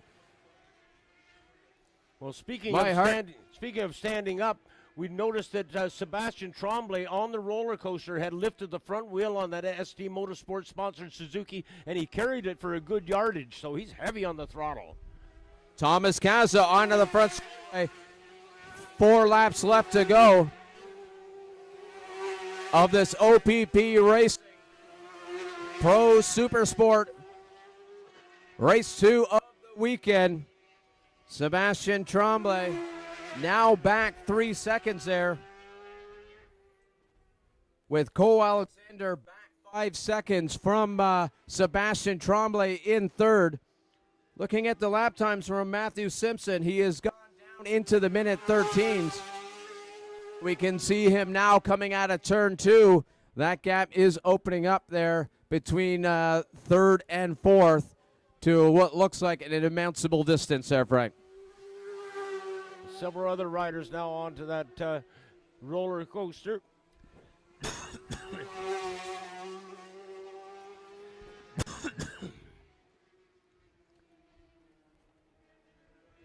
Vincent Wilson last past the tower. He's being chased by Marco Souza, and Marco Souza, as I've commented a number of times, has been putting back into this sport big time. He's been at it for a while, both he and his brother.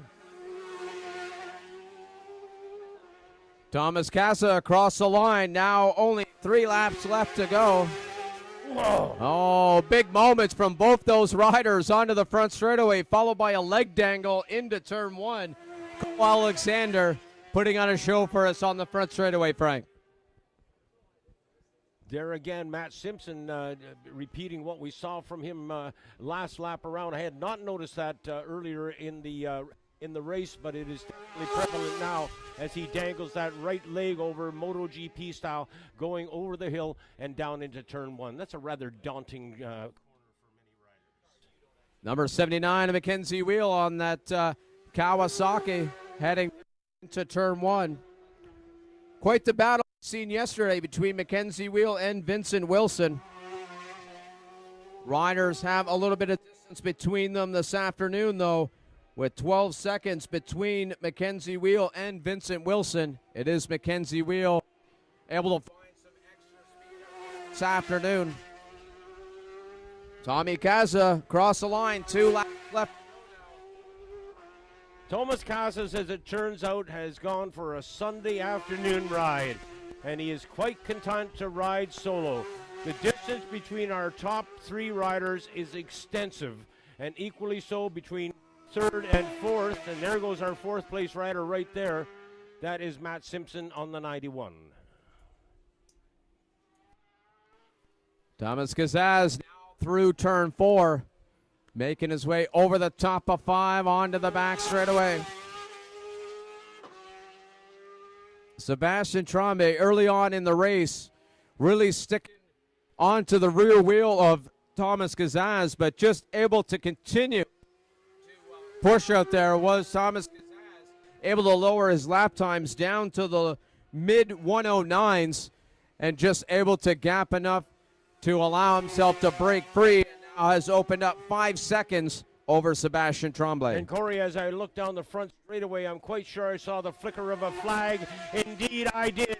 And there it is. That is the white flag, and that tells Thomas Casas he has one more lap away from a national championship win here at round 2, race 4 of the 2026 Bridgestone CSBK National Championships. Tommy is on his way. I'm not going to jinx him. I'm not going to talk about him anymore until this race is done. Recognize the fact that Sebastian Tremblay, one of our top pro riders here in Canada, has been humbled on this day by the returning Tommy Casas. Casas came into this day looking for redemption, as I mentioned earlier on, from that mistake they made in turn 11 yesterday that found him on his backside. Right now he is on the roller coaster. Tipping into turn 7. Only 3 corners to go for the leader, Thomas Casas. Now tipping into turn 9, Frank. What a redemption story this is for Thomas Casas. 1 corner to go. On to the front straightaway. Number 118. Winner of the OPP Racing Pro Sport. Second race of the weekend, followed by the 24 of Sebastian Tremblay. Cole Alexander with the fist pump across the line. Happy, Frank, that he's come home on that podium. And well, he should be. That upstart rookie pro has scored a national podium position at, let's face it, Canada's toughest road race track. Let there be no question. In 4th, 91 of Matthew Simpson, followed by Mackenzie Wheel, who's coming through turn 11 now onto the front straightaway. Mackenzie Wheel trying to pull a little wheelie there for his fans on the front straightaway. 79 finding extra speed out there this afternoon. Rider number 262, Vincent Wilson, coming across the line in 6th. Fastest times for Vincent Wilson, 1:13. Very fast, respectable times here at Atlantic Motorsport Park. The number 40 of Marco Souza crossed the line in 7th.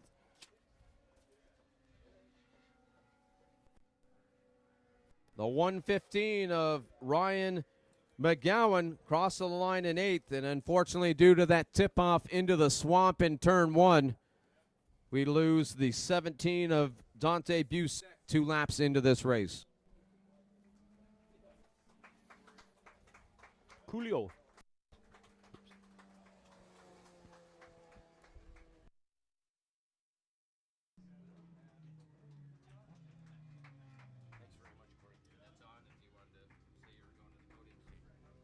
Well, Corey, I'll go up here to keep the coffee warm, and I'm going to wander down to celebrate with our top 3 finishers. Cole Alexander, Sebastian Tremblay, and Azaz.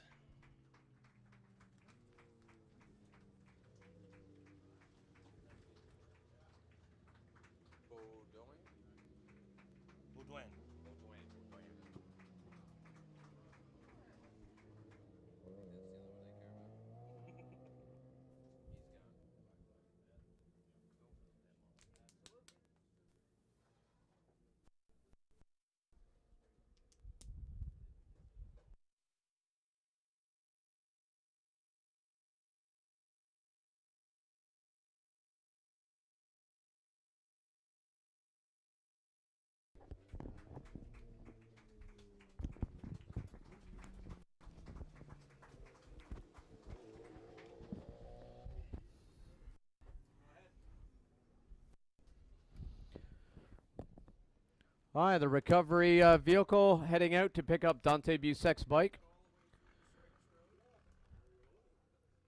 As well, they'll send out the van to pick up the TSN camera crew. So we'll be a few minutes before we start the next race, which is the EBC Brakes Amateur Super Sport race number 2 of the weekend.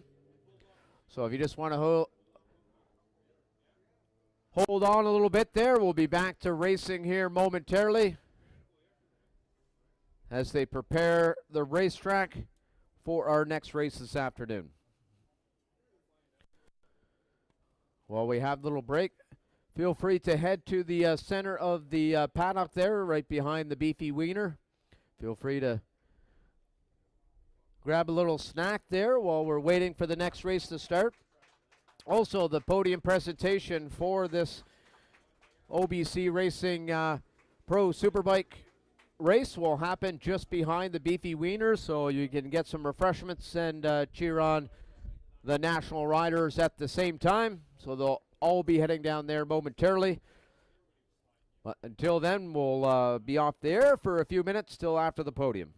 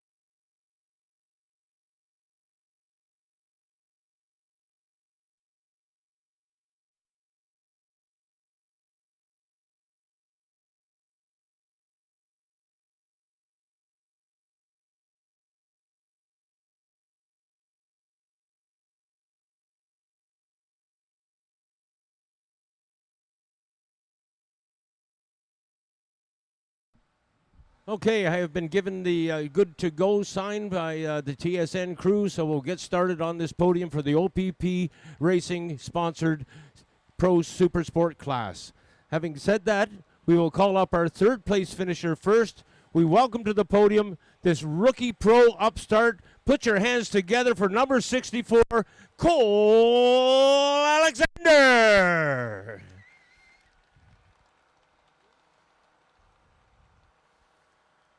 Finishing in second spot, one of the most successful road racers in Canadian history, we welcome to the podium the Shaker, Sebastien Tremblay.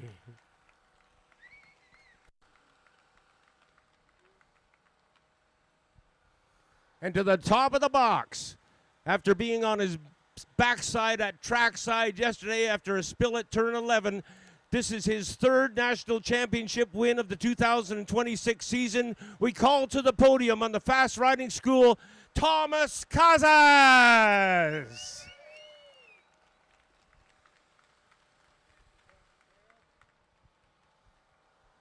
Okay, for promotional purposes, we would ask you guys to stand really close together and smile as though you like one another, and we'll get a good shot and some still shots as well for the website and what have you. And once I'm given the go-ahead, I will come up and have a chat.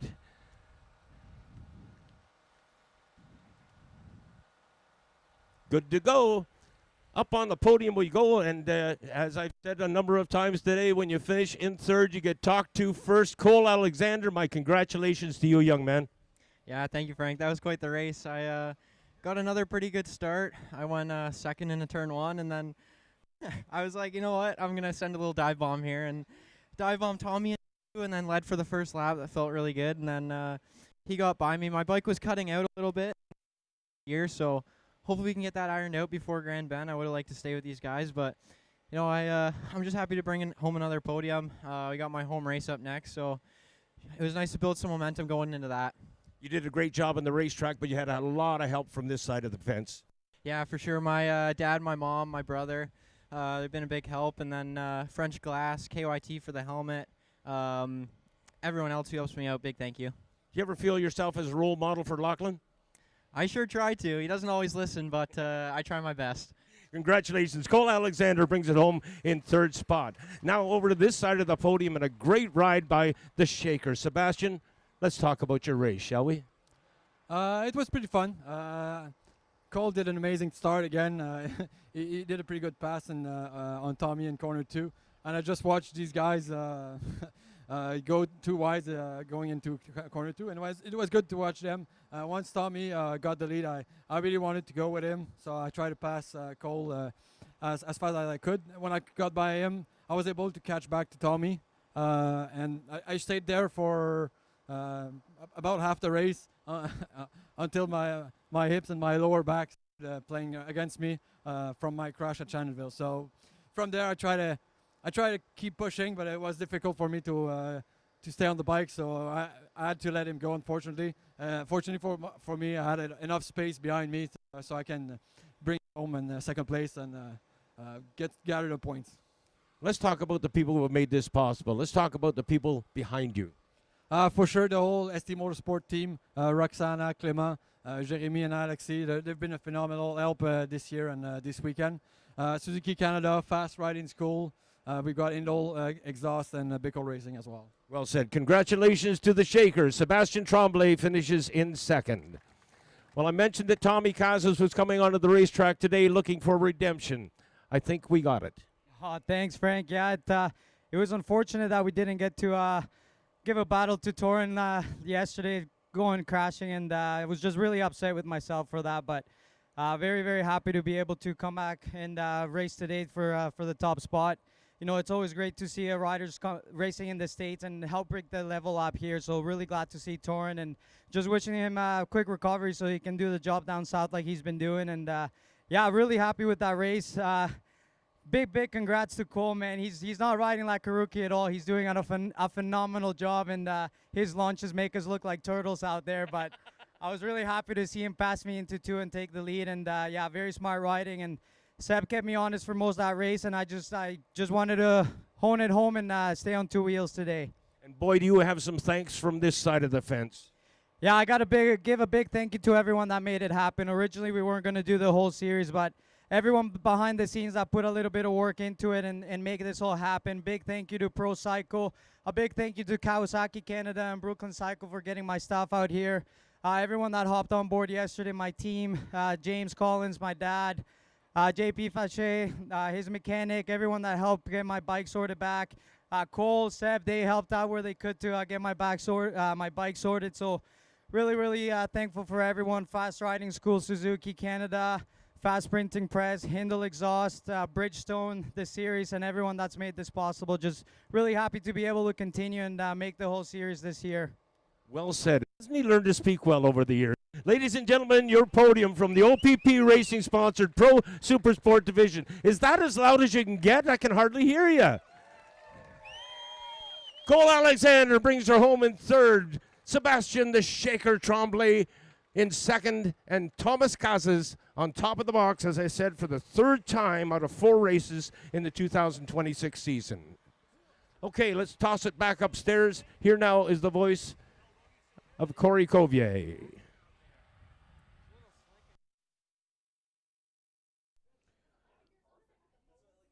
Thank you, Frank.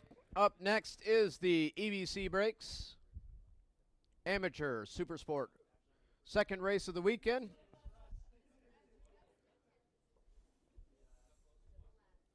I can just see now they're adjusting the clock, getting ready.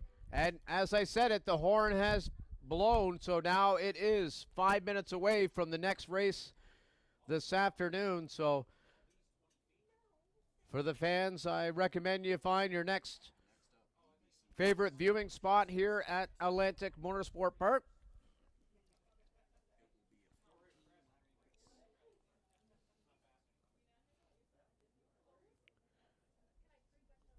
Nine riders on the grid for this EBC Brakes Amateur Supersport race. While we're waiting for the countdown clock to hit 0, I'll run you through the order as we have 4 minutes before the start of this Amateur Supersport race. On pole position out of St. Maurice, Quebec, on board a Yamaha YZF R6, the 146 of Alexis Baudouin. Local rider out of Brookfield, Nova Scotia, on board a Suzuki GSX-R 600, the number 6 of Bailey Ives. Another local rider out of Lower Sackville, Nova Scotia, on board a Honda CBR 600. It is the number 22 of Antoine Slater. Local rider Ellerslie PI on board a Yamaha YZF R6. It's the 37 of Andy Hutchinson. On the second row, would have seen rider Nicholas Kranz, but as I mentioned earlier, unfortunately Nicholas Kranz suffering a crash out of turn 9, taking him out for the weekend. Finishing the second row, rider number 40 out of Dartmouth, Nova Scotia, on board a Kawasaki ZX. It is a 40 of Michael Scott. Third row sees the 5 out of Caledon, East Ontario, on board a Suzuki GSX-R 750. That's the 5 of Julia Kranz. Middle of the third row, rider number 27 out of Montreal, Quebec, on board a Suzuki GSX-R 750. That is the 27 of Jeremy Lazur.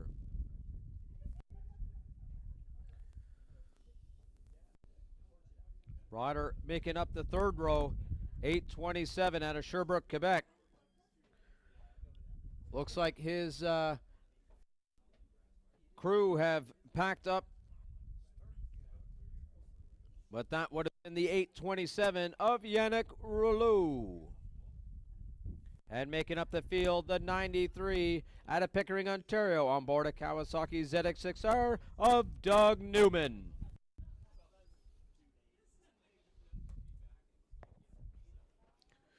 Looking at the clock, we now have just under 2 minutes to go for the start of the EBC Brakes Amateur Super Sport.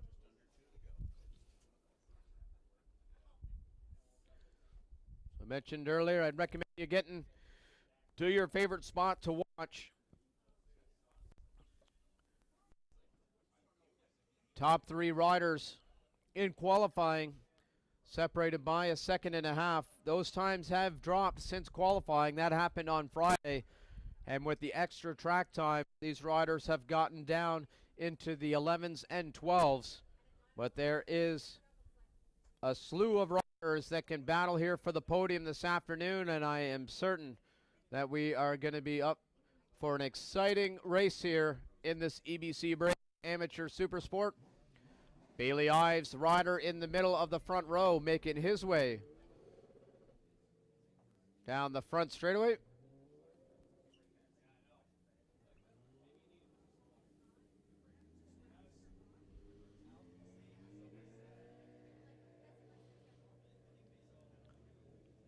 Now 30 seconds away.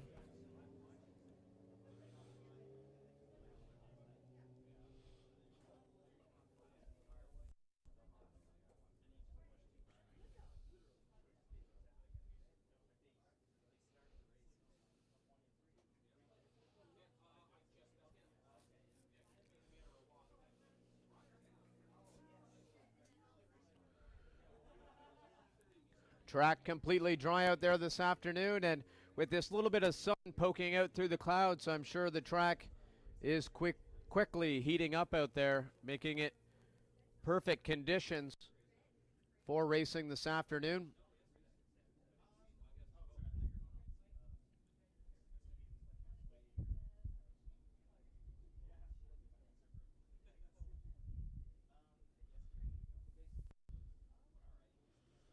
Bikes now being led onto the track. So we are minutes away from the start of our third race today. This EBC Brakes Amateur Supersport, showcasing a few of the local riders here.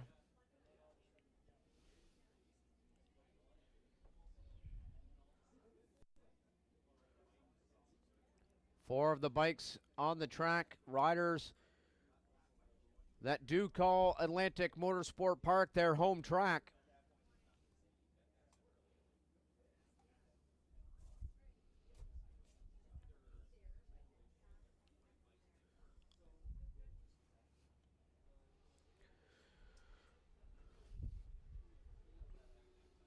Bikes now heading down the back straightaway, so we are only a few corners before they make it onto the front stretch. So we are seconds away.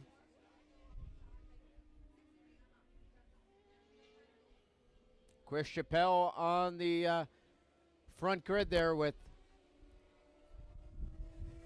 red flag in hand.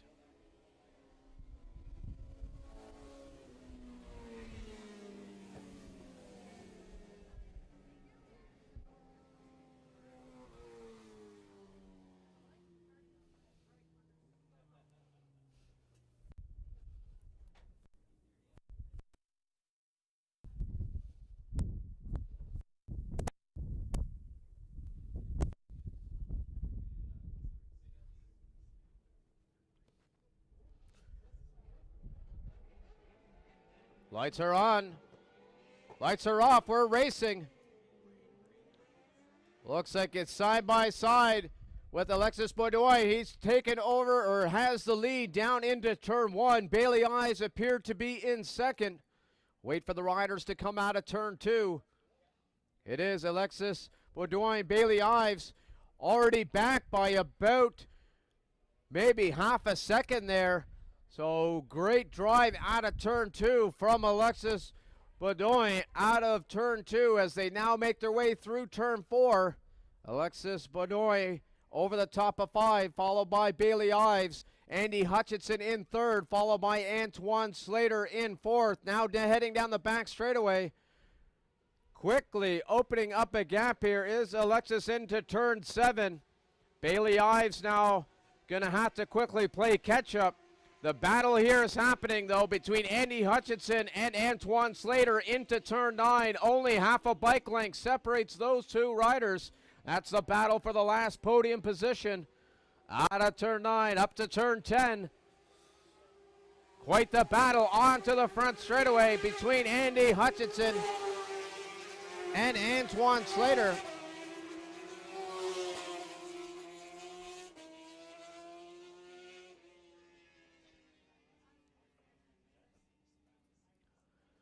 Out of turn 2, Alexis Badoy, followed by Bailey Ives. Bailey looks like he is closing a little bit there in second. Still has 13 laps left to go, so it was only the first lap. We'll see how this shakes out here over the next couple of laps. But those top two riders pulling away from Andy Hutchinson in third as they come over the top of 5.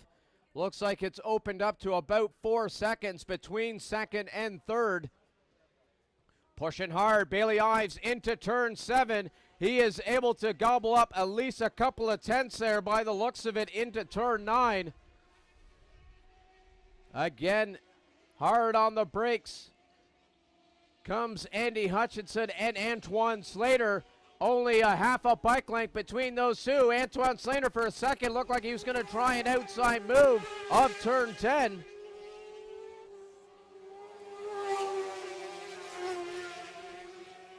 But across the line,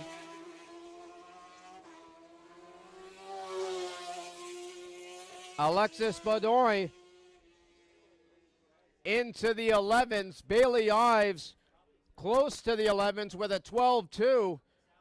But it is Alexis trying to steam away from that second place rider as they come through turn 4. The gap seems to be about the same as they make their way over the top of 5, heading to the back straightaway.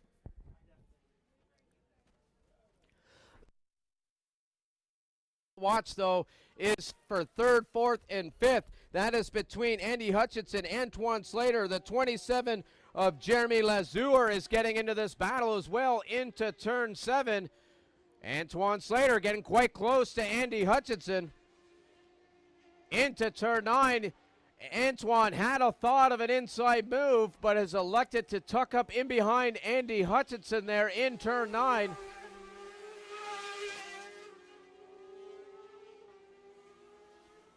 Now onto the front straightaway. Here comes this battle.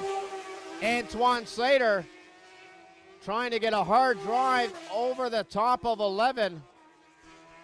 See if he can get an inside move into 1. Just not hard enough. Corey, you're talking about the race within the race. We're treated with one right now. Your first two riders are a good distance ahead, but that battle for 3rd place is really starting to heat up. This is a great entertainment, man. The leader, Alexis Badoy, going through over the top of 5, put in his fastest lap of the race. So did Bailey Ives, getting down to almost a minute 12 flat. But it is Alexis with a 1/10 of a second faster lap time than Bailey Ives. So Bailey Ives pushing hard, just not able to close that gap down that last time by. This battle you're talking about, Frank, is now coming out of turn 7 up to turn 9. Let's look at Antoine Slater. He was thinking about a move, Frank, into turn 9. Just not close enough to pull off that move. Is right in the wheel tracks of the rider in front of him. Meanwhile, it struck that perhaps Bailey Ives has made up a bit of distance.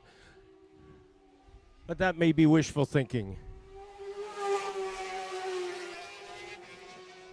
Andy Hutchinson across the line.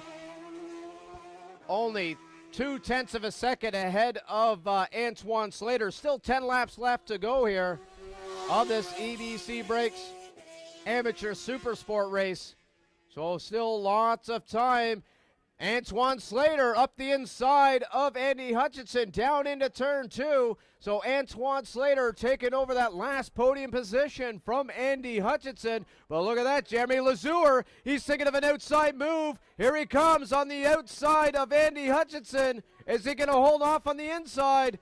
Just not close enough, Frank, over the top of 5. Yeah, ideally that outside move would give him the inside line in 5, but it didn't play out this time. He may try that again, though. Let's have another shot at it. I'm sure Jeremy Lazure seen Antoine Slater get a couple of bike links there, and he wants to battle for that podium position. So coming into turn 9, Jeremy Lazure pushing hard through turn 9, able to catch a little bit back onto the back of Andy Hutchinson, but it's Antoine Slater onto the front straightaway, pushing hard with a look back, seeing if he was able to gap Andy Hutchinson. As we look, it is 1 second across the line that Antoine Slater quickly opening up that gap.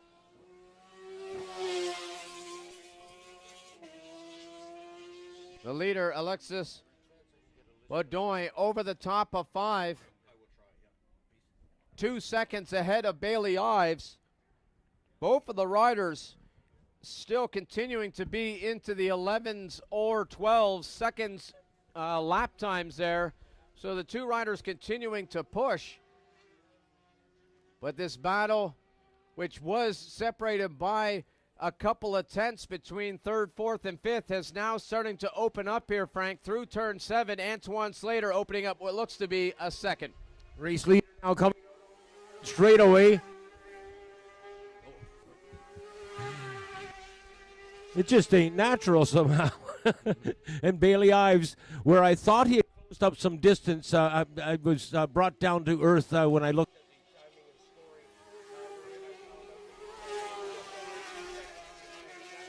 at the in this racetrack. Over 2 seconds behind is Bailey Ives, so he'd be wise just to keep his pace up. Oh, thank you very much.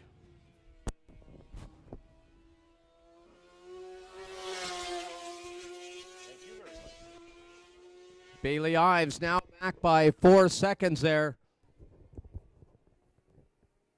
Somehow must have had a mishap because he was down to almost the high 13s there last time by. So maybe somewhere out on the track had a moment. He was riding into the very low 12, so that's 1.7 seconds off his laps out there. Going back to this riders in 3rd and 4th. Antoine Slater originally started to gap Andy Hutchinson, but Andy Hutchinson starting to pull a little bit closer here this time by to Antoine Slater as they're now coming out of turn 10 towards turn 11. We'll see here onto the front straightaway. Hutchinson starting to reel Antoine Slater back in here.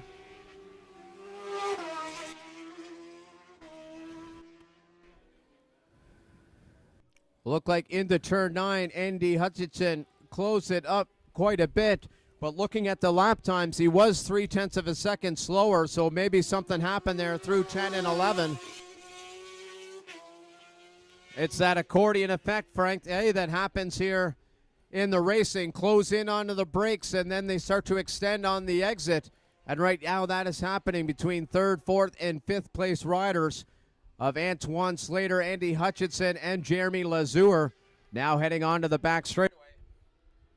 I've got a sneaky suspicion that Julia Krantz may become part of this conversation shortly. Well, it's interesting you say that, Frank. She was faster than the 3 riders, and noticeably faster by 0.4 of a second. So she is only 3 seconds back and 6 laps left to go. If she continues to march towards them, she is definitely going to be in the hunt for at least one of those positions in front of her. Baudouin now out of turn 2 and up into turn 3.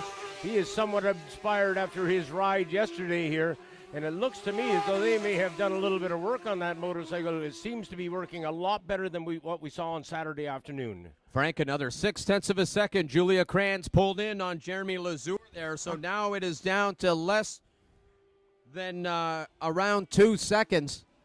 So we'll continue to watch that gap. What can happen, too, as a rider, if you see that rider in front of you get closer and closer, it's motivation, and it lowers your lap time even more, as she was a 14.2 to a 14.9 of Jeremy Lazure. So she's definitely pushing hard to get up into 5th place. Well, Julia Krantz from the gentler gender is treading on some footprints laid down by Bronte Verbeek, by Tony Sharpless, by Kathleen Koberg. and all of the other young ladies that have done well in motorcycle road racing. We wish her well in the future. Bailey Ives, in spite of being a distant second, is still riding the wheels off that number 6 motorcycle and is right on the very edge of the racetrack exiting turn 11. He scared me a bit that time, Corey. Alexis Baudouin crossing the line. 5 laps left to go. Has creeped into the 12s with around a 12.3. Definitely now going into management mode with 5 laps left to go and a 7.3 second lead over the second place rider of Bailey Ives. Our eyes now, Julia Kranz was 1.3 seconds faster. We'll see coming out of turn 2 there, Frank. She is now only about half a second back from Jeremy Lazur there. She sees the bone, Frank, and she is ready. That's the race I'm watching. This is the race within the race. Thank you very much, Pat Gonzalez, as we look back and watch Julia Krantz, and the gentler gender is starting to strut her stuff as she is now on the roller coaster, and she has a target. Sorry, buddy. Thank you very much. And just hold on to it, probably. Leader across the line. There's 4 laps left to go. Looking at the lap times, Julia Kranz 14.1, Jeremy Lazur a 15.4.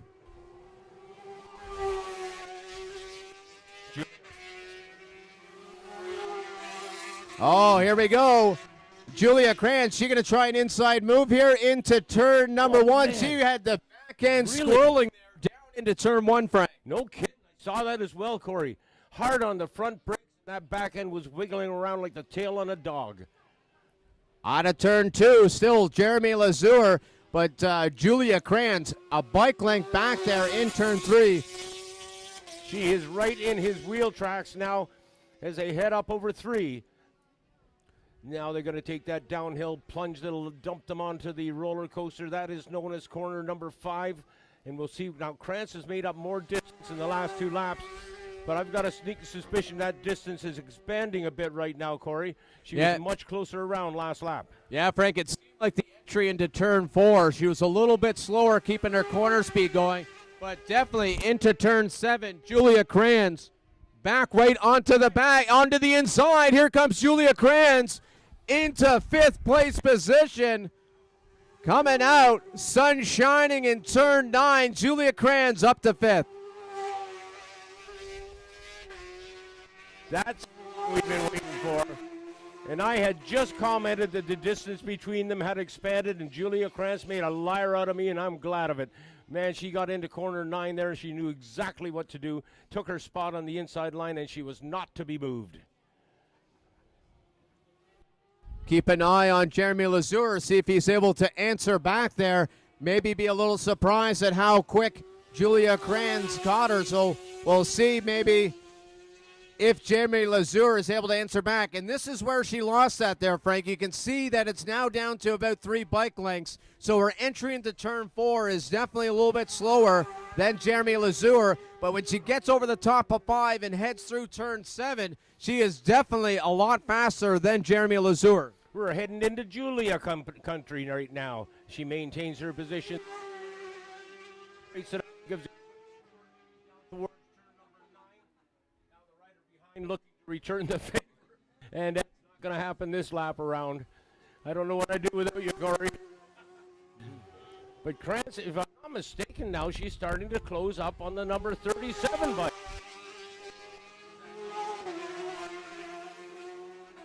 I think she's starting to close up on 37. She is, and a lot, Frank. She was a 13.7 there to Andy Hutchinson's 15.2. So now she is only 1.5 seconds back from Andy Hutchinson. If he slows down too much here, thinking that he has 4th position wrapped up, he is going to be quickly in a world of hurt when Julia Kranz goes by her on the inside. Krantz up over 3 now, into 4. And pressure from behind now as she looks forward. She's got pressure from behind. Over the top of 5. Oh, there we go. Last lap. Thanks, Ian, the head marshal, giving us the nod. Last lap as Alexis Baudouin crosses the line. followed by Bailey Ives here on the front straightaway. So, Frank, we'll see what happens here. Look into turn 9, Frank. She is now, I would say, a second back from Andy Hutchinson. I don't think she's coming, and she's coming quick. Well, all it takes is one slip, one small mistake by Hutchinson, and she is there to pounce.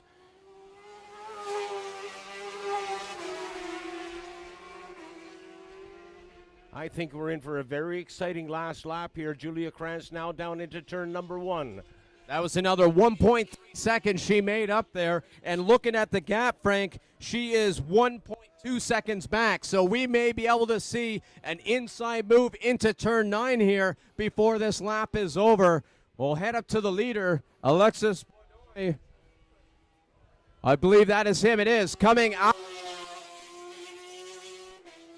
onto the front straightaway. Rider number 146. Taking the win, Alexis Benoit. Bailey Ives now coming through 10, making his way to the front straightaway. Coming across in second. Let's get the action with Julia Krantz now. Krantz up into turn number 9. No. All three riders. She may have a move here, Frank, as Antoine Slater coming across the line for third. She may have a move on the outside. Here comes Julia Krantz. She thought about an inside move. So did Jeremy Lazur. Frank, she needed one more lap. Oh, no. No. Oh, my God. Okay, we've gone yellow on the front straightaway. Waved yellow now.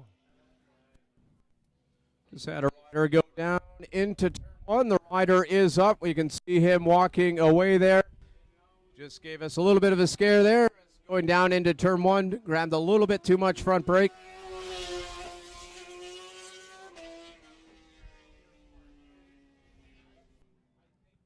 We're not going to podium on this one, right? Now, ready to, with the bike going down there in turn 1.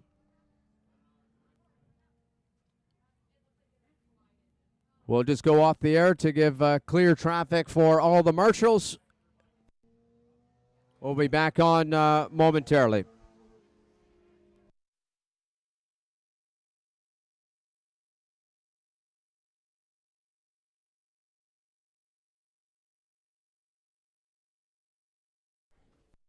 Quick update on podium procedures that the national that we just watched will go to the end of the day. The podium for that race will go to the end of the day. We're going to move right into the Supersonic Road Race School Lightweight Sport Bike 10-lap National Championship Final. We'll podium immediately after that and then move into the GP Bikes Pro Superbike rollout for a 20-lap National Championship. Things will wind down as we do the AIM Insurance Amateur Superbike race. That will be the last race of the day, and the last podium of the day will be for the race that we just watched, the EBC Brakes Amateur Supersport.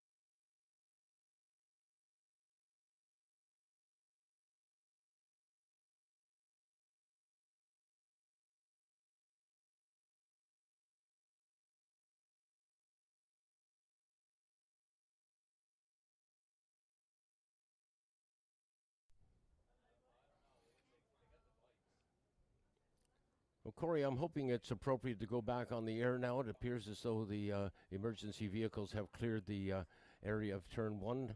We do see CSBK officials and I think one of the marshals down there as well helping to clean up whatever might be on the racetrack. Obviously some debris, maybe bits and pieces of motorbike, and hopefully no fluids.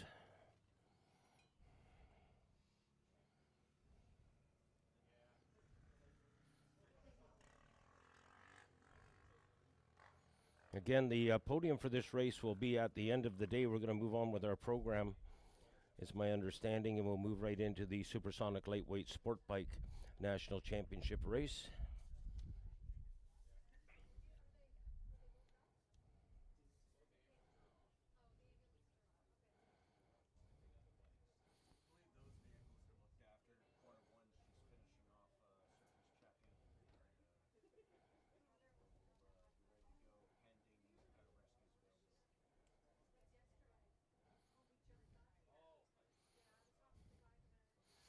Corey, I mentioned to Ian up here in the tower with us that I'd like to acknowledge the marshals that are working on our behalf at trackside, and this may be a great opportunity. I'm wondering if I could lean on you for this one, if we could mention the marshals involved, and some of these people you probably know quite well. So AMP marshals, I don't know if you guys are or some of you may even have us on YouTube, for all I know. You're not supposed to, though. But if you're listening to us on the radio, we want you to know that we very much appreciate you guys and gals being there for us. I've said it a number of times, we couldn't do it without you, and the quality of marshalling that we've seen year after year after year here at Atlantic Motorsport Park is absolutely untouchable. Ian, you truly are working amongst the best.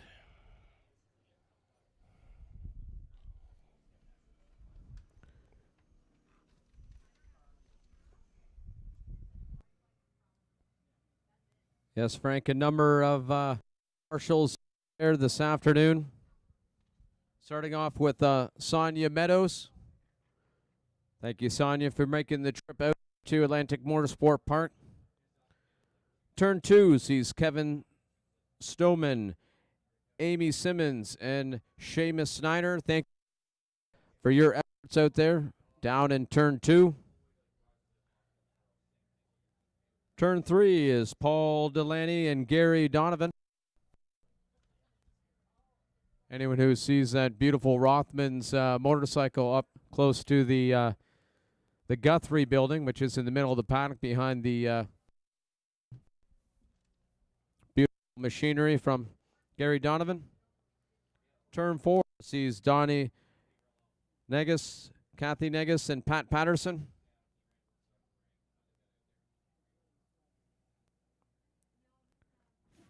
5, 6, and 7 sees John Davies, Yvonne DeVore, Craig Cameron, Aaron McWapino, followed by Dave Scott and Terry Cutting.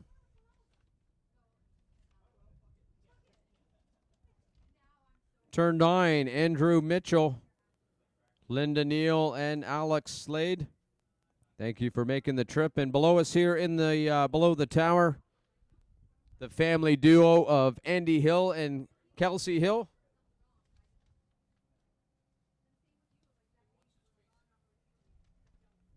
And leading the show up here, Ian.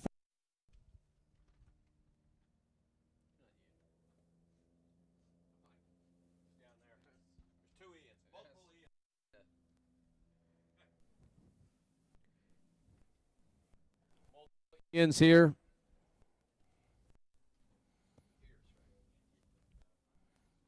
Ian Pierce up here in the tower.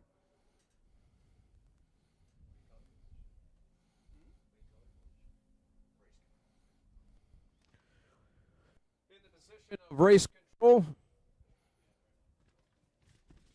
To all of those people, Corey, I offer my sincere thanks for what they're doing out there. It is often referred to as a thankless job, and I'm going to turn that around. say thank you very much.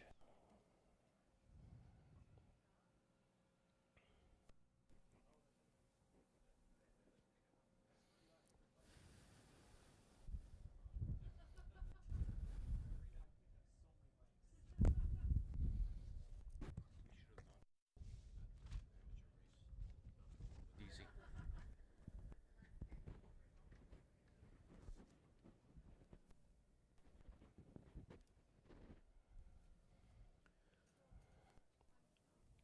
I see now, Frank, the two bikes that went down in turn one, just heading down through the paddock as bike recovery, making it off the track. So I'm sure we are moments away from restarting the action this afternoon. As you mentioned earlier, the Supersonic Road Racing School lightweight second race of the weekend is going to start momentarily. Well, that was most unusual, Corey. I'm sitting here thinking back. I don't remember, at least it's not jumping into my tiny brain, the last time I saw a mishap like that after the checkered flag. I remember one quite clearly, Frank. You would not have been here. It was, I believe, 2 years ago. Turn one. Exact same scenario. A rider slowing down on into turn one. A rider to take defensive action veered to the left, and fortunate enough, rider walked away with minor injuries, but landed onto the guardrail on the left-hand side in turn one, which is now why that orange catch fence is there, so that people don't stand in that area. So, well, I believe that was the 5-minute horn, if I'm not mistaken, and that will summon the riders from the Supersonic Road Race School lightweight sport bike division.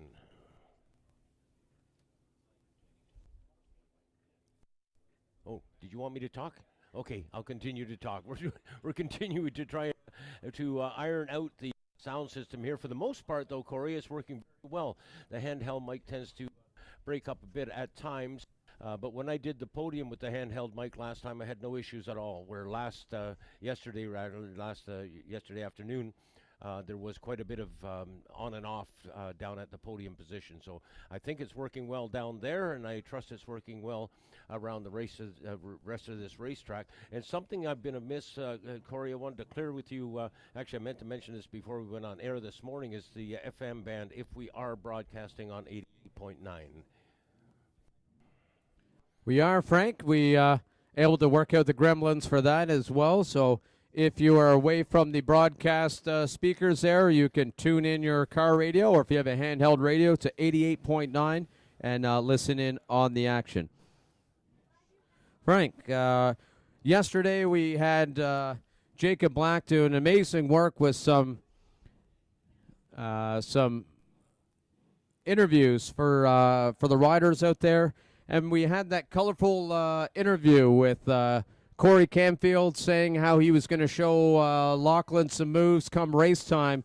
Well, fortunate we have Lachlan's response here as Jacob Black this morning able to pick up an interview. So now we're going to throw on the interview of Jacob Black and Lachlan Alexander, the two you'll see at the top battling in this next race in the Supersonic Road Racing School lightweight.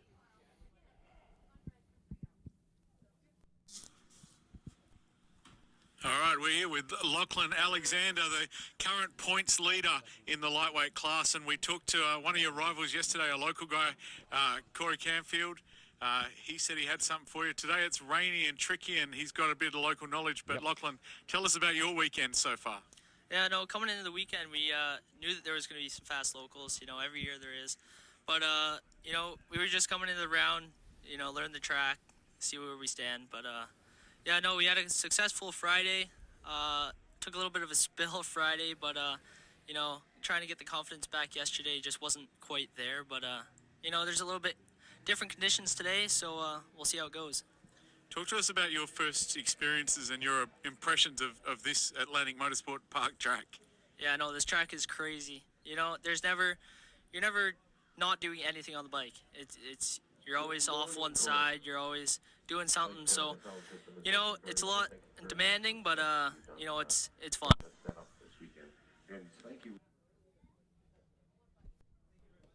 That there, the interview with Lachlan Alexander. Certain to be in a battle with Corey Canfield. But Frank has the countdown clock now down to 1.5 minutes. I'll run us through the order. On pole position, rider just in their interview out of Amherst, Ontario, on board a Kawasaki Ninja 500. Rider number 32 of Lachlan Alexander. Local rider out of Halifax, Nova Scotia, sitting in the second place on board a Kawasaki Ninja 400. Rider number 132 of Corey Canfield. Making up the front row out of Toronto, Ontario, on board an Aprilia RS 457. That'd be the rider number 98 of Sebastian Silva. Second row sees a local rider out of Dartmouth, Nova Scotia, on board a Kawasaki Ninja 500, rider number 66 of Matt Covey. Middle of the second row, out of Toronto, Ontario, on board a Kawasaki Ninja 500, rider number 819 of Mason Archer. And making up the second row, out of Pickering, Ontario, as well on a Kawasaki Ninja 500, rider number 34 of Scott Zolas. Third row sees a rider out of Cavan, Ontario, on a Kawasaki Ninja 400. That's the rider of 210 of Jacob Abnett. Middle of the third row, out of Oakville, Ontario, on board a Kawasaki EX 400.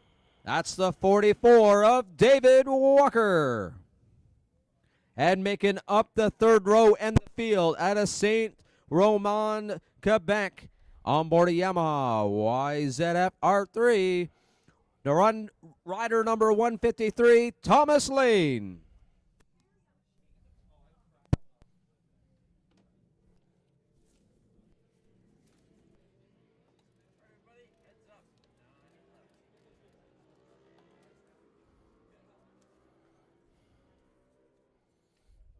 Having fun?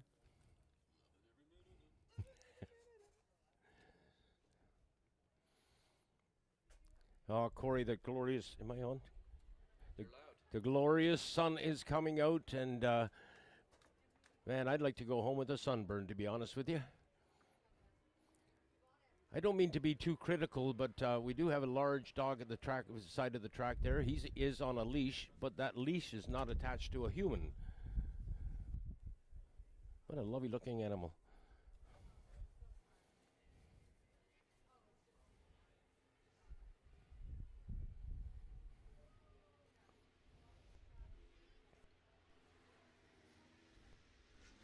Riders now out on their lap. They're making their way. The combination corners of 8, 9, 10, and 11, or 8, 9, and 10, of course, being our carousels we refer to, and sometimes riders at such speed that actually make one simple corner, or that one great long corner, as opposed to a couple of corners.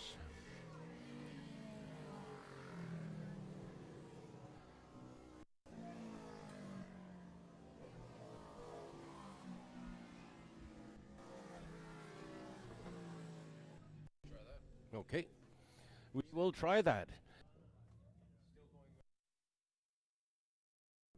Equipment and not quite working correctly yet, but so here we are. The field is now under starters orders. We will look for those red lights to come on.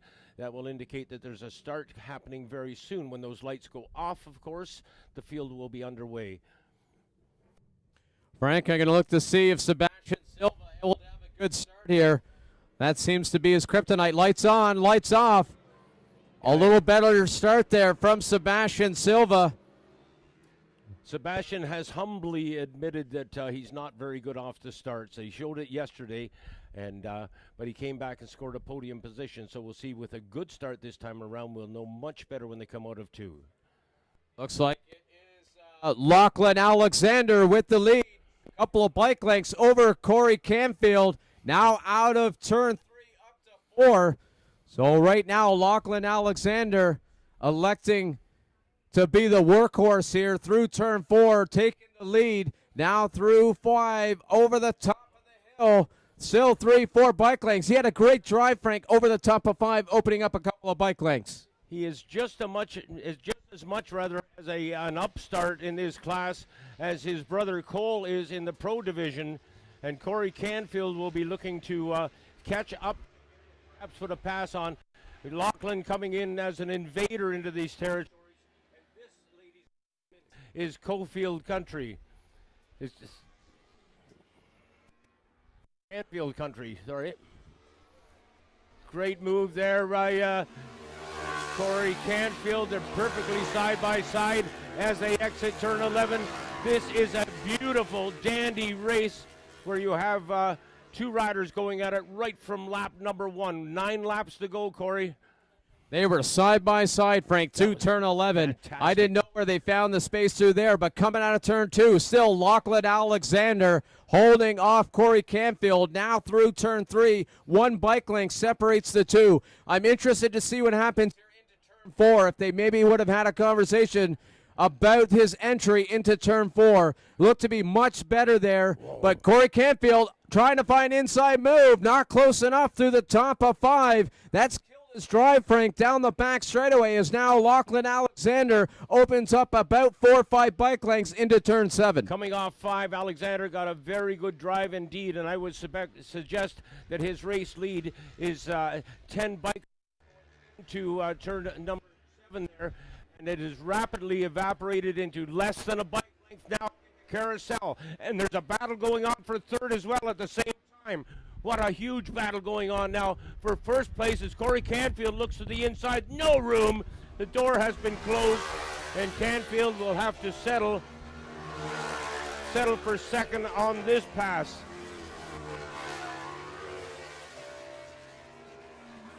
Sebastian Tremblay looking for an inside move there on Matt Covey into turn 1. Just not close enough to pull off that move, so we'll see what happens here, Frank, coming out of turn 2. But Sebastian Silva looking for redemption this afternoon as he hunts down Matt Covey coming through turn 3. Well, Silva has come a long way from downtown Toronto to Atlantic Motorsport Park, and he has every intention of making that long drive well worth his while. Right now in the wheel tracks. Over the top of 5 comes Lachlan Alexander. 3 bike lengths now over Corey Canfield. Not close enough is Corey into 7 to pull a move there. So we'll see what happens here through 7. He's getting a lot closer here, Frank. I think he's going to try a move into turn 9, side by side. Taking the race lead as Corey Canfield. He has moved into the race lead, and now Lachlan Alexander plays chase. Meanwhile, Sebastian, so he has his work cut out for him, but has a few. Whether he can capitalize time remains to be seen.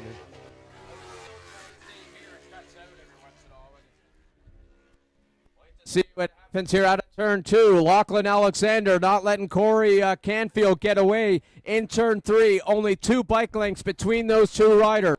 Back between 3rd and 4th, Sebastian Tremblay has opened up about half a second back to Matt Covey in 3rd. We'll see if Matt Covey is able to respond as they make their way through turn 4. Sebastian Silva putting in a good ride here, but it looks like we have a retirement, Corey.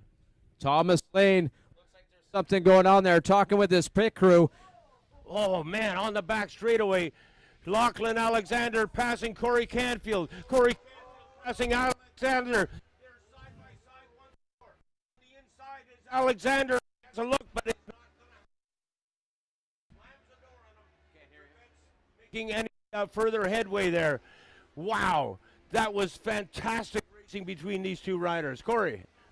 I see some front end chatter there. Corey Canfield coming onto the front straightaway. Lachlan Alexander Great drive onto the front straightaway. It looks like he's getting onto the inside there, but it is shutting the door down into turn 1.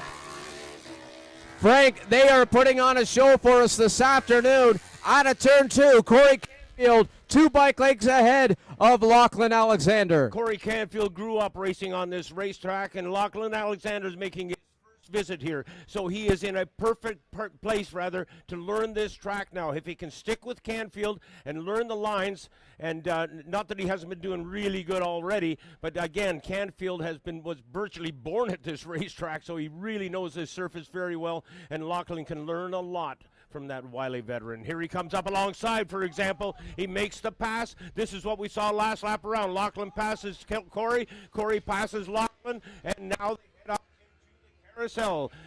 Corey.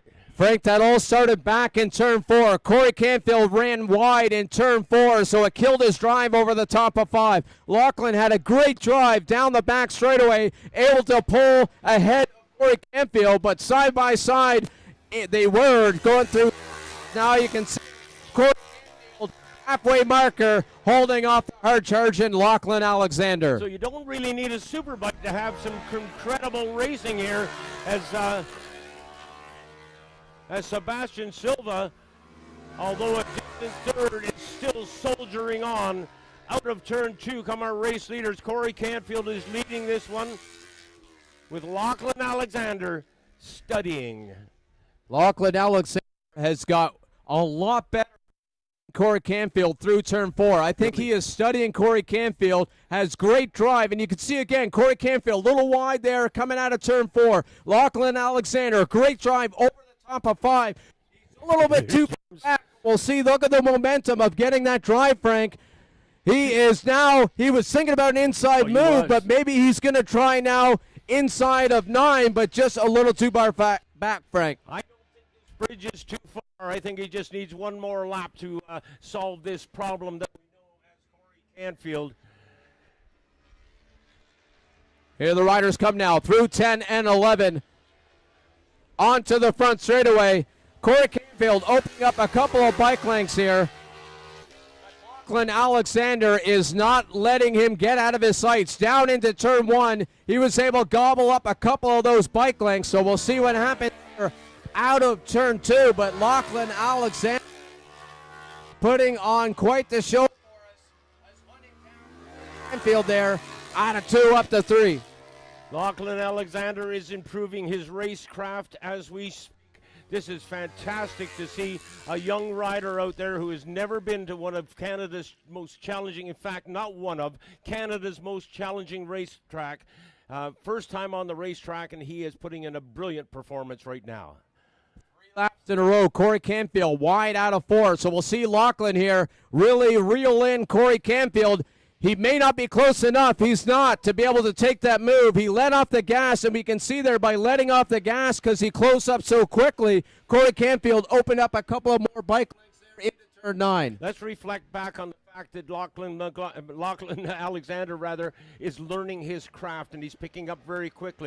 And I've got a sneak suspicion just maybe he's holding back because he knows full well if he puts a pass on Canfield, it is almost certainly like waving a red flag in front of a bull, and Canfield will almost certainly return the favor. So if that's what Lachlan is doing, he has learned his racecraft this weekend at Atlantic Motorsport Park. Down in turn 2, Corey, they'll be coming out. Sebastian Silva crossing the line, putting in his fastest lap of the race. Able to get down into the 17s with a 17.6. So currently Sebastian Tremblay in 3rd, Matt Covey in 4th, Mason Archer in 5th, followed by Jacob Abnett, David Walker, and unfortunately Thomas Lane pulling into the pits there with some kind of mechanical. Not sure if he made it back out there, Frank. We'll have to keep an eye on Thomas Lane. Charge this time. Oh, man, that was tantalizing, wasn't it? I'm sure he thought of it, and I'm sure this kid has got a game plan. I could be proven wrong. We'll find out, of course, as this race runs down. But he is making such incredible inroads on Corey Canfield as they head up into turn number 8. He comes virtually up alongside, but they did that 3-4 laps in a row in the opening stages of this contest. Oh, yeah. Oh, yeah. Alexander is still very much a part of this conversation. Wow. Frank, they just put in their fastest laps of the race. No A 15-4 from both of the riders down into turn 1. So they are continuing to find speed out there, Frank, this afternoon. Are you telling me that Lachlan Alexander and Corey Canfield were tied on the leaderboard?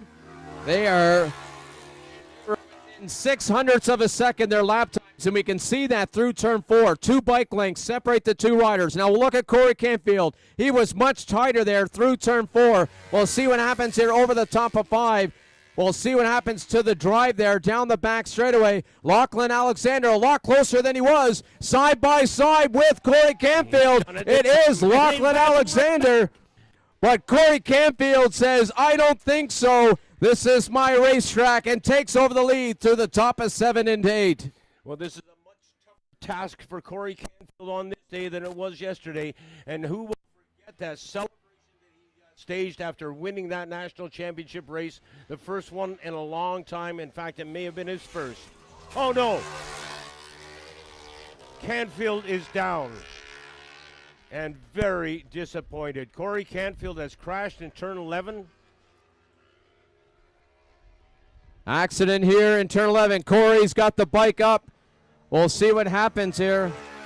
He's in a bad spot there, but he is quickly pushing that bike off to the side of the track, getting it out of harm's way. So now with the last lap out, it is Lachlan Alexander, who is 17 seconds ahead of Sebastian Silva, Frank, in second. And it's Heartbreak Hotel for Corey Canfield as he pitched it away just short of the last lap of the race. So Frank, I was looking down into turn 11. It looked like he almost clipped the turtle, and it got him unsettled. He'd lost the front end to the back end quite late coming out of turn 11, so I think him clipping the turtle in turn 11 unsettled that Kawasaki 400 and led to him losing the front end coming off tragically in turn 11. Following the leader now, Lachlan Alexander. On to the front straightaway, Lachlan Alexander coming home victorious, this time by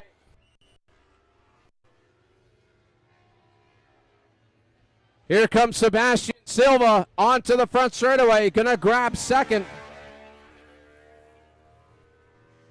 Matt Covey himself onto the front straightaway, bringing home in third. Good on Covey.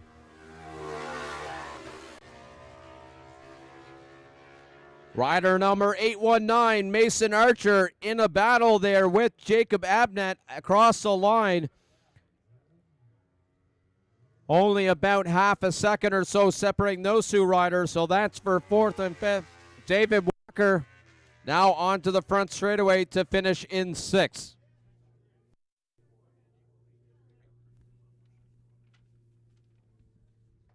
All right, with that, Frank's heading down to the podiums.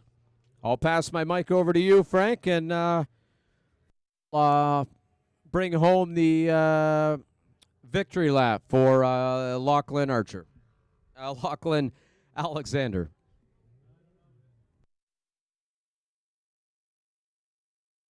Keep your ear, Corey, because there may be some very interesting comments coming from the podium. I'll be back.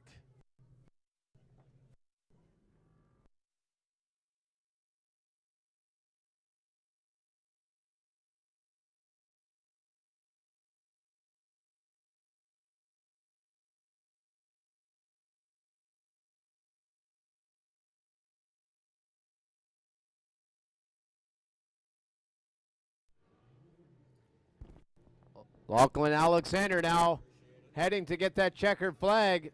Looks like it's from his brother, Cole Alexander. Yep, sliding the checkered flag into his boot.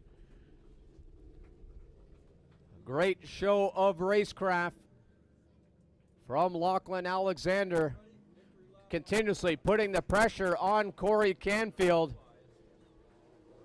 not giving him any breathing room, forcing Corey Canfield to push himself to the limits out there, and unfortunately coming to an end here in turn 11.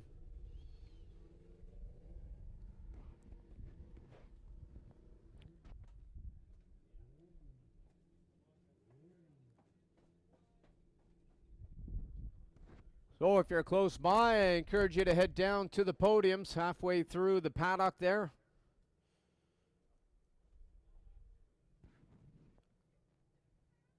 In behind the beefy wiener as Frank makes his way down there to celebrate with the top 3 riders of Lachlan Alexander, Sebastian Silva, and Matt Covey. Great to see Matt Covey after the trouble he has had this weekend.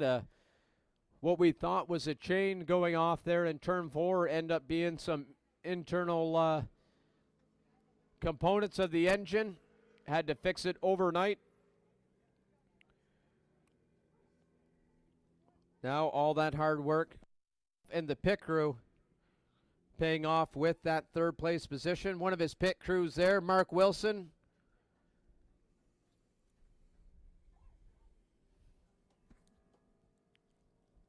Fast local rider here. Big contributor to the track. He's one of the reasons why we have great stands for the corner marshals, taking his time before the season to come out and his carpentry skills along with Mark Goodwin.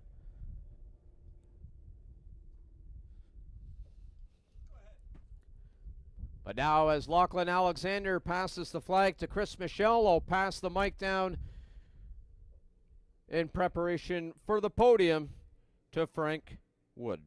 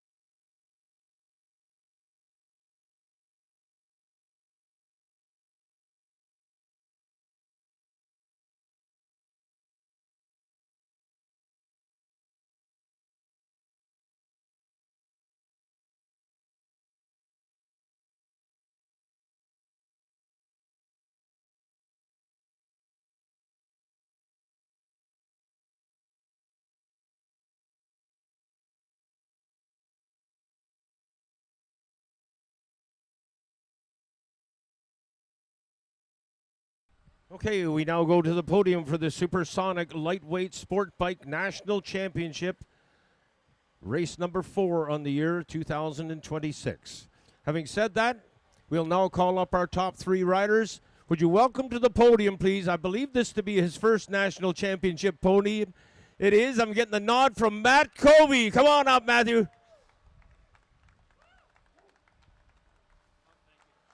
All of the riders are adorned in the Pro Cycle hats, and that is in honor of the fact that Pro Cycle has played such a big part in promoting this national championship race. Finishing second on this day, results from a much better start than we saw yesterday from the number 98 bike from Toronto, Ontario, Sebastian Silva.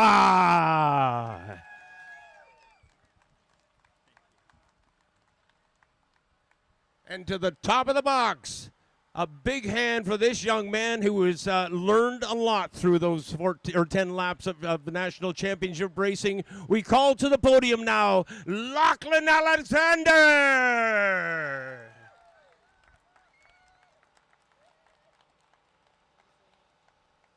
Okay, I believe what we want to do is get you guys together up there. Let's get a photo with the Pro Cycle hats on, and then we're going to do what Carol Matheson calls the hat dance. We're going to exchange those hats and honor our sponsorship from Bridgestone Tires, and these will be keepers for sure. Thank you very much, Carol. The hat dance is on.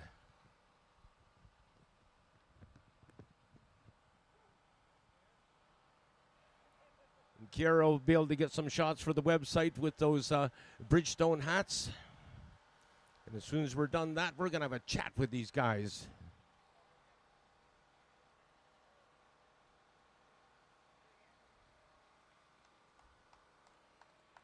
Good to go? Let's have a chat, shall we? Matt Covey, congratulations to you, young man, and welcome to a national championship podium. You got a smile on your face, and I don't think it's going to go away until about 9 p.m. Thank you so much. I just want to thank my competitors for a clean race, Marshall's for being out there looking after us at Marshall CMT. Thank Ryan Hum for being my pit crew, Polly for getting my bike going, Jack Grabowski. I'm forgetting people, just everyone who helped me get my bike up and running. It's been a long weekend and a lot building up to this, so it's really appreciated, everyone who helped me out to get to this spot. Well said, and congratulations. Thank you so much. Matt Covey bringing it home in third, a hometown favorite, of course. In from the big city of Toronto, Ontario, Sebastian Silva. You got a much better start this time around. Yeah, much better. Matt had an even better one, and I just knew I was getting pressure from Mason behind, so I had to make a pass early on. And by that time, I couldn't catch up to these two, but I'm super happy to get this bike on the podium twice in one weekend. I haven't had any podiums in this class and with this bike either, so super, super happy. Hopefully we get one step higher next time. We watched you racing. We know you did a great job on the racetrack, but you had a lot of help. I had tons. My dad, of course, Alan Burns, Julia, the whole Buchik family, the Alexanders as well. And Studio Cycle, Acme Motorsports, ASAP, and thanks to the CSBK staff and marshals for keeping us safe. Well said. Thanks very much, Sebastian. And now a chat with this speedster. Boy, I don't think I've seen a more exciting race in quite some time. It was really neat that Corey Covey came up and congratulated you. Or Corey Canfield, I should say. I've been bouncing those names bad all weekend. But congratulations to you, Lachlan. A great ride, a thrilling ride. Yeah, that was fun. Thank God Corey's okay, but yeah, no, that was fun. Last lap was shaping up to be pretty fun, but unfortunately he took a tumble. But yeah, my one goal was to stick with Corey because yesterday he gapped me by 17 seconds. So we finally found some lines, some spots that I had to work on, and ironed them out, and here we are. Here you are indeed. And as I said, you did a great job on the racetrack with pure entertainment, but you had a lot of help getting here as well, didn't you? Yeah. Of course, my mom and my dad, but Cole helped me. Lost a lot of time in 4 yesterday, so we took a look and found out what was happening. Also, big thank you to Hindle, Kawasaki, French Glass Co. You know, everyone that helps me get here. 26 suspension and Steve over there got the bike dialed. So yeah, on to bogey next. Well said. Ladies and gentlemen, your podium from the Supersonic Lightweight Sport Bike Race with Matt Covey finishing in third spot. In second, Sebastian Silva. And on top of the box for his first national championship win, Lachlan Alexander. Let's toss the audio up to the tower and Corey Covey.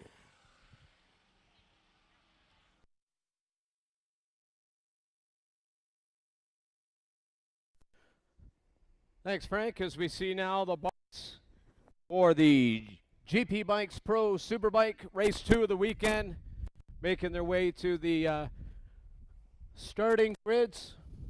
All the action and happening down there as we anticipate another amazing race Bike riders.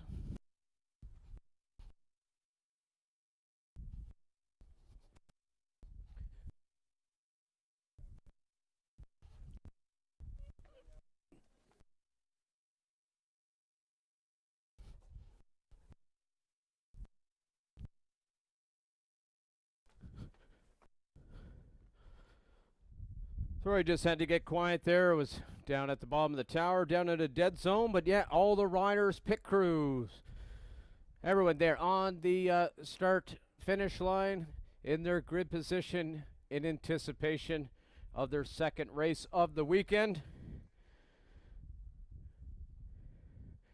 Amazing race there yesterday, battling between Ben Young and Jordan Zook, right down to the final lap, putting on a great show for all the fans. We know the story from yesterday. Down into turn one, Jordan Zook doing an amazing job keeping that Kawasaki ZX-10R upright down through turn one, able to bring it home in second.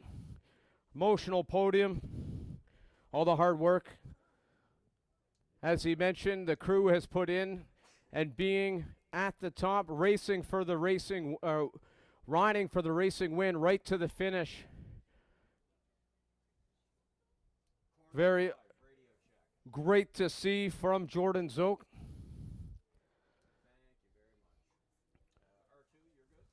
As the riders are down there on their pit grids, I will run you through the order of this GP Bikes Pro Superbike Race 2. On pole position, 2025 Bridgestone Canadian Superbike champion out of Thornby, Ontario, on board the Honda CBR 1000 RRR, the number 1 of Ben Young. Middle of the front row, out of Linden, Ontario, on board that Kawasaki ZX-10R, the 101 of Jordan Zook. Rider that put on a great show for us yesterday. Unfortunately, due to that tip-off in turn 4, injuring his shoulder, that is Torrin Collins, not able to participate in today's race. Second row sees the rider out of Peterborough, Ontario, on board a Suzuki GSXR 750. That is the 18 of Thomas Kazaz.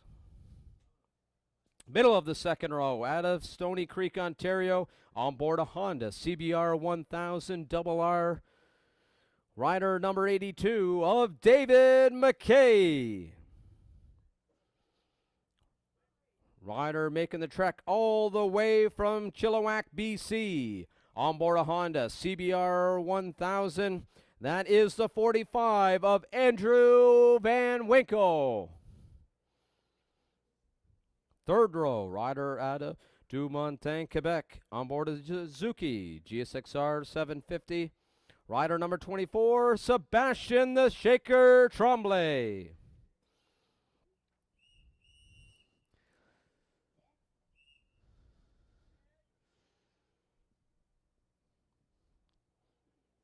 Rider in the 8th position out of Amaranth, Ontario, on board a Suzuki GSXR 750. Rider number 64, Cole Alexander.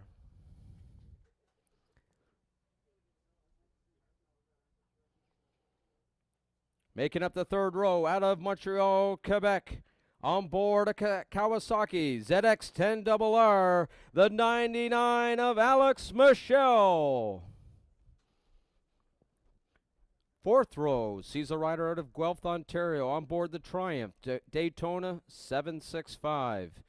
Rider number 17, Dante Busek.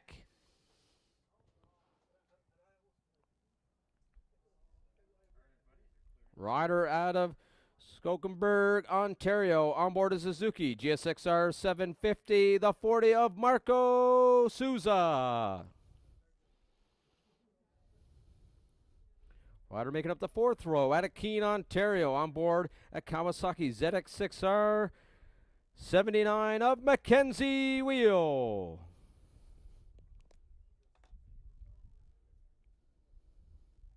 Local rider out of Dartmouth, Nova Scotia, on board the Honda CBR 1000 RR. Rider number 80, Blaise Fougere.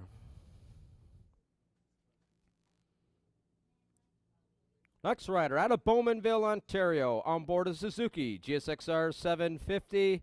Rider number 91 of Matthew Simpson.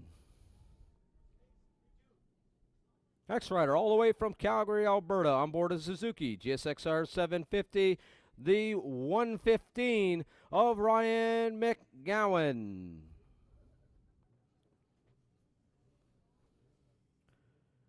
And making up your field, rider out of Moncton, New Brunswick, on board a Kawasaki ZX6R, the 262 of Vincent Wilson.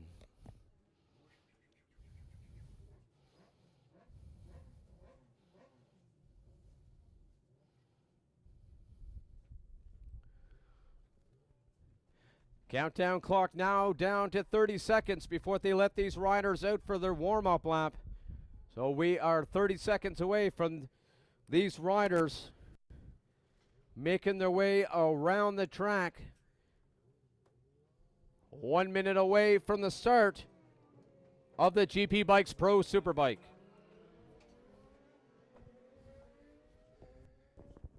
Well, Corey, just getting back from the podium and somewhat winded, I don't mind telling you. I'm running out of steam, brother. I just got a note from home that my daughter Tara and my wife Ann are listening in. Hi, guys. Be home tomorrow.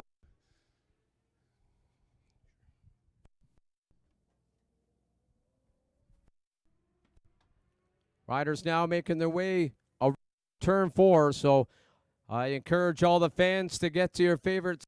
Watch the GP Bikes Pro Superbike as we are a minute away from those lights going out for race 2 of the GP Bikes Pro Superbike.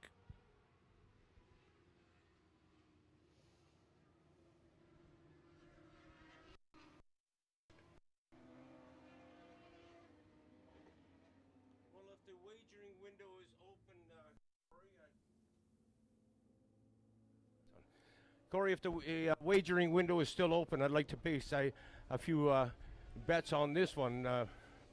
Bets would have to go heavily in favor of Ben Young. But let's remember the effort that Jordan Zoke put in yesterday. 7 riders will contest this national championship Superbike race. Most certainly Andrew Van Winkle will likely be part of our conversation once we get started here, as we will be, David McKay. Watch those starting lights are on, lights are off, and we launch. Zoke, a beautiful start. Looks like it was Alex Michel as well, back on the 3rd row. I think we're going to see him coming out maybe 4th or 5th. Zoke's got the lead. In the battle, I think that's Andrew Van Winkle and perhaps Ben Young and David McKay, the 3 of them. The Honda show. Jordan Zoke, couple of bike lengths ahead of Ben Young, now through turn 4, heading towards turn 5. It is Jordan Zoke in the lead over the top of 5. Great drive from that Kawasaki ZX10R. But Ben Young able to get a couple of more bike lengths there down the back straightaway, as he's now only a couple of bike lengths back, Frank, going into turn 9. Up into 9 they go, and Zoke with control of it just now, but into the carousel, and Ben Young has been doing very well through that section of the race course. This is lap number 1 of 20. Young in 2nd, David McKay in 3rd. And Andrew Van Winkle. So it's pretty much unfolding as I commented before the race that Zoke and Young, of course, will be involved in a fist fight of their own, but the other ones who have tagged along, as predicted, David McKay, Andrew Van Winkle. There up at the top, Frank, 4 bikes only separated by a second, less than that, 7/10 across the line. So as you mentioned, those two riders, they're right in the battle. 4 riders heading over the top of 5. This is like the old days with Jordan Zoke in front of the field, and now he's starting to get some distance here as he comes off 5. I'm going to give him like 6, maybe 7 bike lengths. Young in tow. See what David McKay has up his. Winkle also conversation as they head up into the carousel. Corey. Now out of turn 9. Ben Young able to get a couple of bike lengths back, but it's David McKay. What a ride he's having today. Right on the back of, Andrew Van Winkle. Andrew Van Winkle able to find some speed out there this afternoon. Able to get around David McKay out there, out on the track, moving up into 3rd place position. Talk about upstarts. Van Winkle now right on the back wheel. 3, Jordan Zoke, 1 bike length ahead of Ben Young. A couple more bike lengths there. Has a great drive out of turn 3, but Ben Young on the entry to turn 4, able to get a couple of bike lengths closer to Jordan Zoke. Now over the top of 5. Young's in a pressure cooker of his own with Van Winkle right back there, and he has come up, and I'm sure Ben has heard him a couple of times through this contest so far. And 8 up into corner 9. The top 3 are starting to get a little bit of distance on McKay now as Zoke, Young, and Van Winkle running as one and coming onto the front straightaway through turn 11 right now. Did you see that? Did you see the front wheel of Ben Young's bike came up in the air, and I swear he carried that front wheel almost down to the 3rd braking mark. Frank, look at the fans down there in turn 2, from brim to brim down there, cheering on their local or their favorite riders as Jordan Zoke still continues to lead Ben Young out of turn 3 into turn 4, but it's only by about half a bike length. Andrew Van Winkle also right there in 3rd, right on the rear wheel of Ben Young over the top of 5, heading down the roller coaster. Well, the local fans do have something to cheer about. It's the number 80 bike of Blaise Fougere, as now, I thought he had something happening here. I wonder if he's holding back a bit. Ben Young holds on to the 2nd position.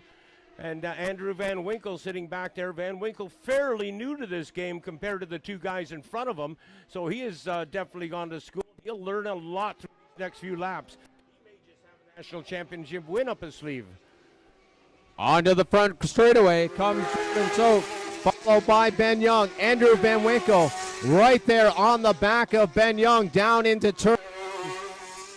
We are 4 laps into this 20-lap featured race, and it is Jordan Zoke holding off Ben Young at the moment as now they head through turn 3. I bet you there's 3 bike lengths between the 3 of them, Frank, as they come out of turn 3, head towards turn 4. If that, I got to mention Alex Michel as well. He is putting in a career ride here. This kid is really getting the laps down. And unfortunately, he's pretty much mired by himself, so he's nobody to race with, but he's certainly doing a great job on the racetrack. As we pick up on the roller coaster, the lead bike of Jordan Zoke, it reads 101. Behind him is the bike that has the single digit that reads 1. Then the 45 of Andrew Van Winkle and the 82 of David McKay. That's your top 4 right now, and they are in the carousel with Zoke still in the lead. He's led this thing right from the get-go, Corey, and I'm sure there's a lot around this racetrack would be very happy indeed to see the people's champion on top of a Superbike podium here in Canada once more. And a quick hats off to the good folks at GP Bikes in Toronto, Ontario for their continued support of this National Championship Series. Corey, the lead groups are now up into 3. Frank, turn 2 looked like Andrew Van Winkle had to get off the gas there a little bit, so we can see now there has been a gap open up. Not very much, only about 5 bike lengths back is he from Ben Young. But now as they come out of 4 over the top of 5, we'll see if Andrew Van Winkle can able to get back onto the back of Ben Young as they now head down the roller coaster into turn 7. Frank, looking at the lap times, The fastest rider of those three so far of any lap out there is that rider in third. Andrew Van Winkle with a 108.5 is the fastest rider out there, even though he's in third. Way cool. The Chilliwack Charger is Andrew Van Winkle. And on that number 45 bike, the Mountain View folks from out west will be very pleased indeed. This is a brave ride by that young man. And I look at his father. I don't think Mr. Van Winkle has any fingernails left. Down into corner number 2 go the race leaders here in the GP Bikes National Championship 20-lap race. Oh, and Ben Young was right on the back wheel of Zoke coming out of 2. Corey. And last couple of bikes, turn 3, last time by. And this lap he just threw in was the fastest lap of the race from Andrew Van Winkle to get back onto the back wheel of Ben Young. As they're now heading down the roller coaster, Frank, they're back again at like maybe a tenth of a second between the three as they tip into turn 7. Man leading this race who has 14 national championships here in Canada. The rider behind him has got 5 national championships here in Canada. And the rider behind them is an upstart rookie who is looking for his first national championship win. Will it come here today at AMP? We'll know in about 15 laps.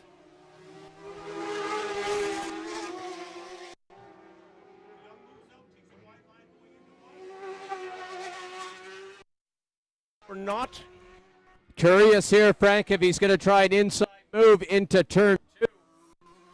We'll see. Out of turn 2 is still Jordan Zoke, followed by Ben Young, Andrew Van Winkle. This is the closest three of them have been in the little bit here. I said 1/10. I think it's about 50 hundredths of a second now between those 3 bikes. Jordan Zoke out of 4, over the top 5. All about the drive here at Atlantic Motorsport Park, and Jordan Zoke with a great drive, able to open up 3 bike lanes, Frank, down the back straightaway. Yes, indeed. But watch as Ben Young applies the binders going into corner 7 here and makes up a little bit of distance. Not all that much. Zoke enjoying a couple of bike lanes now as they head up into the carousel. But it's pretty much the same old as we've seen for the last 3 laps here. Of Andrew Van Winkle being very patient back there, which is a good thing for a rookie pro such as he. Now onto the front straightaway. Jordan Zoke. Let's take a look at these lap times. The 3 riders still into the 108s, pushing hard. 8 laps into this 12-lap GP Bikes Pro Superbike race 2 of the weekend. Still 12 laps left to go. Frank, I got no fingernails left. Corner 2. Out of corner 2 comes Jordan Zoke with no bike lengths between them. Ben Young's front wheel was almost overlapping Jordan Zoke's rear wheel, so there was 0 distance between those motorcycles when they exited turn 2. Right now they're coming through turn 4, up in that lump that they call turn 5, and now onto the infamous roller coaster back straight here at Atlantic Motorsport Park. Zoke is stretching it out. I'm going to give him an extra bike length from what we saw last time around. No worries, Marcus. Stay where you are. You're important. You got to get your information in. Okay, up into the carousel once more. Thank you, Corey. Up into the carousel once more, and Zoke continues. He has a clear field of vision, and the rest of the guys are seeing nothing but green. Again, onto the front straight. Young, I have a feeling he's setting up an outside move here down into turn 1 to put him on the inside of turn 2. But we are blind up here in the tower, so we'll have to wait for them to come out of turn 2. It is Jordan Zoke still over Ben Young. Making a pass on the outside going into turn 1 requires a great deal of bravery. And Ben Young has tested those bravery limits a couple of times now, but we'll see whether he's able to pull it off. I've not seen anyone pass on the outside of 1 in my time here at Atlantic Motorsport Park. Zoke again in that section of the race course. Coming off turn 5, gathers up another 4, 5, maybe 6 bike lengths now as he tosses it into the slight right-hand corner with an uphill climb. Then he flicks it to the left, stands it up once more, and is now in the carousel. Corey? Going through the order here, Frank. We got Jordan Zoke, followed by Ben Young and Andrew Van Winkle. David McKay about 8 seconds back from this battle. Alex Michel sees himself 12 seconds back in 5th. followed by Blaise Fougier and Mackenzie Wheel. This is fantastic. A coupling, as I say, when Jordan Zoke won his first national championship here in Canada, the first of 14 national championships, I don't think Andrew Van Winkle was born. Rider coming out of turn 3. Ben is starting to look pretty hungry to take over that lead. Continuously looks like he's trying to find a spot to get around Jordan Zoke. For the last few laps, he's been happy, it seems to be, back there in second. Now, it doesn't mean that he's had the opportunity to pass. He's not trying to dive into the inside. He's elected to just follow Ben Young around, but now he looks to be hungry, Frank, as they're heading into turn 9. Well, remembering what happened in yesterday's race when Jordan Zoke passed Ben Young, and then quickly Ben Young passed him back, and Zoke tried once again, but ended up going off-track excursion, shall we say, and Ben Young went on to win the race. But so what I'm suggesting is that Ben Young does not want to make his pass too early. If he has a pass, he may even save it to the last lap. Riders for the first time are dipping back into the 109s. So halfway through this race, the riders now maybe showing a little bit of tire wear out there as they're coming out of turn 3. Jordan Zoke, 2 bike lengths ahead of Ben Young. Andrew Van Winkle right there, a bike length back through turn 4 as they head towards the back straightaway. I got to give a shout out to Mackenzie Wheel. He decided to enter this race at the last minute. He did get to practice with them as Blaise Fougier comes by, and he decided to go out there and test his mettle against the finest in Canada. And although admittedly being humbled, he is also on a motorcycle that doesn't have near the horsepower that Zoke, Young, and Van Winkle enjoy. I hope the folks out west are listening to us, because those out there in Mountain View, you must be very proud of this number 45, Andrew Van Winkle. Mark my words, this is a classic case where we just may see a young upstart like Andrew Van Winkle score his first national championship win. It's a bit of a dream right now, but it's a dream that Andrew Van Winkle would like to realize after he gets his head on the pillow. Frank, the riders now coming through turn 3. Jordan Zoke, half a bike length ahead of Ben Young. Ben Young is not letting him get away. Now through turn 4. It looked like Ben Young was thinking about an outside move there in 4 to give himself the inside of 5.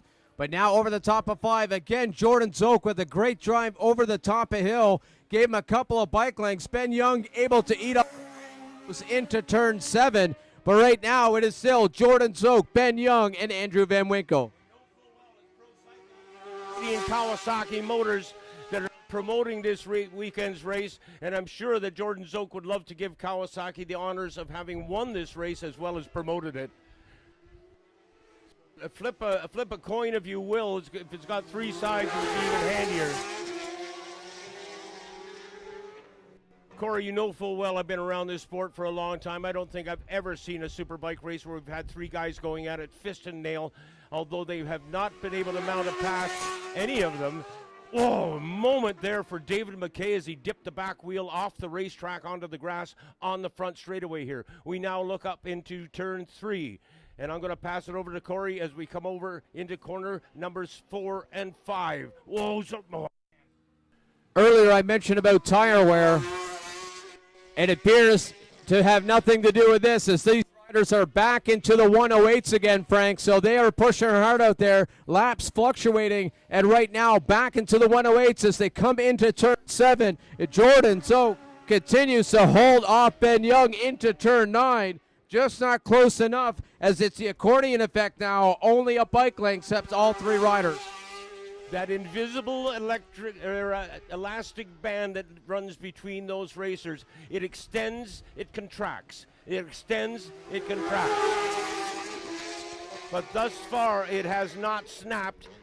Young way out to the left there as he has a look going into turn 1. Again, I don't think there's an opportunity there. It just seems as though he's testing the bike, and testing the endurance of himself, and testing Jordan Zoke's peripheral vision.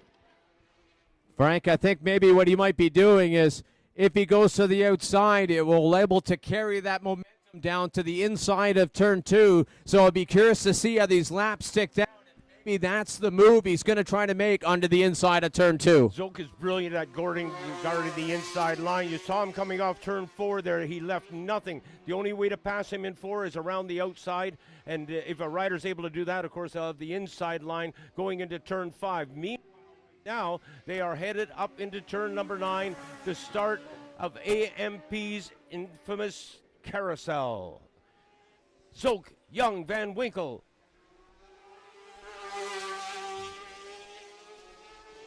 Through 11 now. Onto the front straightaway.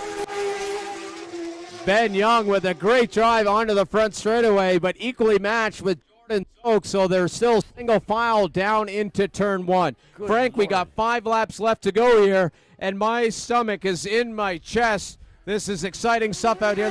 Oh, he's made a pass. Ben Young has made the pass. He has passed Jordan Zoke in corner 2. He has taken the race lead, and he is extending it. He has gathered up 5, 6 bike lengths already. Van Winkle now looks like he's ready to pounce on Zoke. Frank, I've seen that 2-3 laps in a row. Ben Young going wide in turn 1, and it was setting up an inside move into turn 2. So sure enough, the next lap by, down into turn 2, it is now Ben Young in the lead. Jordan Zoke, Andrew Van Winkle, but if we look up the road there, Frank, there is some lap traffic. Mackenzie Wheel, being a very smart rider, got right off the gas, allowed the 3 riders to get around him, so that had no play in the finish of this GP Bikes Pro Superbike. That was a key move and a really good move by a great rider, Mackenzie Wheel, taking all the drama out of this. Young, Zoke, Van Winkle, and then Mackenzie Wheel, albeit in a lap position. He is a game rider. Corey? Frank, when Ben Young got around Jordan Zoke, he put in his fastest lap of the race with a 108.2. Jordan Zoke with a 108.6. Andrew Van Winkle with his fastest lap of the race with a 108.5. So now let's see what happens here as Ben Young has opened up about 3 bike lengths. Zoke coming off of corner number 5 got a bit of a wheelie. It came down. He got it straightened out again and then got a handful of Kawasaki horsepower and lifted the front wheel again as they approach corner 9. Now out of turn 7, Ben Young has about 0.2 of a second or so over Jordan Zoke. We'll see if Jordan Zoke is able to answer back here as they come through turn 9. Andrew Van Winkle right on the back of Jordan Zoke around turn 10, making their way onto the front straightaway. We'll see if Andrew Van Winkle is able to make some kind of move as well. Frank, this is the first time the riders have got into the 107s. I was waiting for that. I knew there was a 107 coming. Who got it? Both Ben Young and Jordan Zoke into the 107s. So Jordan Zoke not letting Ben Young get away as they come around turn 3. We can see it's only 4 bike lengths between the 2 riders. So we'll see what transpires here as we have 3 laps left to go. Corey, you know full well that Jordan Zoke's got a very thick file to draw from in terms of racecraft, and you can leafing through the pages right now, trying to find a solution to Ben Young. He is hungry for a win. He's been second at Shannonville twice, second here again at Atlantic Motorsport. It's been such a while since we've seen the People's Champion standing on top of the podium, and I know a lot of people across this country would very much like to see that happen again. Whether it happens today or not, we'll see. Blaise Fougere now, lap rider on the front straightaway. This Blaise Fougere could factor into the finishing order of this motorcycle race. Take note of that, Corey. You're headed down into corner 2 right now, and you can pick them up as they're coming out of the hill. Wait to see what happens here. Blaise Fougere got out of the way. Away from Ben Young and Jordan Zoke. We'll see what happens here with Andrew Van Winkle. Right now, Andrew Van Winkle is the one who has lost the ground here as he's right behind Blaise Fougere. Is he going to try an outside move here inside of 5? He has, and he's got around Blaise Fougere, but unfortunately now he's around 3 seconds back from Jordan Zoke. I would wager that Andrew Van Winkle is probably cursing a couple of times He's been doing so well. He was right with him. Now, the big story, I think, of this closing stages of this race is, can Andrew Van Winkle possibly catch back up to Zoke and Young? If he's turning 107, oh, wow.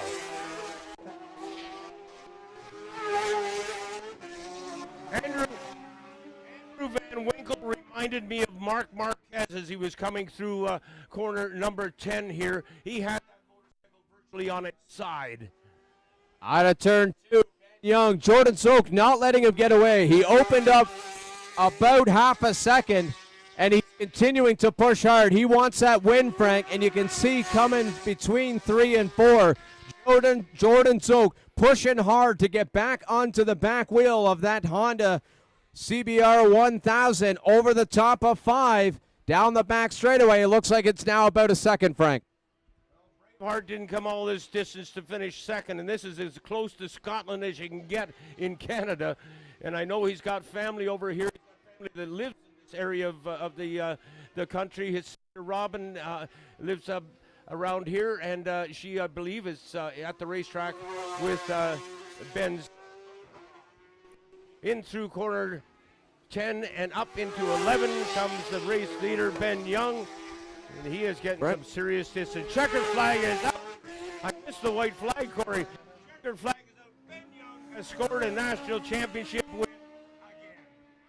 Frank, I was so concentrated on that battle, I missed the last lap flag as well. Checker flag out, as you mentioned. Ben Young, Jordan Zoke, Andrew Van Winkle. Here comes the 82, David McKay. Letting off the gas on the front straightaway. Great drive onto the front straightaway for David McKay. Ryder in 5th. Alex Michel coming now off the back straightaway here, tipping into turn 7. Alex Michel getting down into the 10s early on in the race.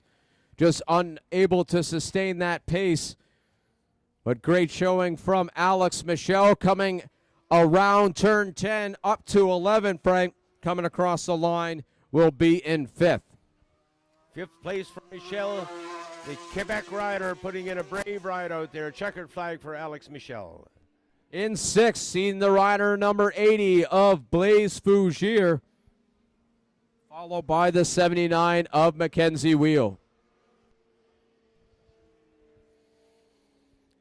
Wow. That was a dandy, especially the first 12 laps. My God, that was incredible.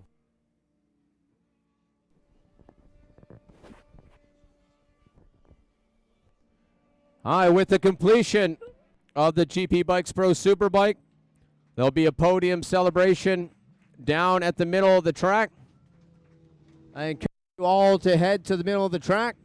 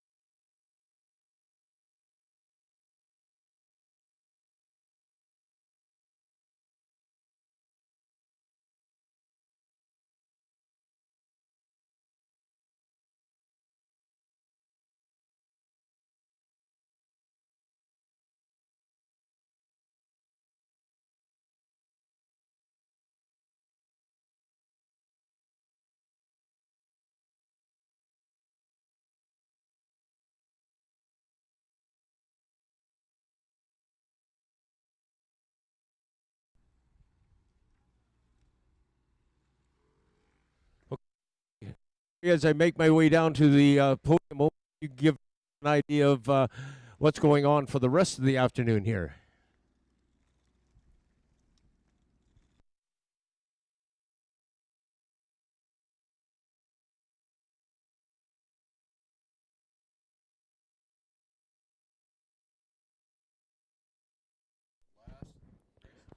Frank, you cut out there a little bit. I think you were asking me to let them know what's going to happen while you're heading down to the podium.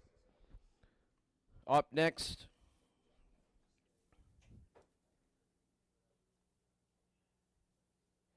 is the AIM Insurance Amateur Superbike, second race and last race of the weekend.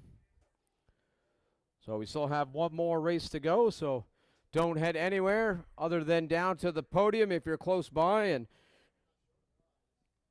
at the conclusion of that podium, we have another amazing race in store for you, so head back there to your favorite spot to watch the race as we have one more race to go after this podium for GP Bikes Pro Superbike. Well, Corey, before we go to the podium, I've got something very, very important to look after. You know, in the fan zone, we've been collecting money for the 50-50 draw, and the winner of the 50-50 draw will take home $352.50. So we're going to draw that very shortly here. In fact, I think we're going to draw it right now. May I do the honors? Very cool. Yes. I'm going to get you to tell them what it goes for. We just want to thank everyone for all the support at the fan zone this weekend. It has been absolutely incredible turnout. It's amazing. We've made so much money for the 50-50 as well as all the other money from the t-shirts and all our merch. And it all goes right back to Revs for Rett, which is an amazing organization supporting Rett syndrome, awareness, research, finding a cure someday, all of that good stuff. So we just want to thank the fans, the riders, the teams, everyone that comes out for us at every event. Absolutely incredible, and we're so excited to send someone home with $352.50, help pay a little bit off of their weekend expenses maybe. So thank you everyone so very much. We really appreciate it. Let's get a winner here. Thank you. You did a much better job than I would have. But I'm looking forward to drawing this name out. Remember at Shannonville, the winner, I think it was around $350, and the guy gave $100 back because he knew that it was going for Revs for Rett. He knew it was going for a good cause, and he knew it was going to Canada, to CSBK's chosen charity. And the winner is, help me with this one. Oh, I'm not so sure on that name, actually. Do we Want me to draw another one? I'm going to say the last name is Haggart, maybe? So if we've got maybe a Bruce Haggard in the audience, he can come up and collect his winnings, and we'll give the phone number a call if we don't see him here soon and just confirm and get him his winnings. So thank you again, everyone. We so appreciate it. Bruce Haggard, if you're still around, come on up to the fan zone and get your winnings. Thank you, everyone. Thank you. Much appreciate your efforts. $352.50. And all I did was go to the races.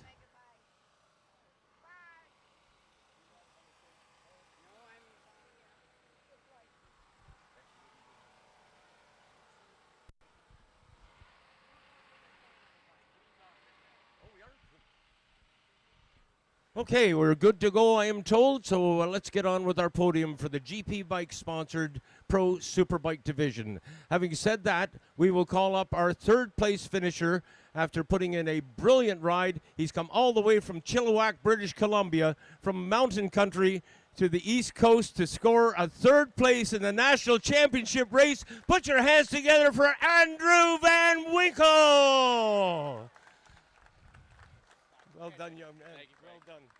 Thrilling ride by that young man who got squeezed out of a three-way battle when they got into lappers. Having said that, we will now move on to our second place finisher for the second day in a row for the fourth time this season. The People's Champion brings it home on the podium in second position. Put your hands together for this 14-time Canadian champion, Jordan Zook.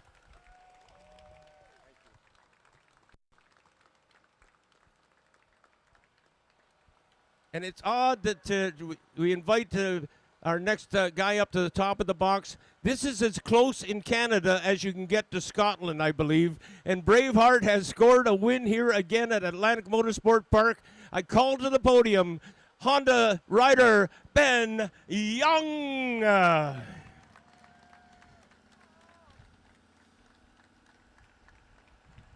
Well, that was cool. As Ben congratulated Jordan Zoke's crew for their efforts.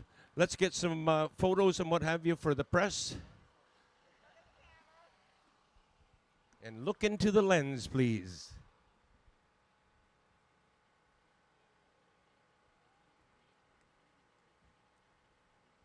All right. It is time to talk. Andrew Van Winkle, what a brilliant ride. If you hadn't been caught up with that lapper, I think you may have had a chance at winning your first national. Nonetheless, you kept it all together, you kept your composure, and you brought it home in third. Congratulations, young man. Yeah, that was a good race. Didn't quite get the start I wanted, about the same one as yesterday, but made moves quicker, and I got behind Ben and Jordan. I kept the pace for pretty much the whole race, so I'm pretty happy with that. Feels good to come in third after, I would say, a little bit of a disappointing fourth yesterday, but I ran the pace today, and I can't be too upset with that. So, Andrew, I'm hoping that the folks back in Chilliwack and Mountain View are listening in. You know, we're broadcasting audio on YouTube, and we've got a lot of listeners, and I'm hoping the people that support you are listening and know what you have accomplished here today. yeah, I'd like to thank sponsors, Mount View Motorsports, Naomi Adams Real Estate, Metric Civil, JBS Equipment, Locks Pharmacy, Honda Canada for giving me a Navi this weekend to go rip around. That was pretty fun. So thank you to everyone who puts it on, CSBK, Mom and Dad. Actually, this is to my mom's. Her birthday was yesterday. She couldn't come, but this one's for her. Couldn't get on the podium yesterday, so I'll give it to her today. Do you want to sing happy birthday to her? No. I mean, I'm only kidding. Well, congratulations, Andrew Van Winkle, bringing it home in third spot. That is the future of our sport, by the way, ladies and gentlemen. Keep that in mind in the future. Talk about the future. Jordan Zoke, what a ride, man. The fans were going nuts when you were leading that race. Talk about it. Yeah, I got the start, and then I didn't want to go too hard at the beginning. I was trying to just get a good pace, settle in, and I figured that Ben was gonna stick behind there for a while and play his cards a little later in the race. And I kept kind of leaving the door open a little into two for him because that's where he's passed me before. So I thought, all right, Ben, when are you gonna do it? When are you gonna do it? And I was trying to save the tires and me and the bike and everything to when he attacked that I had something to retaliate. And then and I knew by looking at his board a couple times that we weren't alone. We were all together. So I was kind of waiting on it. And then when he did, I just I could stay at first, and I think 2 days in a row we set the fastest lap of the race. But the track was just a little greener from all the rain, and it was just hard to get the grip that we were looking for, and just started to kind of push a few spots. I was like, I don't know if I want to put this thing into the woods right now. But I tried, and, my hat's off to Ben. He rode really smart. He rode like I used to, so I'll give that to him. But, we held in there right to the end both days. I backed it down a little on the last lap just because I seen I had +2. But, I'm just happy with myself that I've been able to fight to the end with him now. And, now that we have the good package under us and the motor's back together and working awesome, and I just can't thank my whole crew enough, and Kawasaki and Bridgestone and Tebow for just supporting the series as strong as they do, and AIM Insurance, they're a big supporter of the series, of me, of insurance across the country for people, and it's been such a great support. Some friends flew out just to support me too. It's been a great weekend for that. It's really made me a happy guy this weekend, and I just want to thank all the fans for sticking around. Well said. Jordan Zoke brings it home in second for the fourth time this year, piling up points. Speaking of piling up points, Braveheart, you waited long enough, and when you got the job done, it was done. Yeah, I was not ignoring Jordan there. I was chatting with Andrew, but I heard him say something like he's riding like I'm riding like him, and I would definitely say that was a Jordan Zoke's performance from myself. I feel like he's done that so many times to myself, Kenny Reedman, Jody Christie. I mean, the list goes on, right? And I was happy to be able to pull that one over on him. We tried some different stuff with this bike today. We different compound to the VO3. First time using it, and it was different, that's for sure. But it was also in my mind how I wanted to run that race. So yeah, I mean, thanks to my guys this weekend. It's been great. You know, the sub-in mechanic was Trevor Daly this weekend. Can't thank him enough. And obviously Scott and my whole team, my mum and my dad, my sister's out here as well. So the Van Dolders Home Team Honda worked phenomenal. Thank you to Bridgestone for your constant support. You know, it's fun to be able to do this with them and be able to try this other compound. It's good data that relays over overseas and to the future of this tire. So thank you, AMP. Love coming here. Another one in the books for us, and ready for the next one. Well said. Ladies and gentlemen, that is your podium. Andrew Van Winkle finished third, Jordan Zook in second, and on top of the block once more, Braveheart, Ben Young. Were you clapping there? I couldn't hear you. Ah, that's better. That makes me feel much better.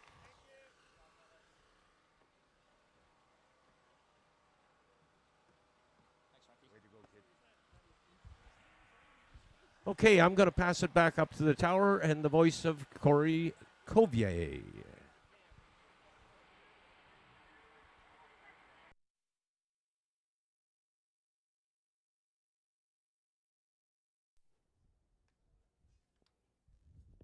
Thank you, Frank. As I mentioned earlier, we got one more race to go, which is the AIM Insurance Amateur Superbike. Last race of the weekend.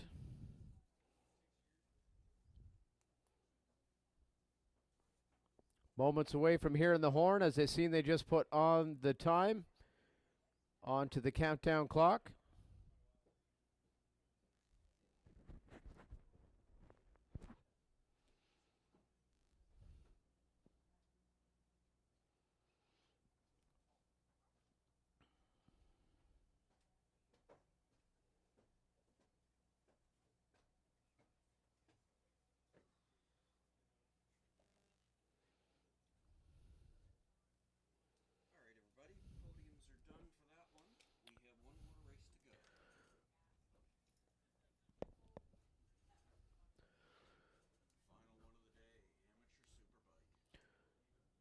I'll wait for the horn before I start the grid so everyone can hear it.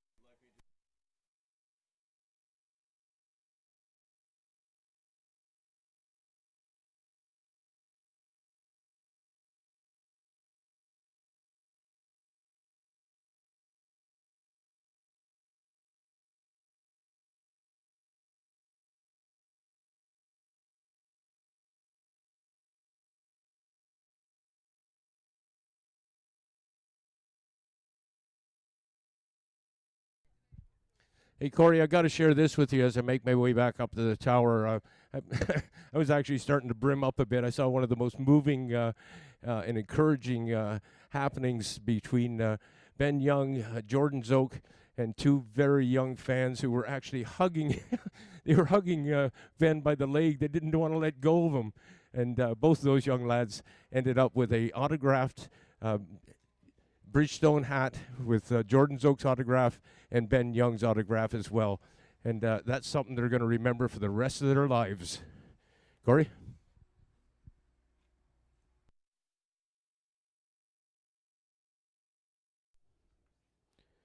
Always great, Frank, to see those moments getting made here, part of the Bridgestone Canadian Superbike Championship.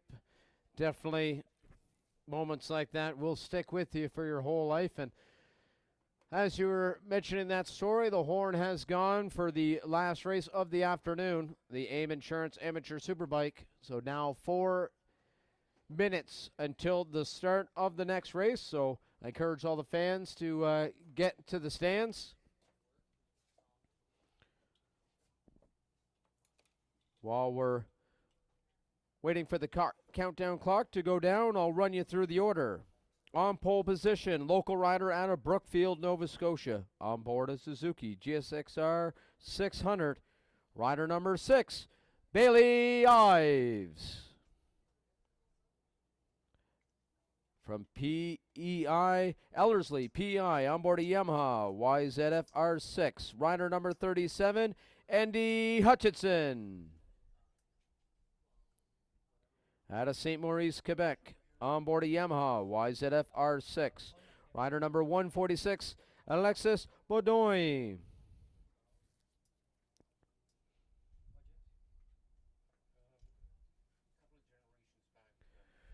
Rider that was slated to be in 4th was Nicholas Kranz, and as I mentioned earlier, due to his get-off in turn 9, not able to compete. Rider in 5th is Julia Kranz. She had the get-off down there in turn 1. Not sure how serious that was regards to her machinery. Not sure if she was able to make it out to the grid, but Julia Kranz starting in 5th from Caledonia East, Ontario, on board a Suzuki GSXR 750. Rider out of Dartmouth, Nova Scotia, on board a Kawasaki ZX6. Rider number 40, local rider Michael Scott. The other rider earlier involved in that incident with Julia Kranz. Rider out of Montreal, Quebec, on board a Suzuki GSXR 750. Rider number 27, Jeremy Lazur. Not sure if Jeremy is able to make it out either. That down into turn 1. Would have left minimal time to get that machinery back on the go.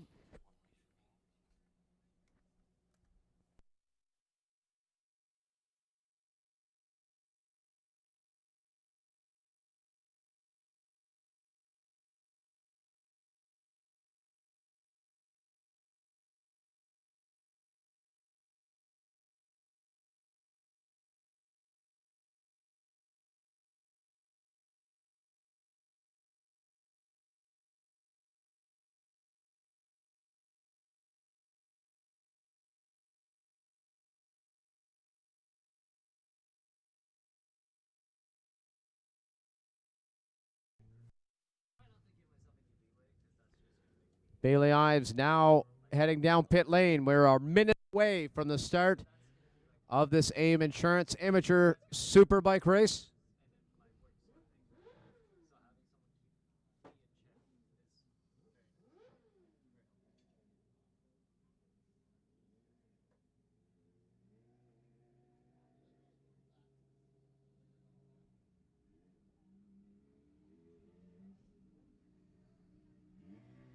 Michael Scott making his way down pit lane, followed by Alexis Baudouin. Alexis Baudouin. Well, Corey, we're certainly not saying goodbye just yet, but as we roll into the last race of the weekend, and the last 2 podiums will be coming shortly after that, just a brief comment that this has been a very successful weekend. Thankfully, Mother Nature has been on our side, and we were able to get it done in relatively dry conditions. But we got some more racing to go here, Corey. 1 more race on the weekend, and 2 more podiums. Yeah, that was so cool down there, man, when Jordan and Ben and Andrew surrounded by young kids, and the one kid grabbed Ben Young's leg like he wouldn't let go. And I said to him, "Is it okay if Ben takes him home?" You know? But those are 2 youngsters that are very much enthused. Oh, there's Julia Kranz. Wow, that team's been busy, I think. Yes, Julia Kranz able to get her machinery repaired after that get off there in turn 1. Great ride from Julia. In that amateur sport bike race. Just look. See? Yeah.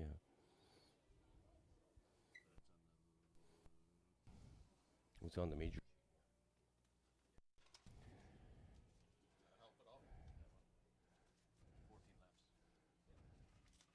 Okay, 14 laps to go. Apologies, I thought it was 10. Thank you, Ian. I think you're just getting tired, Frank.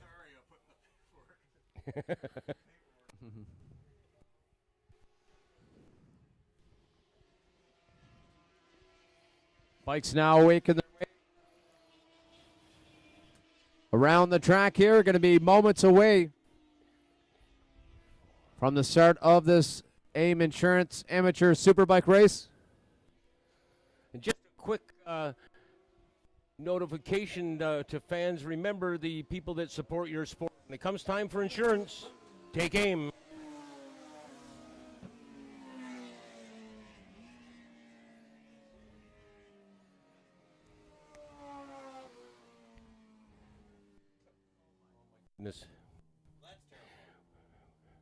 We bid adieu to Jacob Black. And Jacob, thank you very much for your support of this event this weekend. He is the man from Canadian Kawasaki Motors that essentially helped to make this happen. The riders are now under starters' orders.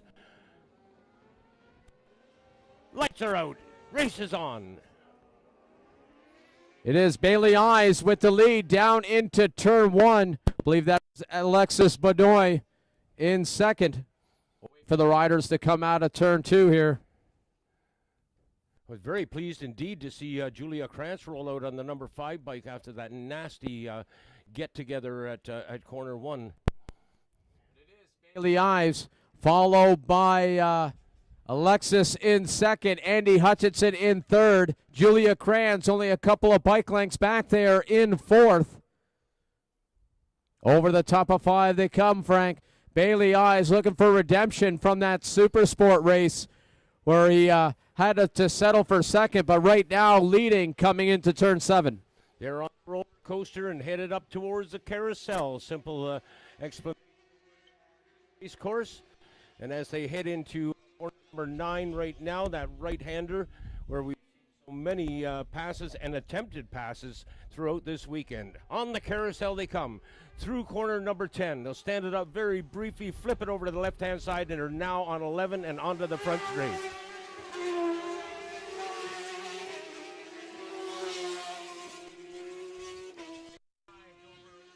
Alexis Baudouin, Andy Hutchinson running in third spot, Julia Krantz in fourth, Michael Scott holding on to fifth. Out of turn 2, the two first and second separated by half a bike length. Frank out of turn 2. You can see now out of turn 3, Bailey Ives is looking for redemption there through turn 4, holding off Alexis Bedoy. They're starting to pull a little bit away from Andy Hutchinson. Julia Krantz still lingering back there in fourth. She's back about 1.5 seconds there, but as we've seen in that sport race, she right down to the last minute, getting down into the 13s. Baudouin, the rider. Remember how many great riders have come out of that section of Canada. Pascal Picard, Martin, Yvonne Duhamel, Miguel Duhamel, the list goes on. And very soon, I think we're going to see this young lad make his way into the pro ranks and be a little better known than he is this weekend. Alexis Baudouin running in second spot. He goes wide into turn 1, very similar to what Ben Young was doing in the Superbike race. And we'll see whether it reaps any rewards as they head into corner number 2.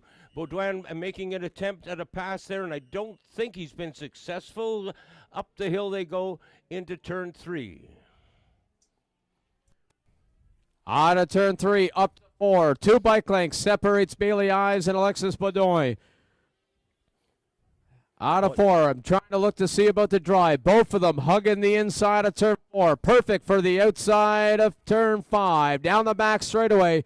2 great drives from those riders as they rocket towards turn 7. A roller coaster heading up towards right-hander that takes them on a brief straightaway up into corner number 9. And Alexis Baudouin having a look, but not making an attempt. Corey Canfield continues to lead as they make their way through the carousel. Into corner 10. Now into 11. Corey. All side by side down the front straightaway. Bailey Vives and Alexis Baudouin. Alexis looked like he's getting eager to take over the lead of this AIM Insurance Amateur Superbike race. But it's still Bailey Ives side by side. Alexis not able to get to the outside of Bailey Ives there. Not an optimal position here in at Atlantic Motorsport Park, as you'll be on the outside of turn 3. So elected to let off the gas there and tuck up in behind Bailey Ives. Now out of 4, over the top of 5. Interesting to see what this gap is as I move back to Andy Hutchinson. Julia Krantz over the top of 5. I think that gap may be steady there, but I'm going to keep an eye on that, Frank. Through 7 and 8 go our race leaders. Now Alexis Baudouin trying to line up for a pass, but he's too far back to attempt anything now. He is pacing himself. Thank you, Corey. He's pacing himself and his time, and he wants to make it right. Now, last time around when turn number 1, he did change his line. He went wide, which, as you've noted in the past here, you're going wide into 1 quite often gives you the inside line into 2. He's doing the same thing again this lap. But sadly, he is further back. Hutchison having a lonely ride in 3rd spot, but he is about to have company. A young lady by the name of Julia Krantz is running right in behind him. I would say probably 10 bike lengths at this point in time. We'll see what kind of a gap we have between Julia Krantz and Hutchison as they come out of turn 2. Oh, it has expanded. Something happened, I think, down in turn 2 with Julia Krantz, because she was much closer to Andy Hutchinson on the previous lap than she is right now. Corey? Frank, she was doing a minute 13s in that super sport race. She's in the minute 15, so it'd be interesting to see if she shakes off that crash in turn 1. If she gets back into the 13, she'll be back onto the rear wheel of Andy Hutchinson for sure before the end of this AIM Insurance Amateur Superbike race. So right now, see what happens here with Julia Krantz. She has a minute 13s in her tickle trot. We'll see if she pulls it out. Bailey Ives continues to lead this contest with Alexis Baudouin in 2nd spot. Bailey Ives has extended his lead considerably. I would say that Bailey Ives enjoys about a 10 bike length lead as they head down into turn number 1, and Alexis Baudouin has no option but to follow him in his wheel tracks. Hutchinson goes by. There is Krantz now. Krantz is at speed. I got a sneaking suspicion she's got something up her sleeve, Corey. Frank, the leaders a lap ago were into the minute 13s. Both the riders into the minute 12s now. Oh, coming out of, I thought that was the leaders coming out of turn 2. I seen one. I was like, where's the other? But they're coming over the top of 5. Bailey Ives continuing to hold off Alexis Baudouin down the back straightaway. 3 bike lengths tipping into turn 7. Bailey Ives with a great drive over the top of 5. Able to hold off Alexis. We'll see what happens here into turn 9. Still not close enough to pull any moves there. So Bailey Ives pushing hard out there this afternoon after coming 2nd in that super sport race. If Julia Krantz can find that time, you mentioned that she was at 1:15 and had been running at 1:13. If she can find those 2 seconds, and she has closed, Corey, there is no question about it. Going into the carousel, Julia Krantz has closed up now on Andy Hutchinson. And I'm going to give Hutchinson maybe 12 bike lengths right now. See what happens at the end of the front straight. Julia Krantz, definitely. She was 2 seconds faster than Andy Hutchinson there, down to her fastest lap of the race. So Julia Krantz, seeing that podium right in front of her, that is the carrot, Frank. Coming out of turn 2, she is 2, maybe 3/10 of a second back from Andy Hutchinson. Well, as you mentioned earlier, she also had a nasty crash in her previous race, and she's probably shaking that off a bit. But I was, both of us were surprised to see her rolling out. We did not anticipate her competing in this national championship final, the final race of this weekend here at Atlantic Motorsport Park. Onto the roller coaster they go. We've got a race behind us. We've got a race in front of us. And although a limited number of entries in this contest, they are providing wonderful entertainment, Corey. Leaders now coming onto the front straightaway. Bailey Ives holding up Alexis Bedoin down into turn one.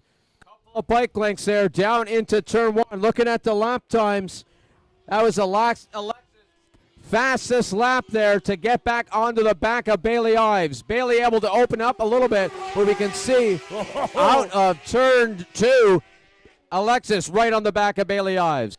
Corey talking about right on the back of Julia Krantz now has caught up to, and it is right on the back of Andy Hutchinson, coming out of turn one right now, headed down into turn number two. This is the race within the race. This is a great story as a young lady from the gentler gender is taking it to the gentleman up front. Frank, while we're looking at that battle, the halfway marker came out, so we now have 7 laps left to go. As the leaders coming off turn 7, heading towards turn 9. Baudouin's got something happening here, Corey. He had us going, as they came in 7, and now is into the carousel. He's about 2, maybe 3 bikes behind him. Coming into turn 10, just ended up briefly, thrown into 11 now, and onto the front straight. Ives in a bit of a pressure. Pace, and he has a plan, no question about it. Alexis has a plan here, but what about Julia? Julia right on the back of Andy Hutchinson. 2 bike lengths separates the 2 riders here as they head towards the front straightaway. Julia Krantz hungry for another podium this weekend, Frank.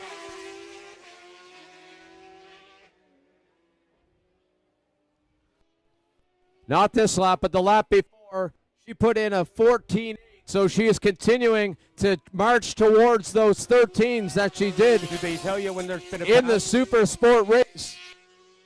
Do the marshals tell you when there's been a pass? Yeah, okay. Okay, race leaders on the back straightaway. I was just checking with the with Ian up here in control of in the tower, wondering if there's a pass made on the racetrack to the marshals radio it in. They do if it's for the lead. And I thought last lap around that Alexis Baudouin had maybe made a pass. Since we're looking at him, I wasn't quite sure, but I have clarified it that there was no pass made. Here comes Canfield.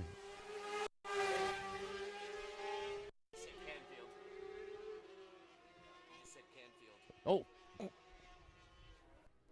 Whoops. Canfield on the brain. Bailey Ives. Andy Hutchinson out of turn number 9. Doesn't have much room as regards to a gap. Back to Julia Krantz onto the front straightaway. 2 bike lengths between the 2. Looking at the lap times, still in the 15s there, so I'm sure Andy Hutchinson can hear Julia's machinery behind her. We'll see what happens here out of turn 2 as we now have 5 laps to go. Out of turn 2, Julia Krantz, 2 bike lengths back, Frank, into 3. I find a bit of frustration in that I know darn well that Julia Krantz was pulling laps in the 113 range, so I know she's got the speed. She's just got to get it back to where she was running 113. She's riding 115s right now and is mired back behind Andy Hutchinson and thus far has not found a solution. Bailey Ives coming onto the front straightaway, continuing to hold off Alexis Baudouin. Down the front straightaway there, Bailey Ives across the line. Oh, they found some speed out there this afternoon, Frank. Both the leaders down to 1:11. Krantz now to the inside of 9. Julia Krantz has made the pass. She has moved into podium position. She has shunted Andy Hutchinson back 1 position, and Julia Krantz now is running in 3rd in this national championship contest, round 2 of the 2026 Bridgestone Canadian National Championship, and Hutchinson just blew a shift, so that will be further advantage to that young lady on the number 5. Corey? It'll be interesting to see how Andy Hutchinson responds here. We'll wait to see out of turn 2. Julia Krantz put in her fastest lap of the race, and we can see here as they make their way through turn 3. It's opened up to about 7/10, maybe a second there through turn 4. Andy Hutchinson is known to respond back, so we'll wait here as there's still 4 laps to go. We'll keep an eye on that battle, Frank, for 3rd and 4th. Here come your race leaders once more. Bailey Ives. Oh, big wiggle there for Alexis Baudouin. That motorcycle was almost out of his hands. Holy lordy, I don't know what brought that on, but I know it made my heart skip. Wow. Both those riders, Frank, into the 11 Look how still. close they are now. Out of turn 2, side by side for a moment there. But it is Bailey Ives still holding off Alexis Baudouin as they come towards turn 4. Maybe a bike length or 2. Now out of turn 4. We'll see what happens here between Bailey and Alexis Baudouin. But right now down the back straightaway, it continues to be Bailey Ives. It seems as though the battle for 3rd has been settled, so we look now to the front of this race and the two that have been going at it since last one. Alexis Baudouin running second spot right now, and Bailey Ives out front. The local fans will love to see this kid score a top of the box podium here, but we have a few laps before we decide that. Frank, I wouldn't say that this is decided yet. Andy Hutchinson is able to do high 12s, low 13s. Looking at his lap times, he was in the 15s. I've seen countless times here out of regional racing. Andy Hutchinson, when he gets past, he found an extra gear. So now coming turn number 7 there, looks like Andy Hutchinson maybe closing in just a little bit there on Julia Cran. I think you're right, Corey. I think you're right. Andy Hutchinson has found a little more speed and indeed has closed up. Now I'm hoping that Julia is getting the pit signals that will warn her that there is someone at the back door. All the leaders out of turn 4. Bailey Ives over the top of 5. Sound like a broken record, but it's Bailey Ives, 2 bike lengths ahead of Alexis Baudouin. Now into 7. How many laps we got left? 2 laps to go. 2 laps left. So next time around, they should get the last lap flag. Race leaders are now in the carousel, up in corner number 9, and now down into 10. As I've commented, number 10 and 11, it's a brief stand up and a flip over onto the other side. But Baudouin's got a plan. Baudouin has got a plan. Last lap. Looks like he was going a little wide on the outside of 11. Maybe another Ben Young move here coming from Alexis Baudouin. As now into turn 2. We'll see what happens here, Frank. It is Alexis Baudouin side by side with Bailey Ives. Bailey Ives didn't want to give it up. But down into turn 3 now. It is Alexis taking over. Whoa. Bailey Ives looked like he had a little buck and bronco move there out of turn 3. So Alexis now 2 bike lengths ahead of Bailey Ives through 4 over the top. I would suggest that this is great entertainment value watching this race. Baudouin sitting back in second spot for the entirety of the race, and he waited until the very last lap and about a third of the way through before he made the pass. But this ain't over. This ain't over for a long shot, because here comes Ives. Ives right up on the back wheel of Baudouin. Now into the carousel. Ives will be feathering that throttle, making sure he keeps that motorcycle upright, and he's got to do just room. He was hoping to get the inside line coming under the front straightaway. Oh, he's shaking his head. Bailey Ives just about tossed it away. Bailey Ives coming out of turn 11, hard on the gas, trying to get a drive down the front straightaway. Almost pitched himself here in turn 11, saved it, coming across the line in second. This race ain't over, not by a long shot, as we still have runners out there, including our third place runner, Julia Krantz. And Krantz now coming through the carousel, through corner 10. 11 awaits her. She flips it over into 11. The checkered flag now awaits her on the front straightaway. And Julia Krantz, for the second day in a row, will stand on the podium of a national championship race here at Atlantic Motorsport Park. And somebody is burning their Bridgestone tire off. Could that be Alexis Baudouin? I'm gonna go out on a limb and say it's that young, crafty Bailey Ives giving the local fans a show there. as we see Alexis Baudouin going down the back straightaway. Looks like he's going to give another show to the fans there into turn 3, lighting up the rear tire of that GSXR 600.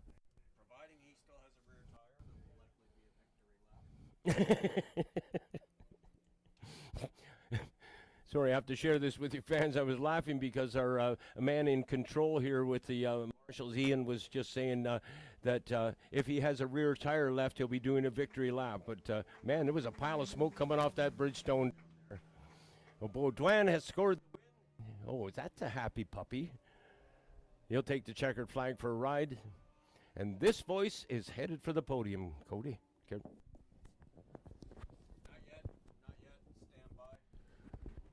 Looks like there is an issue with Bailey's bike down there.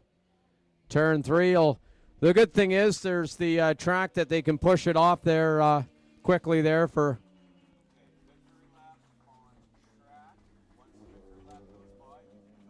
Julia Kranz with a big fist pump there. Excited for her after that get off in turn 1. Little bit of redemption there for Julia in this AIM Insurance Superbike race. Franco, I'll hand the mic over to you as you head down to the podium. Thanks very much, Corey. I will be back because I'm going to have to fetch my jacket and what have you. And before we head to the airport, I think we're flying out fairly soon. Down to the podium we go for the final 2 podiums of this Superbike weekend here at Atlantic Motorsport Park. And many thanks to the good Canadian Kawasaki at Pro Cycle in Nova Scotia. Those are 2 partners that got this week.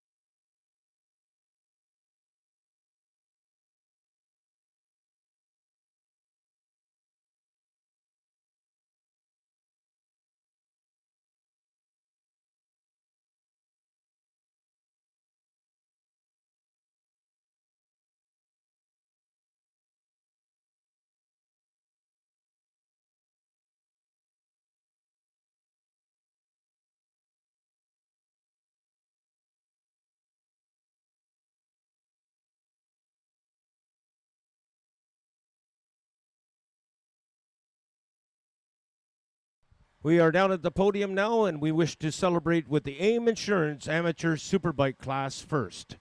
AIM Insurance Amateur Superbike class will be acknowledged first, so we will need the number 5 of Julia Krantz, the number 6 of Bailey Ives, and the number 146 of our race winner, Alexis Baudouin.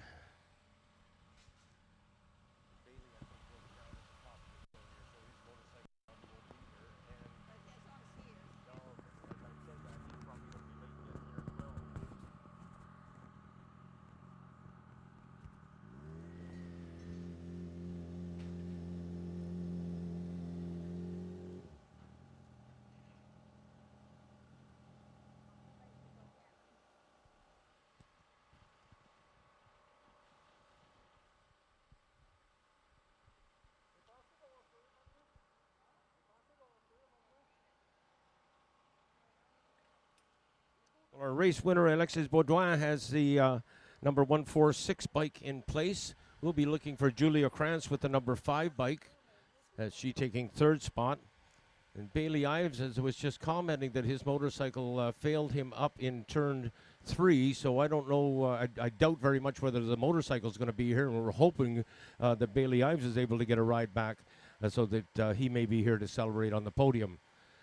And given our time constraints, we may have to go on without him.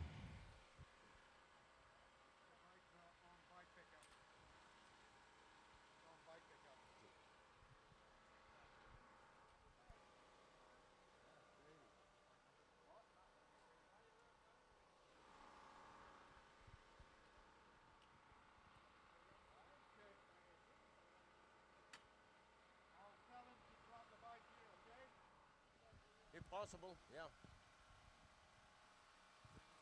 Come to speed it up.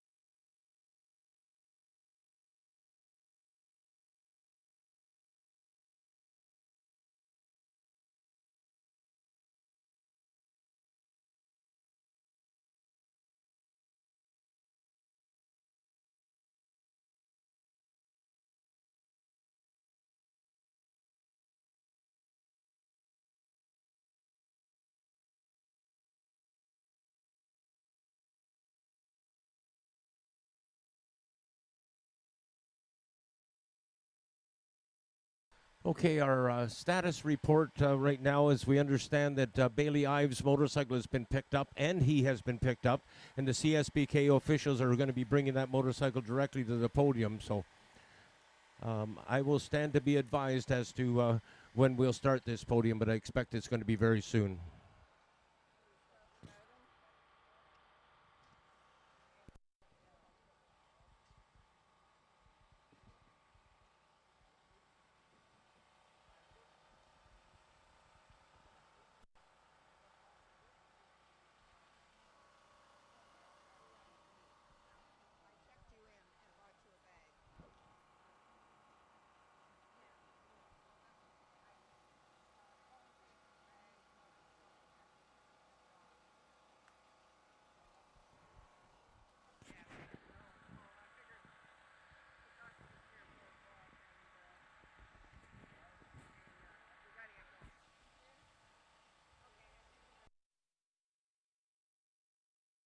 Well, sadly, we are under a bit of a time gun, so we are going to start things off and hope that Bailey Ives arrives in time to at least have an interview or so. But we definitely will move on, and we'll start things off by calling this young lady up. I just commented to her, I don't know if you realize it, Julia, but you're a role model for young women. The women from the gentler gender, as I like to call them. This is not just a man's sport, not by any means. There is, come on up here, Julia. Finishing in 3rd spot, Julia Krantz. Congratulations, young lady.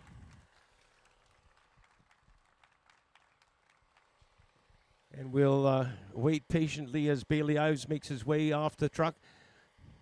No, let's celebrate right now with Alexis Baudouin, and then Bailey can join us. Come on up here, Alexis. Here is your race winners, ladies and gentlemen, from the AIM Insurance Amateur Superbike Championship. He's had a rough weekend, and boy, has he turned it around. Alexis Baudouin. And we get the honor of having Alexis speak en français when he's on the podium. So we'll just very quickly get those gloves off, get the helmet off, and we'll call Bailey Ives to celebrate here on the podium.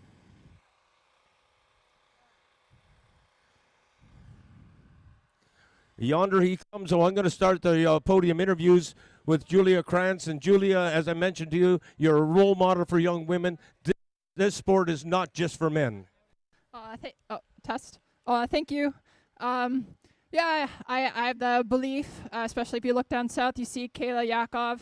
It's not that women are any different or lesser or whatever, any biases people may have. It's simply the amount of time and the amount of population into the sport. So I'm 100% certain as more women get into the sport, we will see more women on podiums. Julia, as I mentioned, a wee bit louder. This is kind of historic, you know. Julia, we congratulate you on a great ride, and we know you did a wonderful job out there. That was obvious. But you had a crash in the race previous, and I'm sure you had a whole lot of help to get that motor ready to go again. Talk to us about that. Yeah, test. We'll call it Cran's towing service. You know, I tow your motorcycle only after the finish flag wave. So, yeah, I want to thank my dad putting the bike back together. We had to bend the, I mean, you can see how high the tail is right now, so that was all totally up. So we bent that back. I sat back and I drank water. Yeah, no, I got the speed down before I hit the grass, so it wasn't a bad tumble. My heart goes out to Jeremy. I don't know where he is. Oh, there he is. I hope you're feeling all right as well. That's all right. Racing's rubbing, so no hard feelings. Yeah, mainly I just want to thank my dad, my mom, Maddie, my friend, and heart goes out again to my little brother who's all banged up. He says he's okay, but he's all banged up. Who couldn't race. Thanks very much. Ladies and gentlemen, Julia Kranz in third spot. Over to this side, and Bailey Ives bringing it home in second. But talk to us about it, Bailey. Oh, well, it was, is this the race we just did? Well, it was an interesting one. I had to kind of block him a little because I knew he was right there and probably had a little more pace. The bike in the first race today was cutting out. It was having a fuel issue, and we thought I might have just run it a little low on fuel, and it was still doing it even though we put a full tank in it for that race. So she was a heavy old beast to handle around. Yes, sir. But you had fun, though, huh? Oh, a whole lot of fun. I knew he was right there on my tail the whole time. He's riding amazing, but just honored to be there up here with him. So, and Julia, too. Well, congratulations, Bailey Ives. Thank you, sir. I appreciate it. I'd like to thank Pro Cycle, they do, Gary McKinnon, everything you do, his brother Glenn, Drew for helping out all weekend in the pits, my parents as well for helping out and being here, my brother and sister-in-law, Cassie, thank you for being here, Vincent for all your hard work, Paul, Albin, Finish Line Motorcycle Supply, they have all the best stuff. They got it right here at the track. If you break down like me about 14 times a week, then he'll have you set. Well said. Congratulations. Bailey Ives finishing in second position. Et maintenant, en français, Alexis Baudouin. For this time, I will try in English. But sorry before. This race was crazy. Bailey had a better start than me, and after that I follow him, and you don't see that, but in last lap, Bailey and me touch us, and it's a crazy final lap for me and for Bailey too, I think. So I'm very happy for this race. The battle was very nice, and I hope it will be the same race in Grand Band, and I want to big thanks for Sébastien Tremblay, Jeremy, Clément, Roxanne, and Moto Thibault, and I'm happy. Merci. There is your podium, ladies and gentlemen, with Julia Kranz bringing it home in third spot. Bailey Ives settles for second, and on top of the box for the second time this weekend, Alexis Baudouin. There we go, a great shot for the media. That'll be on the website, no doubt, in short order.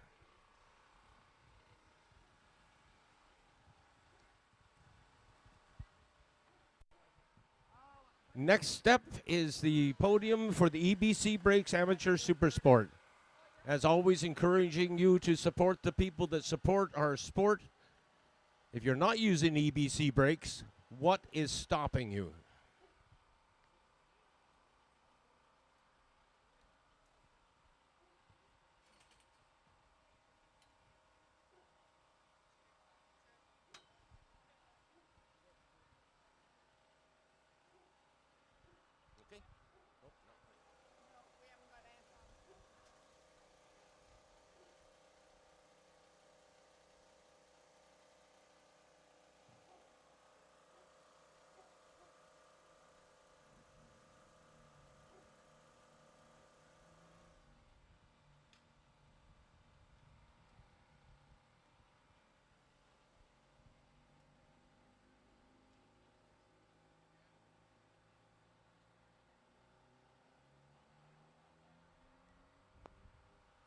Okay, this is likely to sound something like a broken record, but the only name that's changing on the podium this time around will be that of our third place finisher. Would you welcome to the podium, please, Antoine Slater. Congratulations. I'll speak to you in a moment.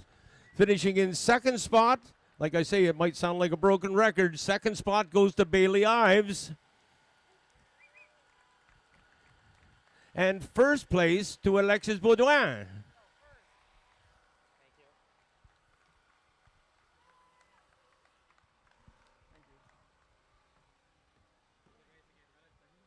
Well, they got their Bridgestone hats on. We're going to have a chat with each and every one of them. Antoine, pleasure to see you up on the national championship podium. Do you have fun out there, lad? Yeah, I had a lot of fun this weekend. I was having issues with the bike breaking up all weekend, so I was fighting, but ultimately ended up coming out on top or in third and working through it.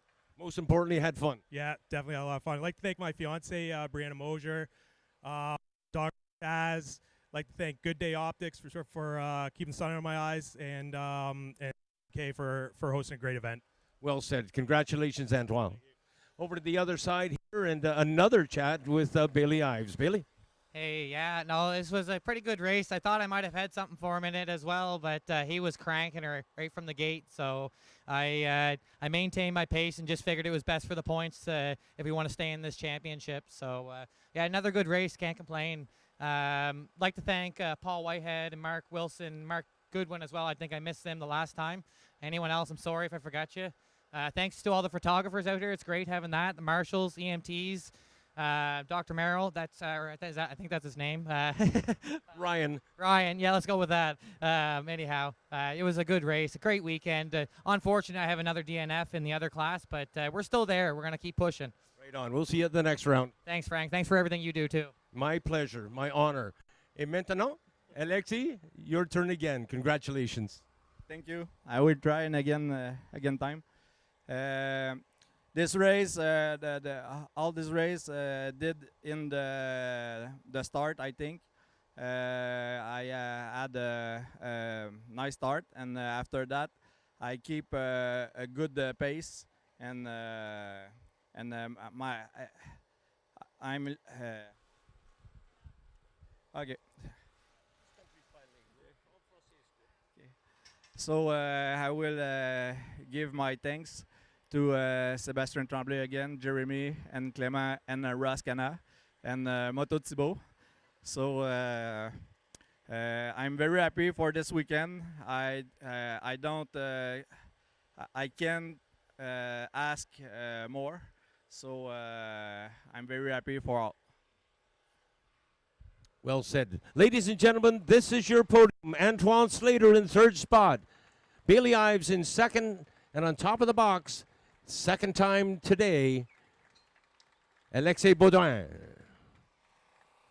That completes our weekend. As we wind it down, I'll look to Corey Covier to join me in a few last words here. Covier, we'd like to, Corey rather, we'd like to stick around for a while, but they've booked us some early flights into Toronto, so we're going to have to scoot very soon. But let's wind this one down and send folks home in a good state of mind. Yeah, Frank, like always, a great weekend with you up in the tower. Really enjoyed the whole weekend. Great race.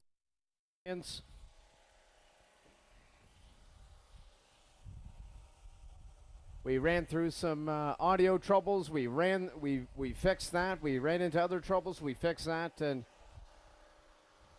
always a pleasure working with you, Frank.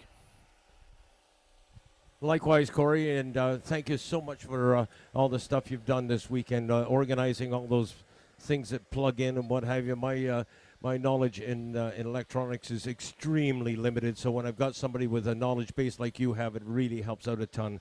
Your commentary on the races has been great, and working with you has been an absolute pleasure. I always look forward to coming down to the East Coast anyways, but you make it that much more fun. Thank you.